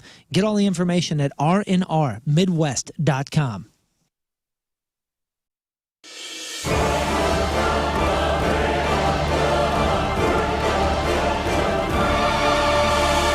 This is King Scott, Ways of the Blades. Today I'm going to teach you swords. First, you want to start with the holiday special, the great way to start an attack. They'll never see it coming. Next, you want to use the Festus backswing, especially if they use the Matthew Perry. Now you want to finish with the Canterbury slice. It's a great follow-up if they're using the Crom's Delight or the miniature poke. Thank you for watching. This is King Scott's Ways of the Blades. Now you know swords.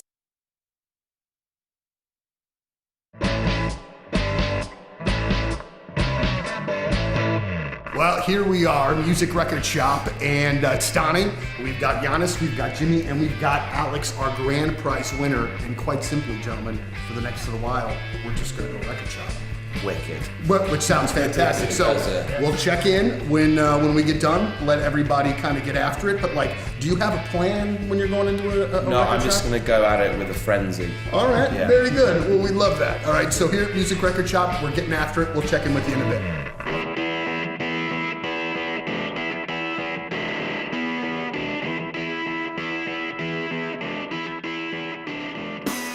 Did you ever stop collecting vinyl, or have you just always done it? Yeah, I mean, from when I started buying vinyl, largely because a lot of the shows I went to when I was younger were like punk. You know, they were like punk shows. So the bands that I liked, they would just put out 7-inch. Mhm. So I was like, I wanted the music, so I was like, I bought it, and then I bought a crappy turntable. I've kind of started going back and buying a lot of punk vinyl, Cool. of stuff that I never had before, and bands that I've just now kind of rediscovered that everybody says are great. You know, Yeah. like Minutemen, we're a band that I've known of but never really knew. Yeah, on tour, it's a reason to go out for a walk, to go to the record store, and you know what I mean? It's like, I like going to actual record shops. Is it a pretty fairly common thing that you do? Yeah, on tour definitely, and in London I go record shopping. Yeah, a fair bit. Just so we know, I'm getting this from Moon. But I mean, I would put it into my collection. I'm just saying I'm getting this from Moon because I think he loves this movie, if I'm not mistaken. And then if you don't, I am going to keep it for myself. I saw an article today that your record is the second biggest seller on vinyl in 2019. It's the biggest in the UK. In the UK, it's the biggest. It's the biggest. Yeah, the official chart put a tweet out yesterday. Right? Unless something's changed in the last few years, it's the biggest. What was crazy was it was like you guys, Queen, Pink Floyd. Yeah, like it all was the all old like heritage catalog acts, stuff. yeah. That's awesome. Are you a big David Bowie fan? Yeah. If I were to buy a non-greatest hits David Bowie record, what would you recommend? My favourite's Low. Okay. He's just another one of the ones that knew of as I was growing up, but it just took me till I was a little bit older, I think, to kind of appreciate it. Yeah. And we have the greatest hits, like we have 2 volumes of the greatest. Now, when was the last time you gave your carpet the love and attention that it really deserves? Have you gotten down on your hands and knees and adored how clean and refreshed it was? Or are you scared of what you might see or smell? Not only is your carpet one of the biggest investments in your home, but it's also the biggest air filter in your home. Now, if your carpet has not been professionally cleaned, you are breathing unhealthy levels of nasty dirt, dander, bacteria, and germs. All that stuff is recirculating again and again and again. And what's worse, come on, man, you're going to be stuck in your house, breathing all that stuff in. Lucky for you, Zero Res is going to spread the love to you and your home with their Love Your Rug special. Zero Res is over 5,000 Google reviews with a 4.9 rating, which is insane. So this month, get 3 rooms, Zero Resified, starting at $119 plus. They'll throw in a free hallway. And don't forget about Dirt and Dander's favorite hiding place, your air ducts. This month, take $50 off when you get your air ducts Zero Res clean. Give them a call at 314-474-2020 or go online at ZeroResSTL.com so you want that Rizzuto special. Spelled forward or backward, it spells the same. That's zero res.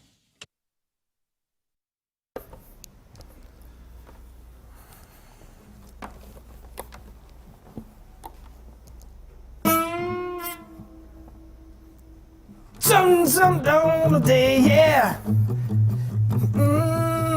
Cause when you get something that's a tough day, oh, yeah, even flow. Got a horse and a butterfly. Hey, Moon, when you do sports later, you're going to talk about Daytona 500 at all? Touch upon that?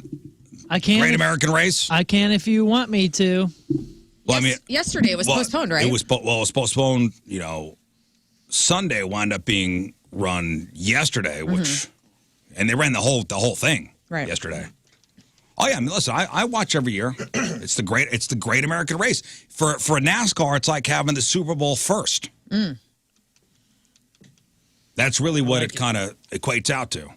I've never been to anything like that. I've done like the drag races at Worldwide Technology Dude, so Raceway. fun here, and the first year they had NASCAR here was great. Loud as hell, right? Loud as hell. I had a blast. But listen, is NASCAR Hoosier? Proudly. Proudly. You think Daytona's bigger than Indy 500? Yeah.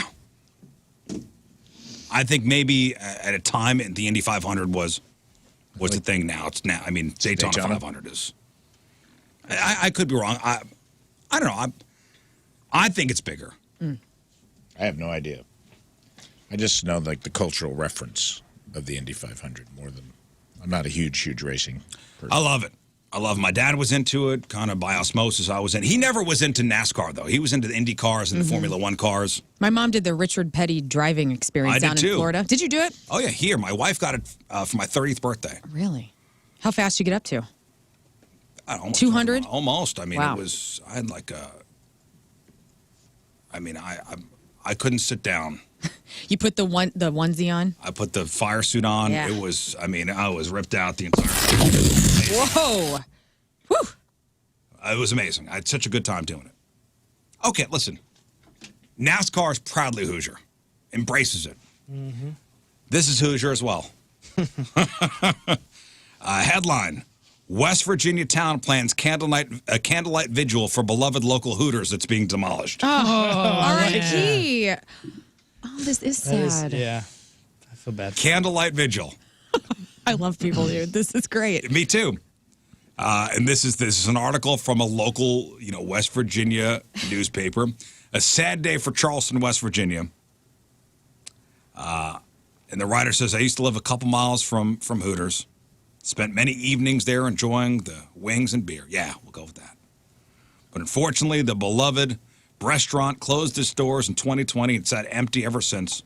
While the community held out hope that one day the Hooters would make its triumphant return, unfortunately, it seems that the building has officially served its last chicken wing. How many 60-year-old dudes were at this vigil? Was it all men? It's coming up Friday, and there is a Facebook invitation. Oh, good.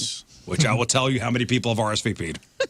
Well, there'll be a lot of Tommy Bahama shirts at that vigil. I can tell you that. Without going, I can tell you that. It was recently announced that the Hooters building would be demolished to make room for a Sheetz gas station. Sheetz. Which, honestly, if you're familiar with Sheetz, it's still a win. Sheetz is awesome. Do they come out and pump your gas topless, or what is it? No, dude. Sheetz is the place. It's like real nice. It's like Quick Trip and Wally's, but kind of. And Wawa, little sprinkle. Yeah, but better than Wawa. It's like Wawa with class. You know what I'm saying? Really? With like fresh paint and a better screen and less weirdness in the late hours of the evening. But before the iconic Hooters building comes down for good, residents of Charleston are planning to pay their respects to the place that still holds so many memories for them with a candlelight vigil. An event on Facebook has been created for the memorial to the beloved Hooters, with residents planning on meeting at the building this Friday for one final time. I hope the candles that were made are just two boobs, and the wicks You are light the the nipples. And they just hold the boobs. Love a good nipple wick. And that's an RIP to Hooters. Yeah. So far, over 300 people have RSVP'd to attend the event. I'll name Dave, oddly enough. With many sharing their fond memories from better days. One person wrote, I once saw a dude snort a line of black pepper on a dare at this Hooters, RIP. Oh, that is sad to lose out on that memory. Where else are you going to see something like that? I went to Hooters for like a homecoming dinner date, you know? Really? Like I was decked out and the guy I was dating and I thought I was like a cool chick. Like, yeah, take me to Hooters before we go to homecoming. We're 16. Cool. And then you get there and you see families and like Yeah. they're eating chicken wings. Right. Yeah. It's not. I've it's always Wild. I've told you on this show before. The Hooters uniform is something that I think I've always wanted to experience. Like I will never work there for obvious reasons, but I feel like I want to wear those leggings, the really cool pantyhose with the thick, gorgeous white socks, the shorts. It's iconic. It's iconic. I dated a couple Hooters gals in the past. Of course. Oh, yeah? Oh, yeah? I didn't meet them there, but they worked there. And I will say, I hate admitting it. It was kind of hot when they'd come home in the with the uniform on. Yeah, when they had Smell the like uniform. chicken? I love them, I'm man. gonna change. Hey, Rafe, wait, I'm gonna change. You go, don't change. Don't change. It was kind of hot when they Get came that home. grease all smell over me, like baby. chicken. Yeah. No, just the uniform. I'm gonna put. Hey, just wait for me, Rafe. I'm gonna put on sweats. Yeah. What? No, you're not. No, you're not. Leave those Lay on the skates on. couch. Yep. No, you ain't. I wish there was a male equivalent to that. There's just not, and there never will be. I thought they had pecs or something like that. Like the only thing I've ever done like that is the Thunder Down Under, which was riveting. And ladies, if you it travels, like River City sometimes has it, or down at Lumiere, go see the Thunder Down Under or the Chippendales. You don't think you're gonna love it, and then you go, and something happens to you. I loved it. You've seen it? Oh, The Thunder Down Under? they brought me on stage. What? Oh, yeah. I was like, don't.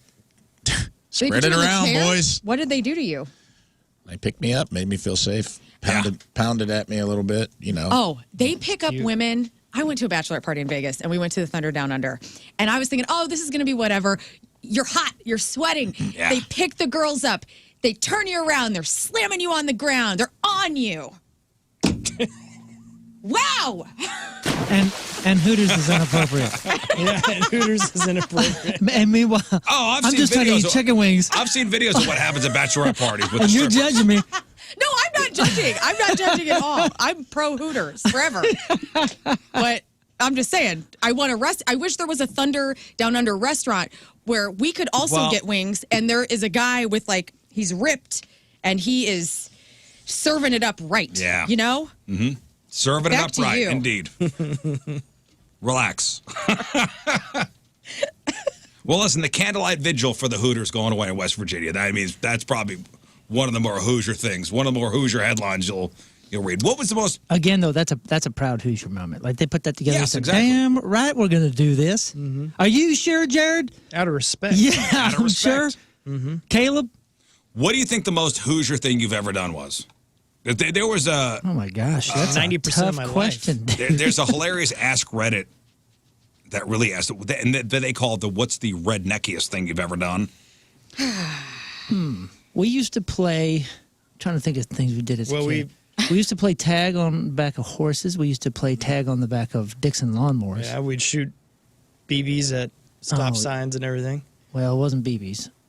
Well, I was trying to make it sound nicer. Hoosier. Man, I don't know. There's too many I mean, there's some great. buckets of memories to go through on that. I don't even There's know some where I great want to dip out responses of. here, like shot at a woodpecker in my underwear, made s'mores with a Bic lighter, cooked roadkill, went to a wedding where the bride and groom used to be step siblings, ate Walmart fried chicken, drank beer, and floated down a river on an inflatable air mattress. I climbed a coal mine shaft and drank a beer up there. That's pretty Hoosier. That's Hoosier. Yep, that's good. Brought two Good goats Hoosier. home in the back of my Mustang. Had a John Deere tractor themed wedding.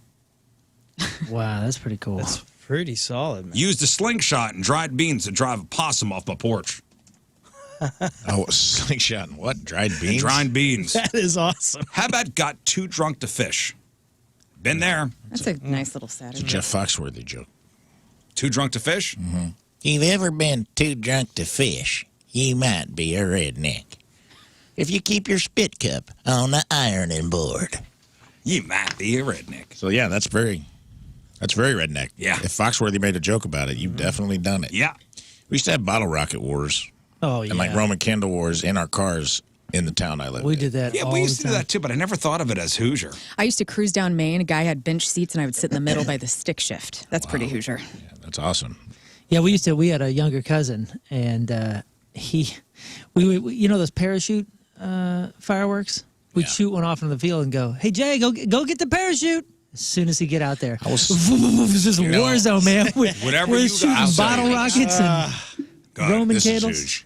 So brutal. Same guy with the glass-eyed girlfriend, by the way. My friend Mike from high school. He was just a wild guy. Love him. Wild Mike. Wild Mike.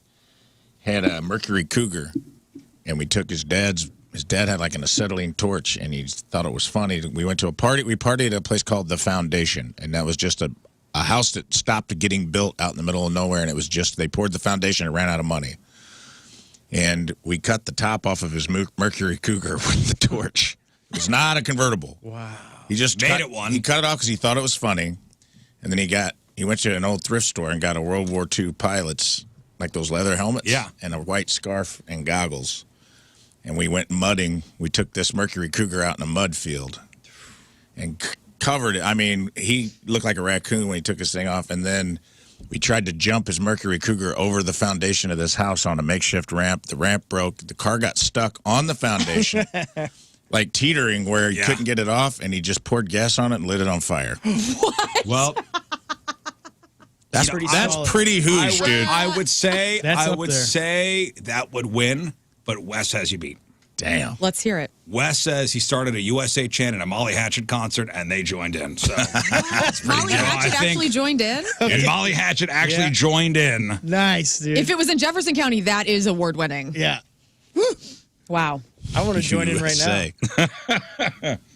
All right, let's do some news. Oh, yeah. We gonna do some news. And your news being sponsored by Energy Stars Heating and Cooling, preferred partner of Ameren, Illinois, to make your home comfortable and affordable. Well, the Francis Howell School District announced all schools will be learning remotely today and tomorrow. I know your kids go to that school district, and I mean, when did they tell you? Yesterday? What? Well, they told us on Sunday night. Oh, Sunday night.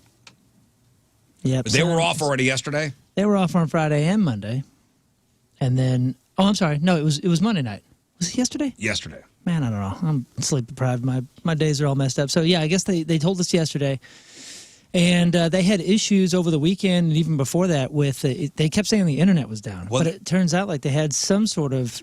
They're saying network activity. Network activity that was like not normal. So they shut everything down so they could fix it offline. Network activity affected computer systems.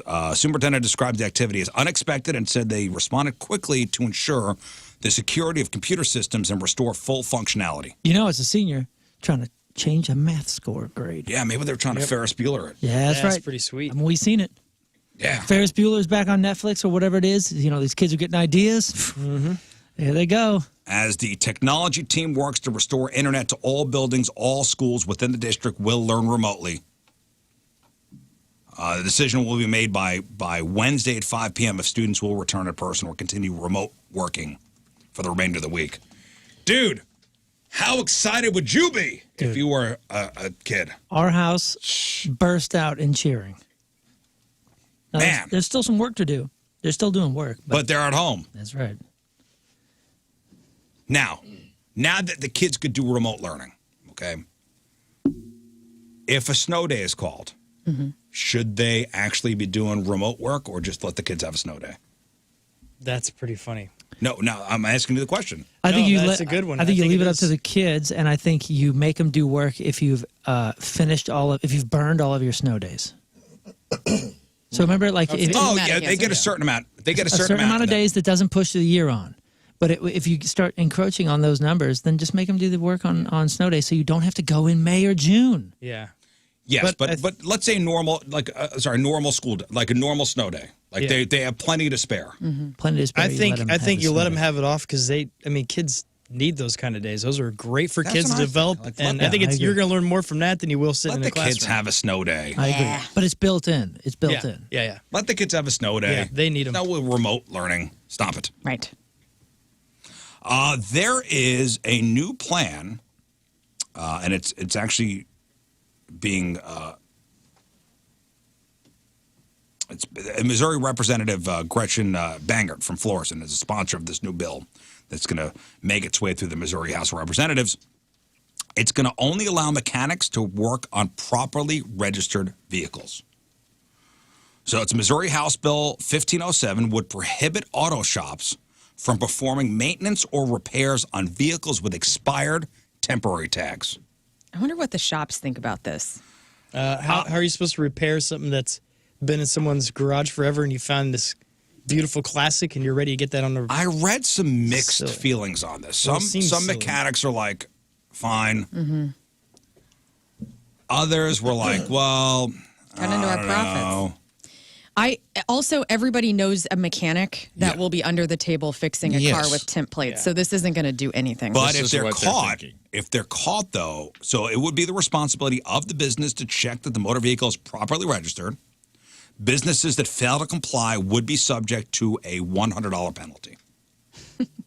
What if they drop the personal property tax? That's like 12 minutes of labor. Also, if they drop the sales and personal property tax on cars, maybe people wouldn't. The proposal would not apply if the car is being repaired to comply with vehicle safety inspection requirements. I see. So this, I'm not sure if this is going to pass or not, but this is being put forth. It has not been referred to a House committee yet, but it's gonna. Man, government's just getting into everything, all sorts of shops and things that we need. Get out of here. As annoying as it is, the temp plates are, and I don't know, it brings me a little bit of joy too, because I'm like, these people are the laziest SOBs ever, not getting their temp plates taken care of. And I understand maybe it's a financial thing, and those people are not lazy; they have a situation. But for the most part, it's laziness. And I get a lot of joy when I see a 2-year-old temp tag as somebody who pays their property taxes and does everything. I don't get joy out of it. I go, I went and did mine on time. Yeah. I just like that the Wild West is still alive. You know? I did mine on time, Rafe. Good for you. Yeah, no, good for me indeed. Way to bow down. I'm in compliance. What if I take compliant. What if I don't want to pay for temp tags, but I take your license plates and put them on my car and then go get my oil Very changed? illegal. Is it? To switch plates? Yeah. Yes. Oh, people are doing that all the time. You kidding me? Yeah, usually to commit crimes. That's probably a bigger violation than leaving a temp tag expired. Yeah, but I got to get this engine repaired, you guys. All right, can I borrow your plates? Well, did anyone introduce any case of beer legislation to go with this? Because every mechanic's just like, oh, cool, more driveway work for me. Right. Under the table money. Yeah, I thought they were putting. I thought they were putting the taxes in the final sell price. I thought we were going to start doing that. You know, supposed to. They could just drop it though. It's been talked about, but I think we're a ways away. I thought that passed. I think it passed something, and it's got a few more steps to go, and then they have to But that only makes sense. Figure it out. Then it is a pain in the ass. Every other state does that. Yeah, but the entire system is built for it now, so they have to essentially kind of deconstruct the system a little bit. Coming from Illinois and having to plate a car here, I will say it is ass backwards here. It is such a pain in the ass. It's so dumb, the amount of stops you have to make to get license plates put on your car. Every other state you pay the tax at the dealership. Welcome to Missouri. Done. And the DMV, you also take care of everything there. It's a one-stop. Yeah, well. Here you got to go 15 to 3 different places. You got to go get a personal property tax waiver from a city building, bring it to the DMV. Yeah. Go get your emissions checked at a separate location, also subsidized by the government. And I'm like, well, no wonder people are like, the hell with this. Same thing with the real, not that this is Missouri's problem, but I have to go get my real ID updated. That's a freaking nightmare, too. It is. I did mine already. It's easy. It's easy. All the forms and stuff. What's that again? I forgot. That's one you got the little star on it because you got to be compliant. I thought they pushed the date back again. It's March of next year, I think. They did, but isn't there something with, I forgot why they pushed it back, but you still need to get it now because of certain other you won't be states or able to use your ID at the airport if you don't have the real ID. That's what it is. Yeah. Gotcha. Yeah, but okay. Yeah, but that got pushed back again anyway. That was supposed to be enforced this year. Yeah, Remember they said that they pushed it another year or two? And that was, this is all because of 9/11, which happened recently, right? Quite a while ago. Oh, I thought it was. Anyway, I forgot to make a concert announcement. Oh, yes. Oh, you want to do this? You want me to do it? Damn it. I didn't mean to do that.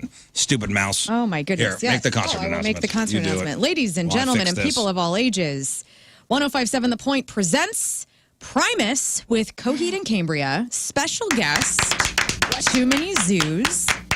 St. Louis Music Park, Saturday, August 3rd, and on sale will be happening this Friday at 10 a.m. 1057thepoint.com for all the details. Primus and Coheed and Cambria in Sweet. August at St. Louis Music Park. Nice. Unidentified customers, entry, Missouri driver's license contract, blah, blah, blah, blah, blah. Okay, it looks like the real ID enforcement is pushed back. It was supposed to be enforced May of 2023. Now it will not be enforced until May of 25. There you go. May. 25. May. I fell for it. You got plenty of time. The vast majority of the American public lacks basic knowledge of how government works, and that's according to a recent study conducted for President's Day. So more than 7 in 10 Americans failed a civic literacy quiz on topics like branches of government, number of Supreme Court justices, other basic questions about how the government works. Mm-hmm. Did we forget? Yeah. We had one semester of this in high school that nobody paid attention to, and then they just let us go. But this is the basics. Like, and y'all are going to vote? Yeah, of course. The survey polled over 2,000 people, registered voters, on basic questions about how American civics, worked, and found only 25% say they are very confident they could explain how our system of government works, while 1/3 didn't know the 3 branches of the federal government. How do you think you guys would do? I know the 3 branches. You want a little civics test? Go. Here we go. Yeah, let's see how we do. Here we go. I'm going to go around. I'll go individually. And then if they get it wrong, you could steal. Okay. Steal. Oh, pity. Do we have to buzz in? Pit us against each other, huh? Well, I'm going to go. I'll start with Moon. If Moon gets it wrong, you guys could buzz in with your name to With steal. our name. Okay. Okay. You want to keep score? Oh, yes. Always. Oh, no. We have a terrible marker. It's the bad citizen game. It's the terrible citizen game. Here we go. You know what? I'm going to not use the board. I'm going to use my own. All right. I'll start with Lern. Go. Lern, what is the main responsibility of the legislative branch? Legislative branch. They write the bills. No, hang on. Shh. Hang on. No one was talking. Yeah. Legislation. We're legislators. Okay. Is it A, enforcing laws, interpreting laws, making laws, or electing the president? Making laws. Thank you. I just didn't have the words. Nice. Rafe, how many senators does each state have? 2. Nice. King, who is the current Chief Justice of the United States Supreme Court? Lloyd Hamilton. Oh, man. Moon? Moon. Is it Lern. Thomas? Lern. Clarence Thomas? Oh, is what she said. Rafe. Sotomayor. Oh, it's John Roberts. Of course it John is. Roberts. Yeah, that was my next guess.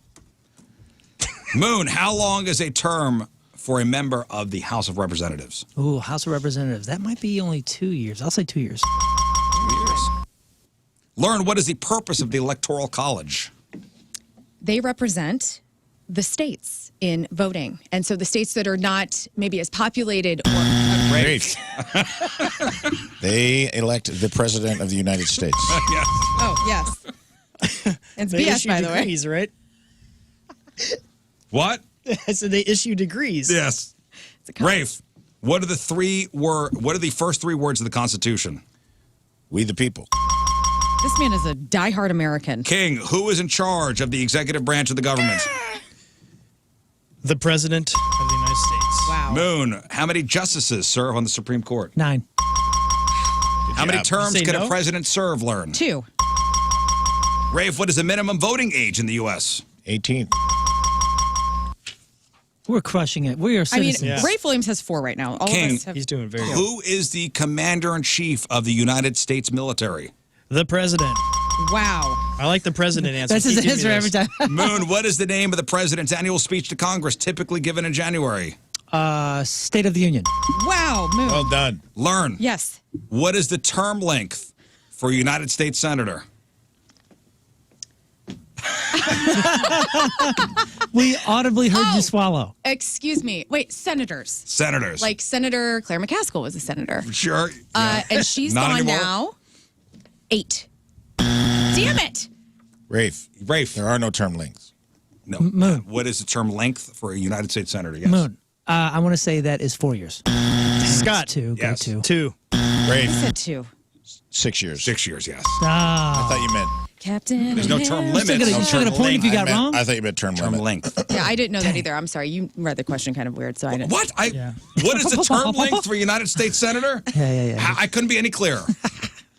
6 years. Oh, Senator. but it's lifetime, which I don't like. I Lern, think this they one should is for 50 points. Whoa! Oh, yes. For Lern. This is it. Dang. America. Learn, you got it. It's going to be hard to come back if she gets this. This is the final question. Oh my goodness, you guys! It'll be very hard to It's come the back Miss if she America gets this. Pageant. Learn. Citizen Learn. Yes. Who becomes president if the president and vice president can no longer serve? Secretary of State. What? No! Shut up! Wait, if the vice president and the president can't serve? Moon. Speaker of the House. The Speaker of the House is what I was going to say. Greatest country in the world. Speaker of the House. Speaker of the House. Master of the yard. An idiot. And then Moon Secretary wins. of State, right? That's really good. Fourth line of succession? No, it's, She was it's close. the, I think the Senate, Oh, here Senate we go. Majority Leader? I believe. Where does producer of morning radio I think. show get in that line? We're like millionth. Ah. I need to go back to civics class. I need to go do high school all over again. Speaker of Kids. the House. It's Speaker of the House is 3. Yeah. Let's see. The vice president obviously is the first replacement. Right. Speaker of the House of Representatives is 2. The president pro tempore President pro of the tem, yeah. Senate, of the Senate the is- neighbor of the president. and then the Secretary of State, and then the Secretary Fourth. of Treasury, Right. and then the Secretary of Defense. Yeah. And I'll go start going down the line. Kids, don't be like your auntie. Learn. Study hard in high Study school. hard. 15th in line is the Secretary of Energy. When do I come in? Oh yeah, never, absolutely never. Never. That's a shame. A $36 million Mega Millions lottery ticket has been voided after nobody came forward to claim it.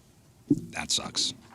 So a $36 million Mega Millions lottery ticket voided because nobody claimed it. Dang. That's in the console of someone's car. Yep. Just sitting there. God. Damn. How much time before they void? Well, 180 days. Hey, give it to that guy in D.C. that we talked about yesterday, where they announced and had on a website for 3 days Oh, I saw the this. wrong numbers, and they all matched this guy's. He thought he had $340 million. He did everything right, and then they said, "Nah, our goof, see ya." So it was just a website error? Who knows? I guess, but I mean, can you imagine an official lottery website had all the numbers wrong for 3 days, and you had that cannot. ticket? So the deadline to claim, is he suing? Yeah, he's suing. I think he's suing a couple different ways, but they should give this to him. Yeah. And then everybody's okay. Wash your hands. Well, the let's move deadline on. to claim the prize was on February 11th, marking the end of a 180-day claim period. The winning ticket was bought at a Publix in Jacksonville August 15th. So a spokesperson with the Florida Lottery said that the winner has now forfeited the winnings and the ticket is worthless. Yo, what if it's Even straight- if they find it? What if it's out of that Atlanta song, man? What if this cat passed away in between? Yeah, or got incarcerated. Isn't it ironic? What? I wonder what the recourse Won is. the lottery and died the next day. What about the Publix? Do they get paid? Because that's part of the deal. When you sell lottery out of your establishment, that's why Yeah, gas they get a stations certain- do it. You get a cut. I don't know. Good so question. if they sold the winning ticket and it's not claimed, I guess still not. get do they theirs? still get their percentage of the winnings for selling the winning ticket, or did that Publix also just go? I don't know. Wow. I don't know. Curious I to bet know you they that. don't, because doesn't it just pass on to the next one? They use that money to Supposed to just pull roll the over, next yeah, one, but I'm like, that is part of the contract you sign with the state to sell lottery tickets Yep. out of your. Yeah, you got a little skin in the game, too. Yeah. All right, that's your news.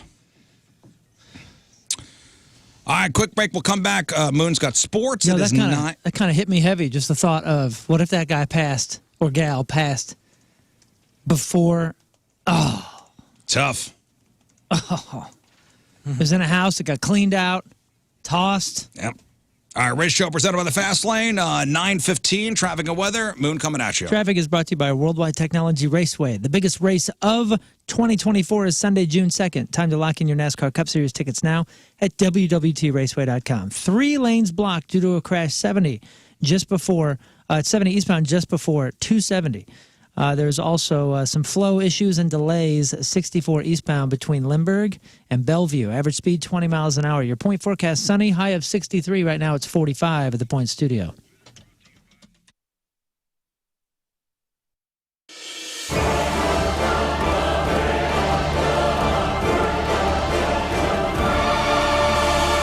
This is King Scott, Ways of the Blades. Today I'm going to teach you swords. First, you want to start with the holiday special, the great way to start an attack. They'll never see it coming. Next, you want to use the Festus backswing, especially if they use the Matthew Perry. Now you want to finish with a Canterbury slice. It's a great follow-up if they're using the Crom's Delight or the miniature poke. Thank you for watching. This is King Scott's Ways of the Blades. Now you know swords. Ever found yourself in the middle of your daily deuce and thought, I wish this was funnier? Today's your lucky day. Welcome to the Number 2 Show. I'm your host, Rafe Williams, stand-up comedian, plus-size male model, and co-host of the Rizzuto Show on 105.7 The Point. What is the Number 2 Show? Well, it's me on the toilet talking to you on the toilet, just like it sounds. In each episode, we'll plunge into riveting topics that'll have you rolling in the stall with laughter, so much so that it might freak out whoever's sitting next to you. But I say, hey, lean in and make a friend. Sometimes it's just me. Other times I'll have interviews with special guests. Not now, obviously, dumbass. This is a promo. I'll also have musical performances. Ever heard of Tiny Desk? Job you just don't want to be at. You don't like who you're working for or who you're working with or what you're even doing. How about changing your career? And you could do that in 4 months. Not 4 years, 4 months. You know, Centric is an accelerating training program that prepares you for a new IT career in as little as 4 months. Hands-on training, certified instructors, real-world situations. Centric trains people from all backgrounds with little to no IT experience. Their career service team provides soft skills training, will help you search to land that first job. You know, cybersecurity is one of the most in-demand technology jobs today. 1,500 companies have hired Centric grads, and you'll learn all about, like, the cloud and hacking and password cracking, many more technologies. Their cutting-edge curriculum is always updated to make sure you're trained in all today's technologies. You'll learn to work with the technology that you'll use on your first day on the job. New programs start all the time, and now they're offering flex options designed to get you into a cybersecurity career on your schedule and at a pace you set. Centric.com/Riz, CENTRIQ.com/Riz.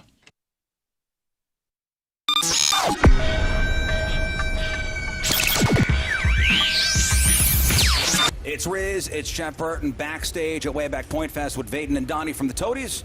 Good afternoon, gentlemen. How you doing? Hello, how you doing? See, this is not that bad. I mean, you guys are from Texas, so this swampiness is all right. Yes. Oh yeah, we need just fine sweaters. This is sweater weather. This is old hat for you guys. So. He took off a cardigan right before we started rolling. Actually, I took off my shirt. That's my sweater.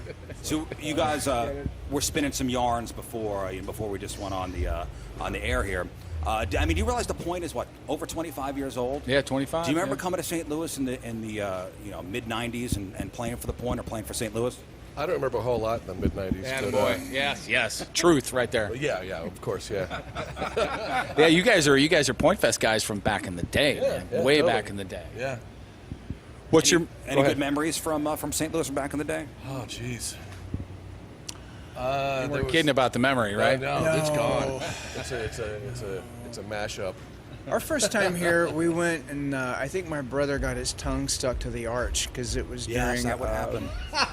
Literally, does that sound? I mean, that sounds exactly like it could have happened. Yeah, no, it did happen. Oh, it did happen. No, he put his tongue to the arch and it did get stuck. So it was like during I think January. So it was pretty cool. You know, maybe advice for a younger band up and coming now is maybe write everything down or document everything. Can you imagine the Toadies in the mid to late 90s and there be social media? Oh, no. No, thank you. No. Do you think that's a decidedly a disadvantage for bands nowadays? You know, there's no more anonymity. Only if they want to have kids later and avoid prison time. Yeah. That sounds very, very, very familiar. Yeah. It really does. You know, think about the future. I think 50 years into the future, what would you like to see the legacy of the Toadies be? Oh, geez. Oh, hell, I don't know. I'm just stoked that people still want to see us, man. So, I don't know. I know it's a tough question. Yes, I don't know. the fact that there is a legacy, even, I mean, that would be a good start, right? With my luck, I'll still be here to see it. So, Frosty, the next day it's freezing, the next day it's warming up. Who knows, man? Must be February in St. Louis. And if you finally had enough of the drafts coming through your windows every time you change the thermostat and all that, well, you're probably frustrated with higher and higher heating bills. It is time to call Window Nation. Fight that February cold. Fight those drafts. Fight that lost efficiency. Go with Window Nation, the best of the best. WindowNation.com. Tell them Moon sent you. This month, you can replace your windows and save big. 50% off any and all window styles, 0 down, 0 interest, and you don't even have to make a payment for 24 months. Professional installation team, tons of experience, and they can install your new windows in a day or less. And it comes with a lifetime warranty. Proven quality, proven service. My mother-in-law raves. You got thousands and thousands and thousands of 5-star reviews. No wonder so many people have trusted their home with Window Nation. You can too. Again, 50% off, 0 down, 0 interest, and no payments for 24 months. You can't afford to wait. It's easy. Call them, 866-90-NATION. Tell them Moon sent you. You can even schedule your free in-home estimate on the website, windownation.com.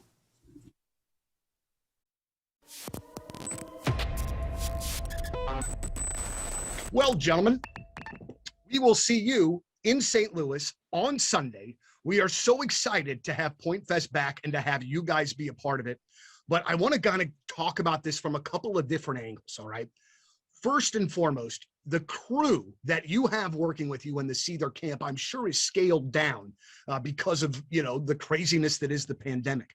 But can you talk about, like, sort of what the crew is doing now, added responsibility that they weren't doing before to keep you guys safe for all these shows, just so you can play them? Go ahead, Johnny.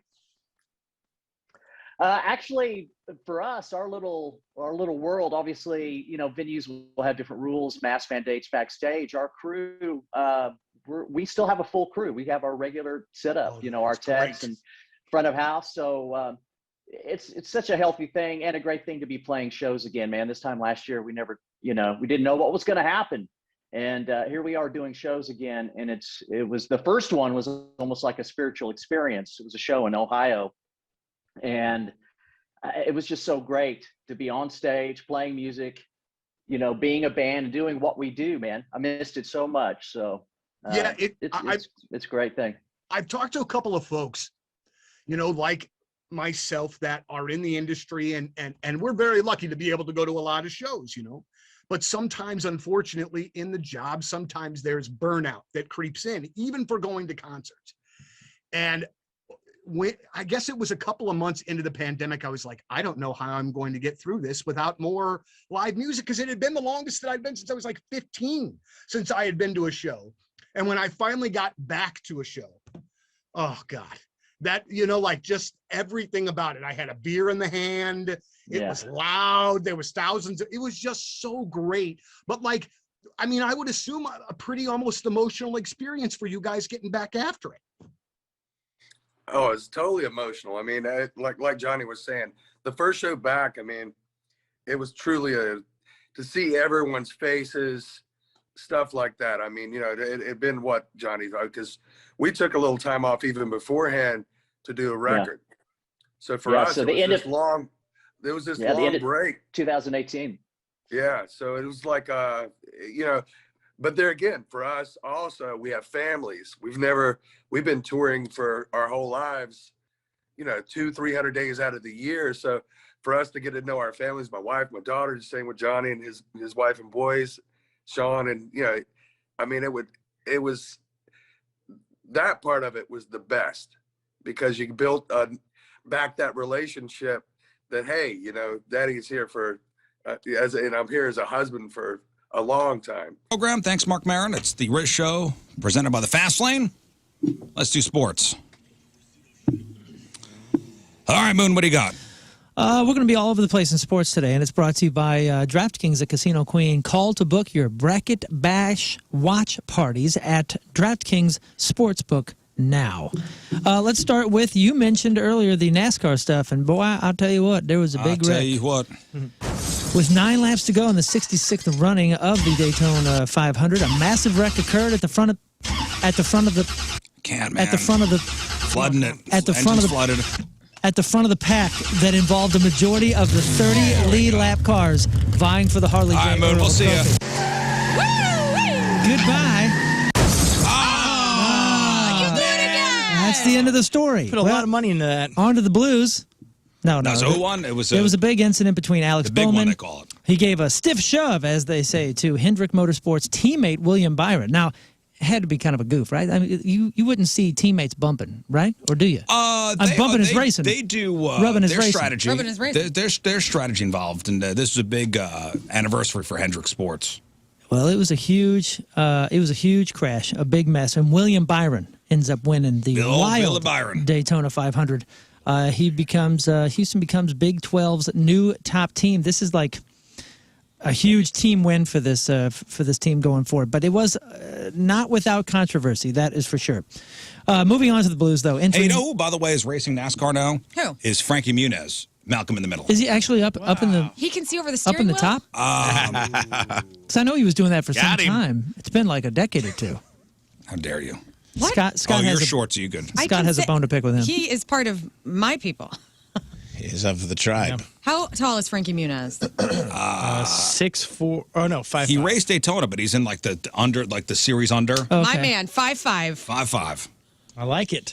I am 5'3", just cool. for. But he range. made his debut at Daytona. He's a nice dude. Scott still hasn't forgiven him. What did he do to you? We had a big party in L.A., and Scott was on the tour. Yeah. And Mark was on the tour. And Show me where he touched you. They wouldn't let anybody under 21 in. And he was And under I think, were you under 21? No, I was over. Mark was under 21. Mark was under. And it was an awesome party. I mean, it was like the who's who of, the cool people It was pretty inside fun. those doors. And my best friend, alone in L.A., they wouldn't let him come in. So then I'm like, dude. Frankie Muniz said your best friend can't come to this No. party. So Frankie Muniz was younger than us. Muniz. He was younger than us, but he walked in with like these two supermodel chicks, and they didn't even stop him. They just let him come right on in. They stopped Mark, and Scott was staying with Mark, and they're arguing with the door guy out there, saying like, "We're on the tour. It's our party." And as they're doing that, it's like, "We cannot let anyone under 21. It's a rule." And Frankie Muniz comes strolling in as like a 17-year-old. Right this way, sir. And they go, "Hi, Frankie. Come on in." He's had an old man face his whole life. Scott's He's been just so like a little mad. old man. Maybe under 5'6", not under 21. Oh, man. Entering the third period, tied at 1, the Blues allowed a pair of back-breaking special teams goals to Toronto before exchanging goals in the final 2 minutes of the game with the St. Louis extra attacker. For the first time in more than a month, the Blues dropped consecutive games, and now they've lost 3 of their past 4. It's only the third time since Bannister took over in mid-December that the Blues have lost consecutive games. They play the Islanders on Thursday. Sacramento State's Matt Masciangelo. Spell that phonetically. Masciangelo. I got it. Probably needed an extra hydrotherapy after Friday's baseball doubleheader. Get this. This guy was hit by pitches 7 times in his 8 at-bats against Loyola Marymount. He was plunked 3 times in the first game and then 4 in the second game. Matt, amused by the day, said this. After the third hit by pitch in the first game, I couldn't help but laugh at the absurdity of this situation. It's not every day you find yourself trotting to first base multiple times without swinging. I guess it was after that moment I realized this was completely ludicrous. I had 4 more balls, unfortunately, find me after that interview. But hey, I'll take on the on-base percentage bump. And didn't he get his first RBI of the year or whatever from getting it was the second game, I think he got plunked and they walked someone in. You grind the plate, son. 7 times. Shaquille O'Neal recently hosted Jason Kelce on his podcast. The Basketball Hall of Famer warned Kelce to be careful if he retires from football. O'Neal said this. Check this out. Here's the audio. My advice to you is if you are going to retire, accept it. Enjoy your family, brother. Thank you. I made a lot of dumb mistakes to where I lost my family and I didn't have anybody. That's not the case for you, so enjoy your beautiful wife, enjoy your beautiful kids, and never dwell on what we had. What we had is what we got. You got the ring. People know who you are. Enjoy it. Because, again, I was an idiot. And I've talked about this a long time. Lost my whole family. He said, lost my whole family. I'm in a 100,000 square foot house all by myself. Wow. Sad, right? Shaq. Awful. The older Kelce brother is undecided about whether he's going to play for the Philadelphia Eagles next, but I thought that was good on Shaq. Sage advice from Shaq. Yeah, Why for did he saying that lose kind of everyone? stuff. I don't know the history of Shaquille O'Neal. He says he couldn't shut it off. Like, basically, like, he was a superstar and then he was not. Yeah. And then he was retired. And It's really hard. Yeah. It's really hard for a lot of those guys. You talk to, like, an athlete, 2-3 years out of retirement, and they're like only 2-3 years into finding their identity again. Yeah, because all they've done is train. That's all they've done is just play ball, high school, college, pro. Now what do I do? Now who am I? It's a hard thing. I'm Moon, and that's your sports, because doing the bull dance, feeling the flow, working it.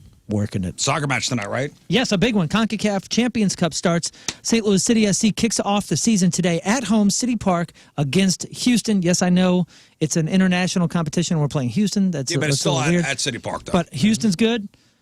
City is good. This is going to be a great kickoff to the season. Let's go City. Kick, boys. All right. Yep. All right, quick break. We'll come back. Maybe today's Headline Hooshe story. Next, it's 9:31. Riz Show presented by the Fast Lane. One final look at your traffic and weather. Moon coming at you. Traffic is brought to you by Worldwide Technology Raceway. The biggest race of 2024 is Sunday, June 2nd. Time to lock in your NASCAR Cup Series tickets now at www.raceway.com. 3 lanes blocked still due to a crash. 70 eastbound just before 270. Your point forecast, sunny. High of 63. What a perfect day for a football match. You know what I'm saying? Right now it is 45 at the Point Studio.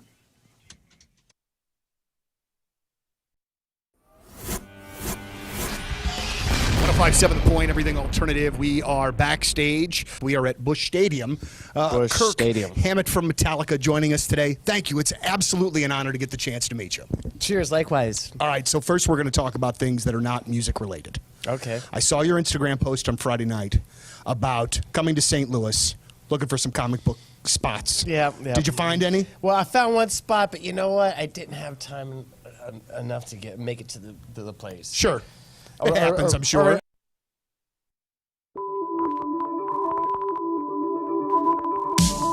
Yes, have some. You go. Call Universal Windows Direct today, and they'll upgrade your new windows to triple pane glass for free. Free! That's 3 layers of glass between you and the cold or the heat outside. And what that means for you is extra protection from the elements, consistent temp in your home, increased energy efficiency, and reduced heating costs in the winter, and you guessed it, reduced air conditioning costs in the summer. That's money in your pocket. And with triple pane windows, you're going to notice that your home is quieter and more comfortable. So why are you waiting for? I don't understand. Why are you still even listening to this? Why aren't you calling them right now? Schedule your free in-home estimate today, and for every 2 windows you buy, you'll get the next 2 free, plus a free upgrade to triple pane glass, and they'll double your energy tax credit. Come on! If that's not enough for you, if you're not ready to pull the trigger, here's a little extra. Tell them I told you to call, and you get an additional $250 off of your next project. That should be enough. If that's not enough for you, there's something wrong with you. Go to the website right now. Schedule an appointment. For the last windows you'll ever need, go to universalwindowsdirect.com. Universalwindowsdirect.com. I love my windows. Your chair at least stops. Mine just steadily moves. So I could not be facing you by the time this interview is over.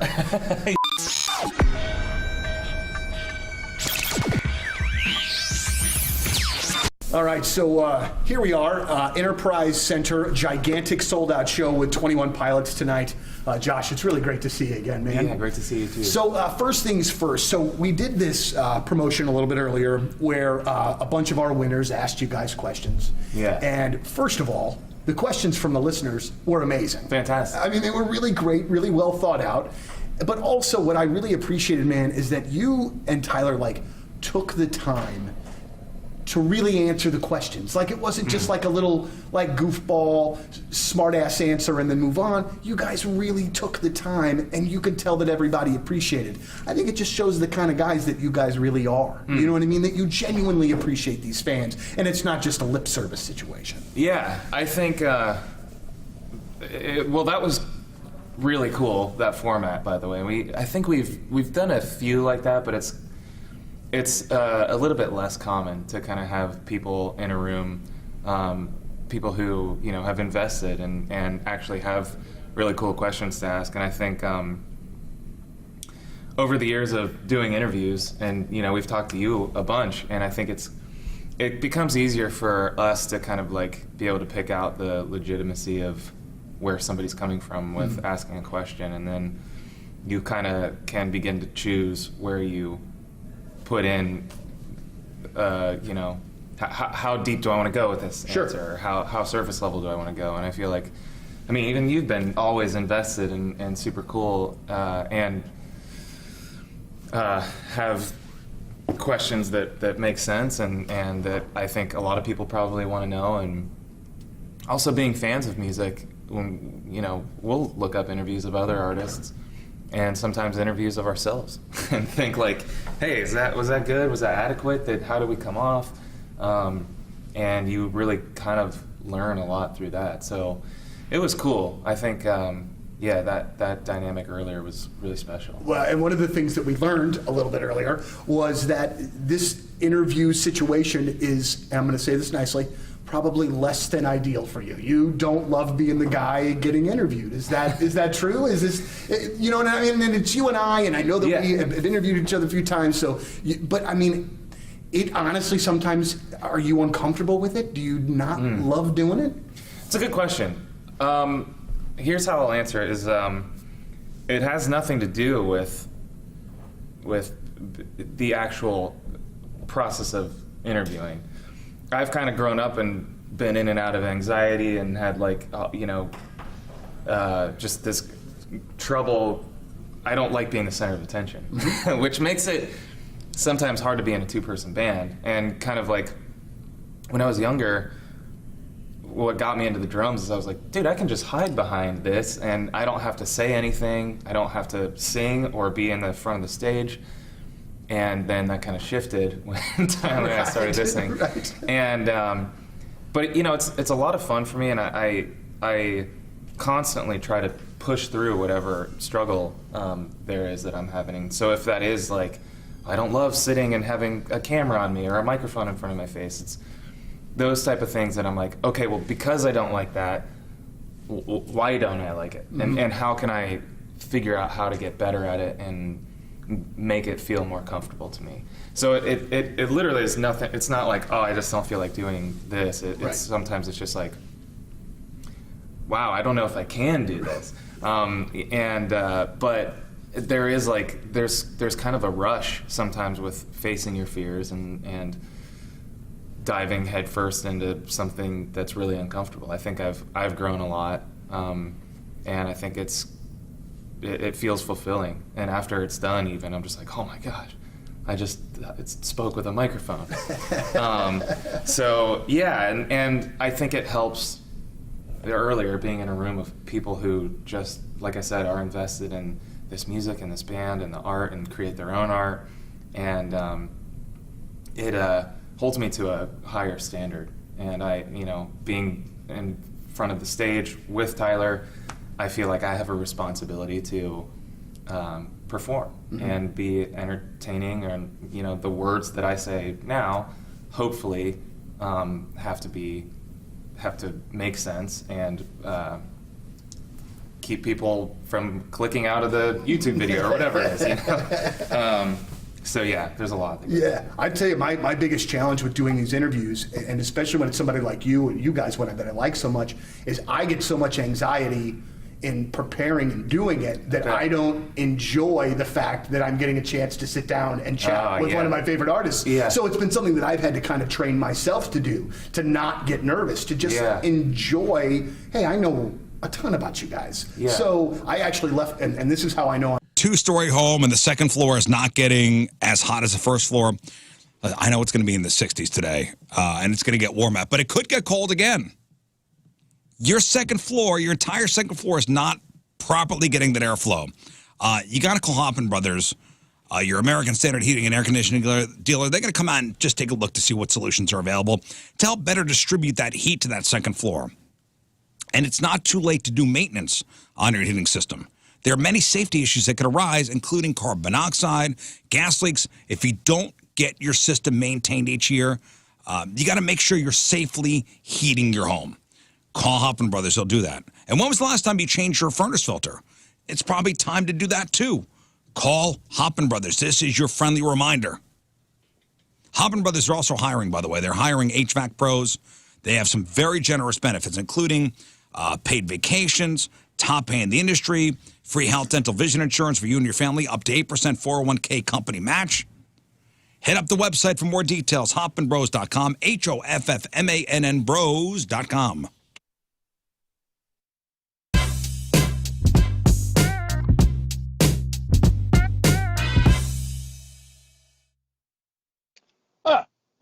Here we are, a Tuesday in St. Great show presented by the Fast Lane. One final thing. And it's sponsored by Moritz Royce Jewelry, the official jeweler of the Rizzuto Show. All right, guys, let's go to beautiful Monroe County, Florida. Here we are. Here we are. I love me, Monroe County. Monroe County, Florida, where a guy was taken to jail after he got into a physical fight with another dude and then stole a pint of vodka from a woman. 62-year-old Billy Costner, arrested, booked into jail on charges of battery and theft. Deputies say they rolled out to the fight just before 4 in the afternoon. Witnesses told the cops that old Billy Costner punched a 41-year-old man multiple times in the face and left with a pint of vodka that he'd stolen from a 45-year-old woman. That's just another day in Monroe County. That's right. Was she just drinking out of the handle or Yep. what? Okay. Of course. This is 4 in the afternoon, of course. Of course she was. Billy was found nearby and taken into custody. So there you go, from Monroe County, Florida. 62-year-old Billy Costner. You are today's. You are today's Headline Hooshe. Thank you.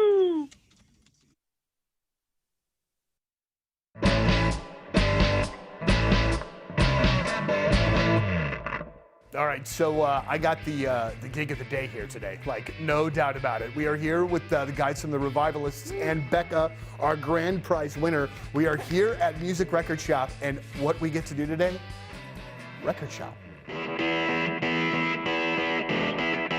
Enthusiasts, listen up. This is your home base speaking. Hot Shot Sports Bar and Grill.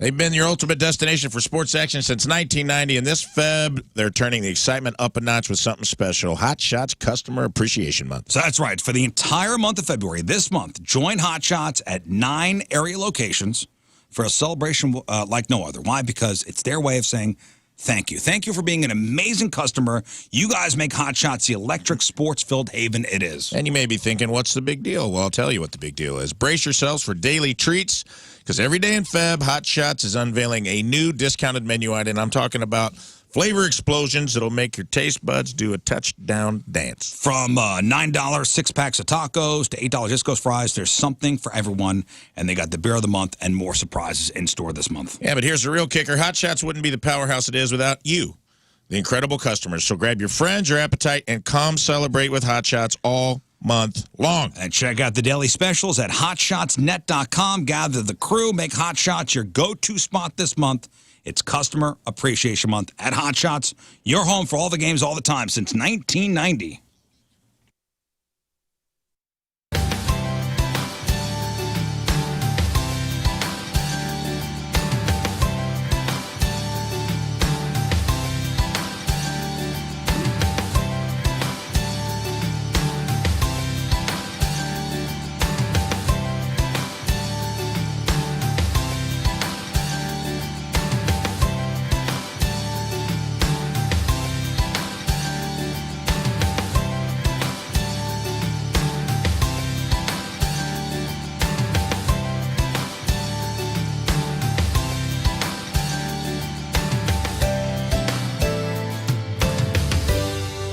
Check this out.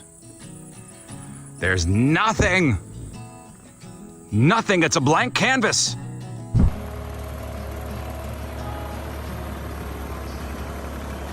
You see that? The plants are coming in nicely. Come a long way since last year.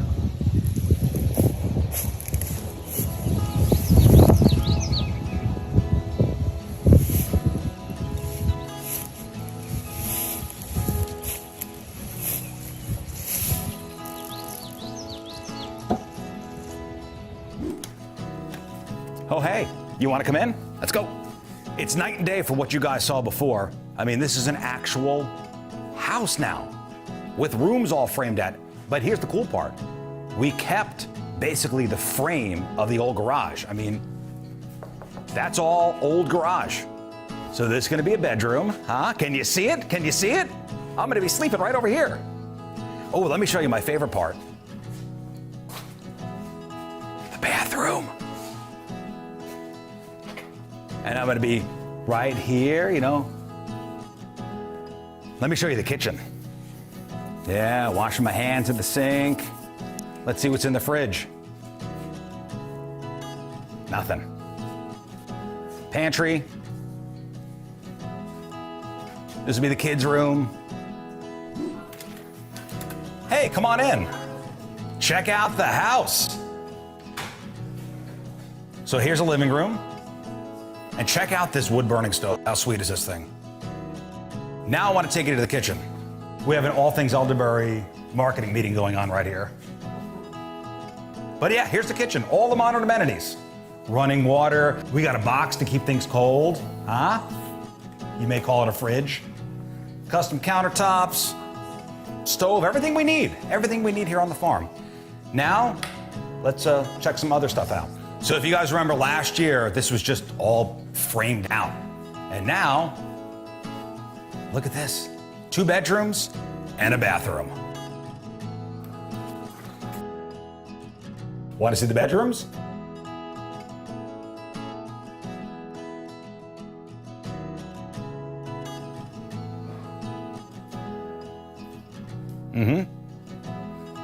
Bunk beds. Now you've seen inside the house, let's go check out the porch. So we got a carport and check out the porch. So when it's hot out, we've been working in the field all day, we are protected, and I can sit and stare and watch the grass grow. All right, well, there you go. That is the house. It's amazing. A year and a half later, we have this. This is where, we come to hang out on the weekends after working in the field. Come hang out here. The kids love it. I love it. This is my fortress of solitude. All right, thanks for coming to the farm. Next week, chickens, ducks, and turkeys.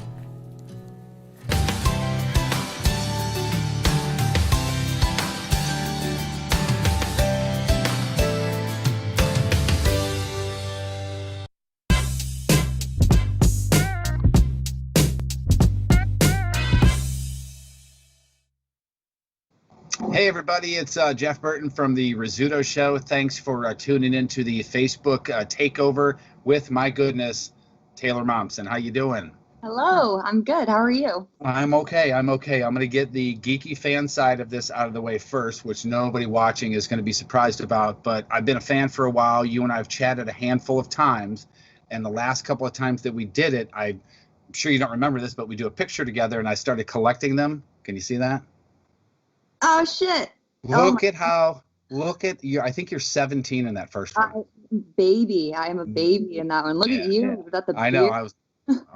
You were a baby. I'm still an old man. So. No. That's great. That's crazy. Yeah. Let's get so again, man.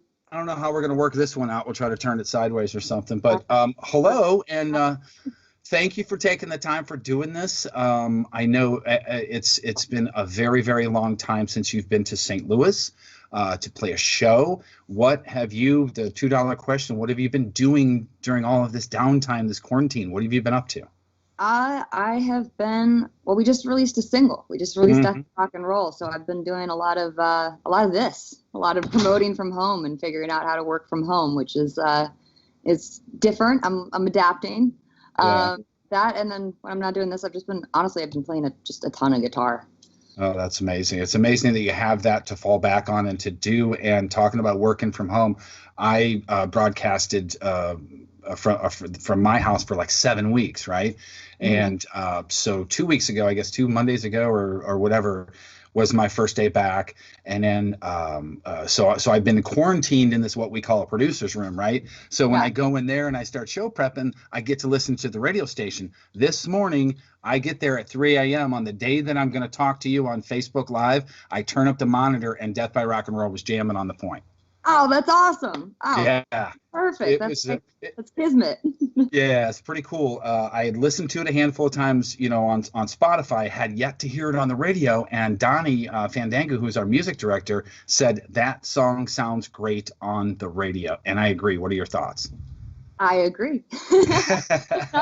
Thank you so much for playing it, man. That song was a long time in the making, almost 10 years. So it's very cool that it's out in the world now and people can hear it. I've been keeping it all to myself for the record's finished. So I've been listening to it ad nauseum. So it's nice that it's finally out and I can share it.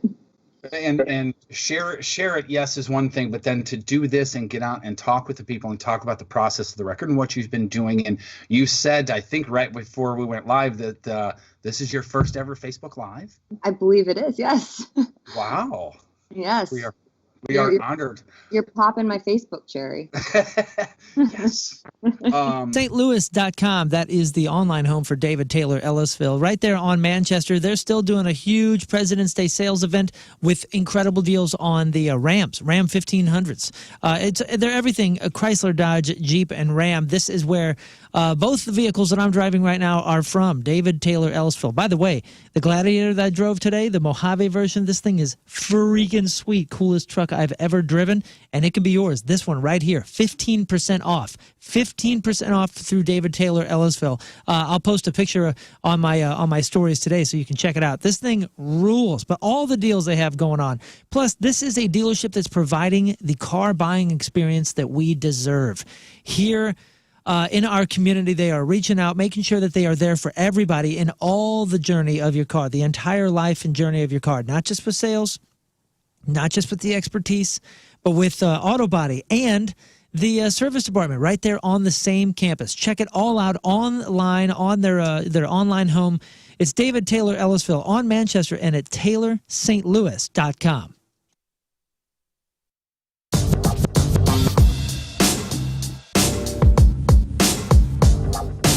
All right, so the lead-off interview for Point Fest 2019.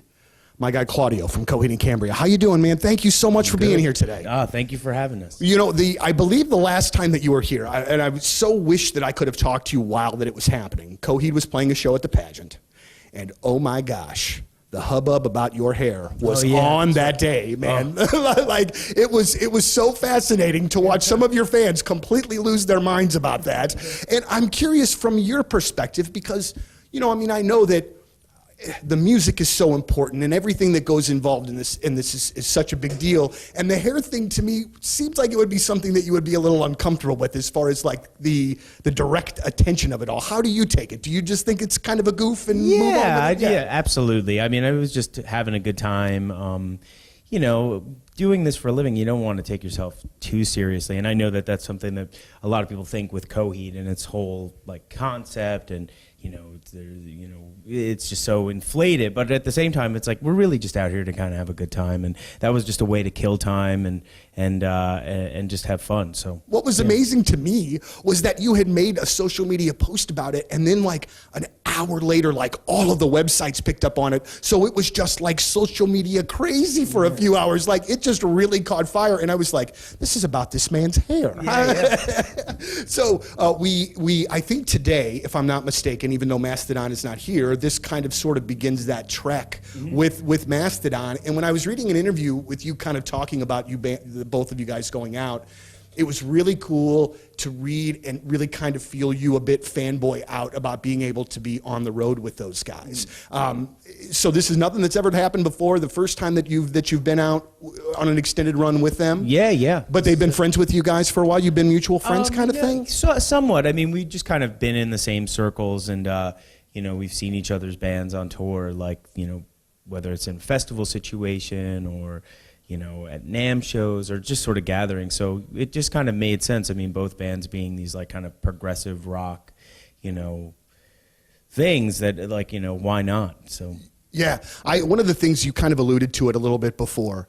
Do you obviously have this intricate storyline that's laid out for these records, but I feel as though that you can love these records even if you don't exactly know the ins and outs of the storyline. Are you okay with that? Oh, absolutely. I mean, all the songs are really written from like a personal experience. So right at the creation of them, they're all very real songs. It's just I kind of take them and then. Nice weather today. Head outside, sit on the deck, sun yourself a little bit.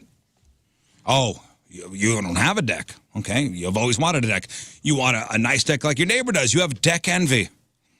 Well, maybe it's time to call Chevelle Fence and Deck. Chevelle Fence and Deck been in business for 56 years. One of St. Louis's top names in home improvement. Quality and professionalism, that's what they put first in every single thing they do. offering fences and decks and pergolas and sunrooms, screen rooms, patios, windows, free in-home estimates at no obligation, free project design. They'll come out, they'll take measurements, show you all their different product offerings. So let's say you're looking for a new fence. Beautiful cedar fence, vinyl fence, aluminum fence, steel and chain link. Plus, of course, the decks, the beautiful natural cedar decks, the Vecca decking, the vinyl decking, strongest deck in the industry with no maintenance. And if you mention the ratio this month, you get 20% off your next installed outdoor project. Chesterfield Fence and Deck online at chesterfieldfence.com. After all, who doesn't want a bigger deck?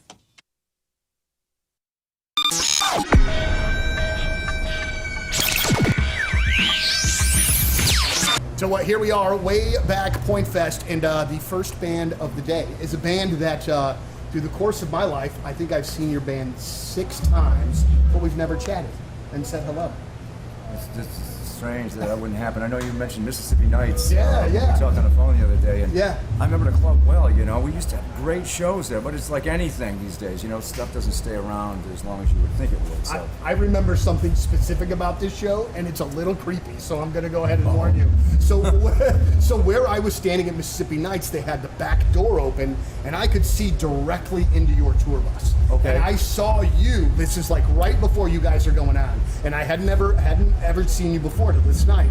And you had like this black leather jacket on, like these skinny sort of jeans, and I was like, this dude is a bad man. And you were, and it was such a great show because that night it was a couple of different bands. Letters to Cleo were on that bill. Yeah. Ned's Atomic Dustbin were on that bill. I love those guys as well. So it was like a cool thing. But it was the first night that I saw you guys, and Vinny, you had this like for real frontman rock star presence about you that I thought was very cool at the time. You sure put the pressure on me today. Where do you go from there? Right. But you know what though? And speaking of that role as the frontman is it's like an important thing, man, because not only the nuts and bolts of the creative side of the music and the lyric writing and stuff, but I mean having that image for the band is an important one, whether you want to kind of admit to that or not. Oh, certainly. And it's something that we, seem to cultivate early on in the career of the band. You know, we wanted to do that thing. You know, we revere rock and roll, and I mean, it almost sounds like I'm just copying Elvis on his '68 comeback. You know what I mean? You can't reinvent the wheel. You know what I mean? It's like that's pretty much it. Right. I think it's also funny too when you guys say, "Hey, I'm just ripping Elvis. That's all I'm doing." Or you know what I mean? Like when you have another artist that come by, like, "Yeah, well, I'm not that cool. I just got it from this guy." I think it's funny when you guys are the first ones to admit that. I mean, it's like that's the gold standard, man. You know, you look all the way back, even to the Ed Sullivan years. You know, there's reruns on TV these days all over the place, and you look at that and you're reminded of how cool it was. And to me, like I go, it doesn't get much better than that, and that's why he influenced just generations and generations of groups. You know? You're from an amazing city. You're from an amazing city that has this unbelievable tradition of rock and roll music. You have the city that has this unbelievable tradition of rhythm and blues and soul music. How did that all come together for you you guys as musicians? Because again, that is a best of all of those world situations, not just good bands, like the best of the best bands. Well, it's funny you bring it up. We were talking about, Andy and I were talking about the Aretha Franklin's funeral. Sure. And of course, Spring is engagement season, and if you're gonna go get an engagement ring, you're gonna do your due diligence. And I get it. The engagement ring is one of the most important purchases you will ever make. Yeah, man. So it's a big deal. Your house, your first car, your engagement ring. Do your due diligence, and that's fine. But do me a favor, do Moon a favor, go to Mort's Jewelry first. Yeah, because this is an experience unlike any other, and you're going to see that their experience is really what everything is built on. They're not working on commission. I want you to go, just like Riz said, and check it out. And then if you have to, go somewhere else. I guarantee you're going to feel very, very, very different. And don't forget, I mean, we're talking about proposals. We're talking about a lifetime of memory and sentiment and everything. And you want it to be right. It needs to be right. You don't want a lifetime of regret. Oh, boy. No, you don't. Right? Mort's Jewelry, ninjaling.com. Get the phone number, get the address, make an appointment. They're the exclusive jeweler of the Riz Show, Mort's Jewelry, where you get the jewels and not the shaft.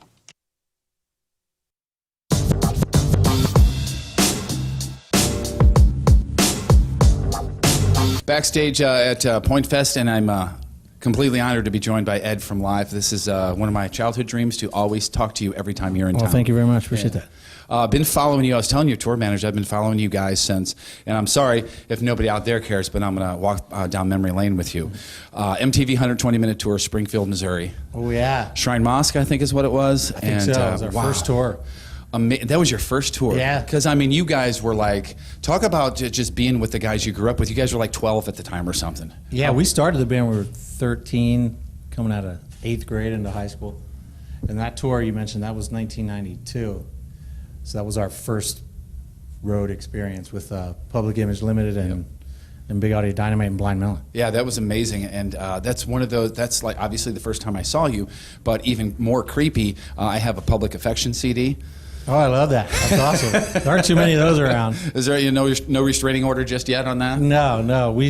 Somebody did try. Somebody tried to they put it up on one of the streaming sites as like Public Affection. I'm like, hey, that's our band. Wait a minute, hold on a second. Wait a minute, you can't do that. You got enough of that stuff going on all the time anyway, with so many records out and everything, and now new music, and you guys are here in St. Louis. Talk about touring again and still doing it after, what, 25 years of Throwing Copper, one of my all-time faves. It's still fun for you, right? It's so much fun. We're just kicking this year off. We've been back now. We took a long break there, and break/breakup. Right. And this is the third year we've been out. You know, the first year we did a bunch of festivals. Last year we did a great tour with Counting Crows. Yep, been there. I was buddies. There. And then, we're kicking off this year right now. This is really the first couple shows we've done this year. And then we're out with Bush and Our Lady Peace starting June 6th. That's going to be an amazing tour as well, and I can't wait to see that. I'm going to go somewhere and see that.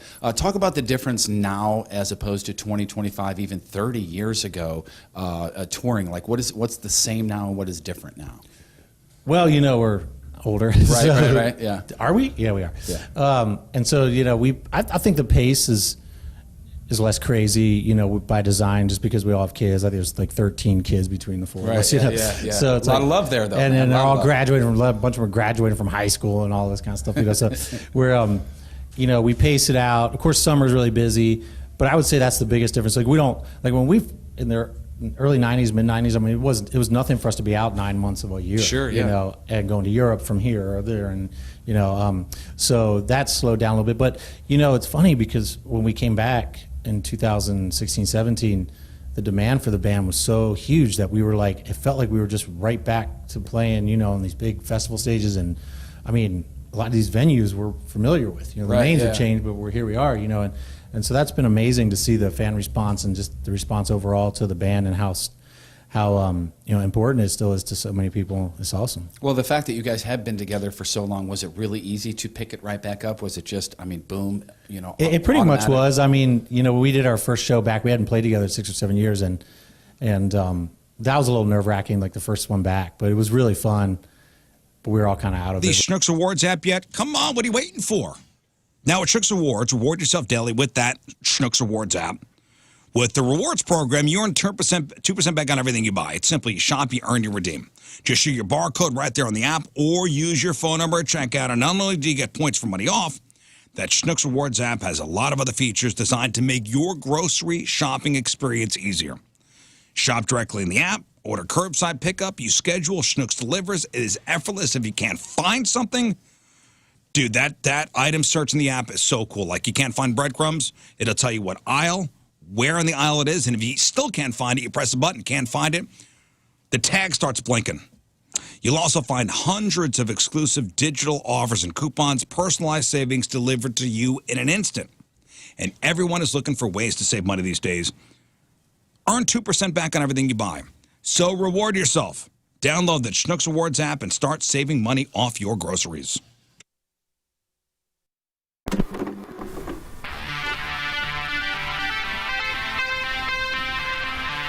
For us, Donnie Fandango is next. Today's wrap-up is sponsored by... Sponsored by Jack in the Box. Jack Wraps. A little bit of healthy, a little bit of indulgence, only at Jack. All right, what's today's podcast? Today's podcast is titled, This is a Young Man's Town. Yes, Nashville. Smashville, as they call it down there. Nice. Wow, do they really?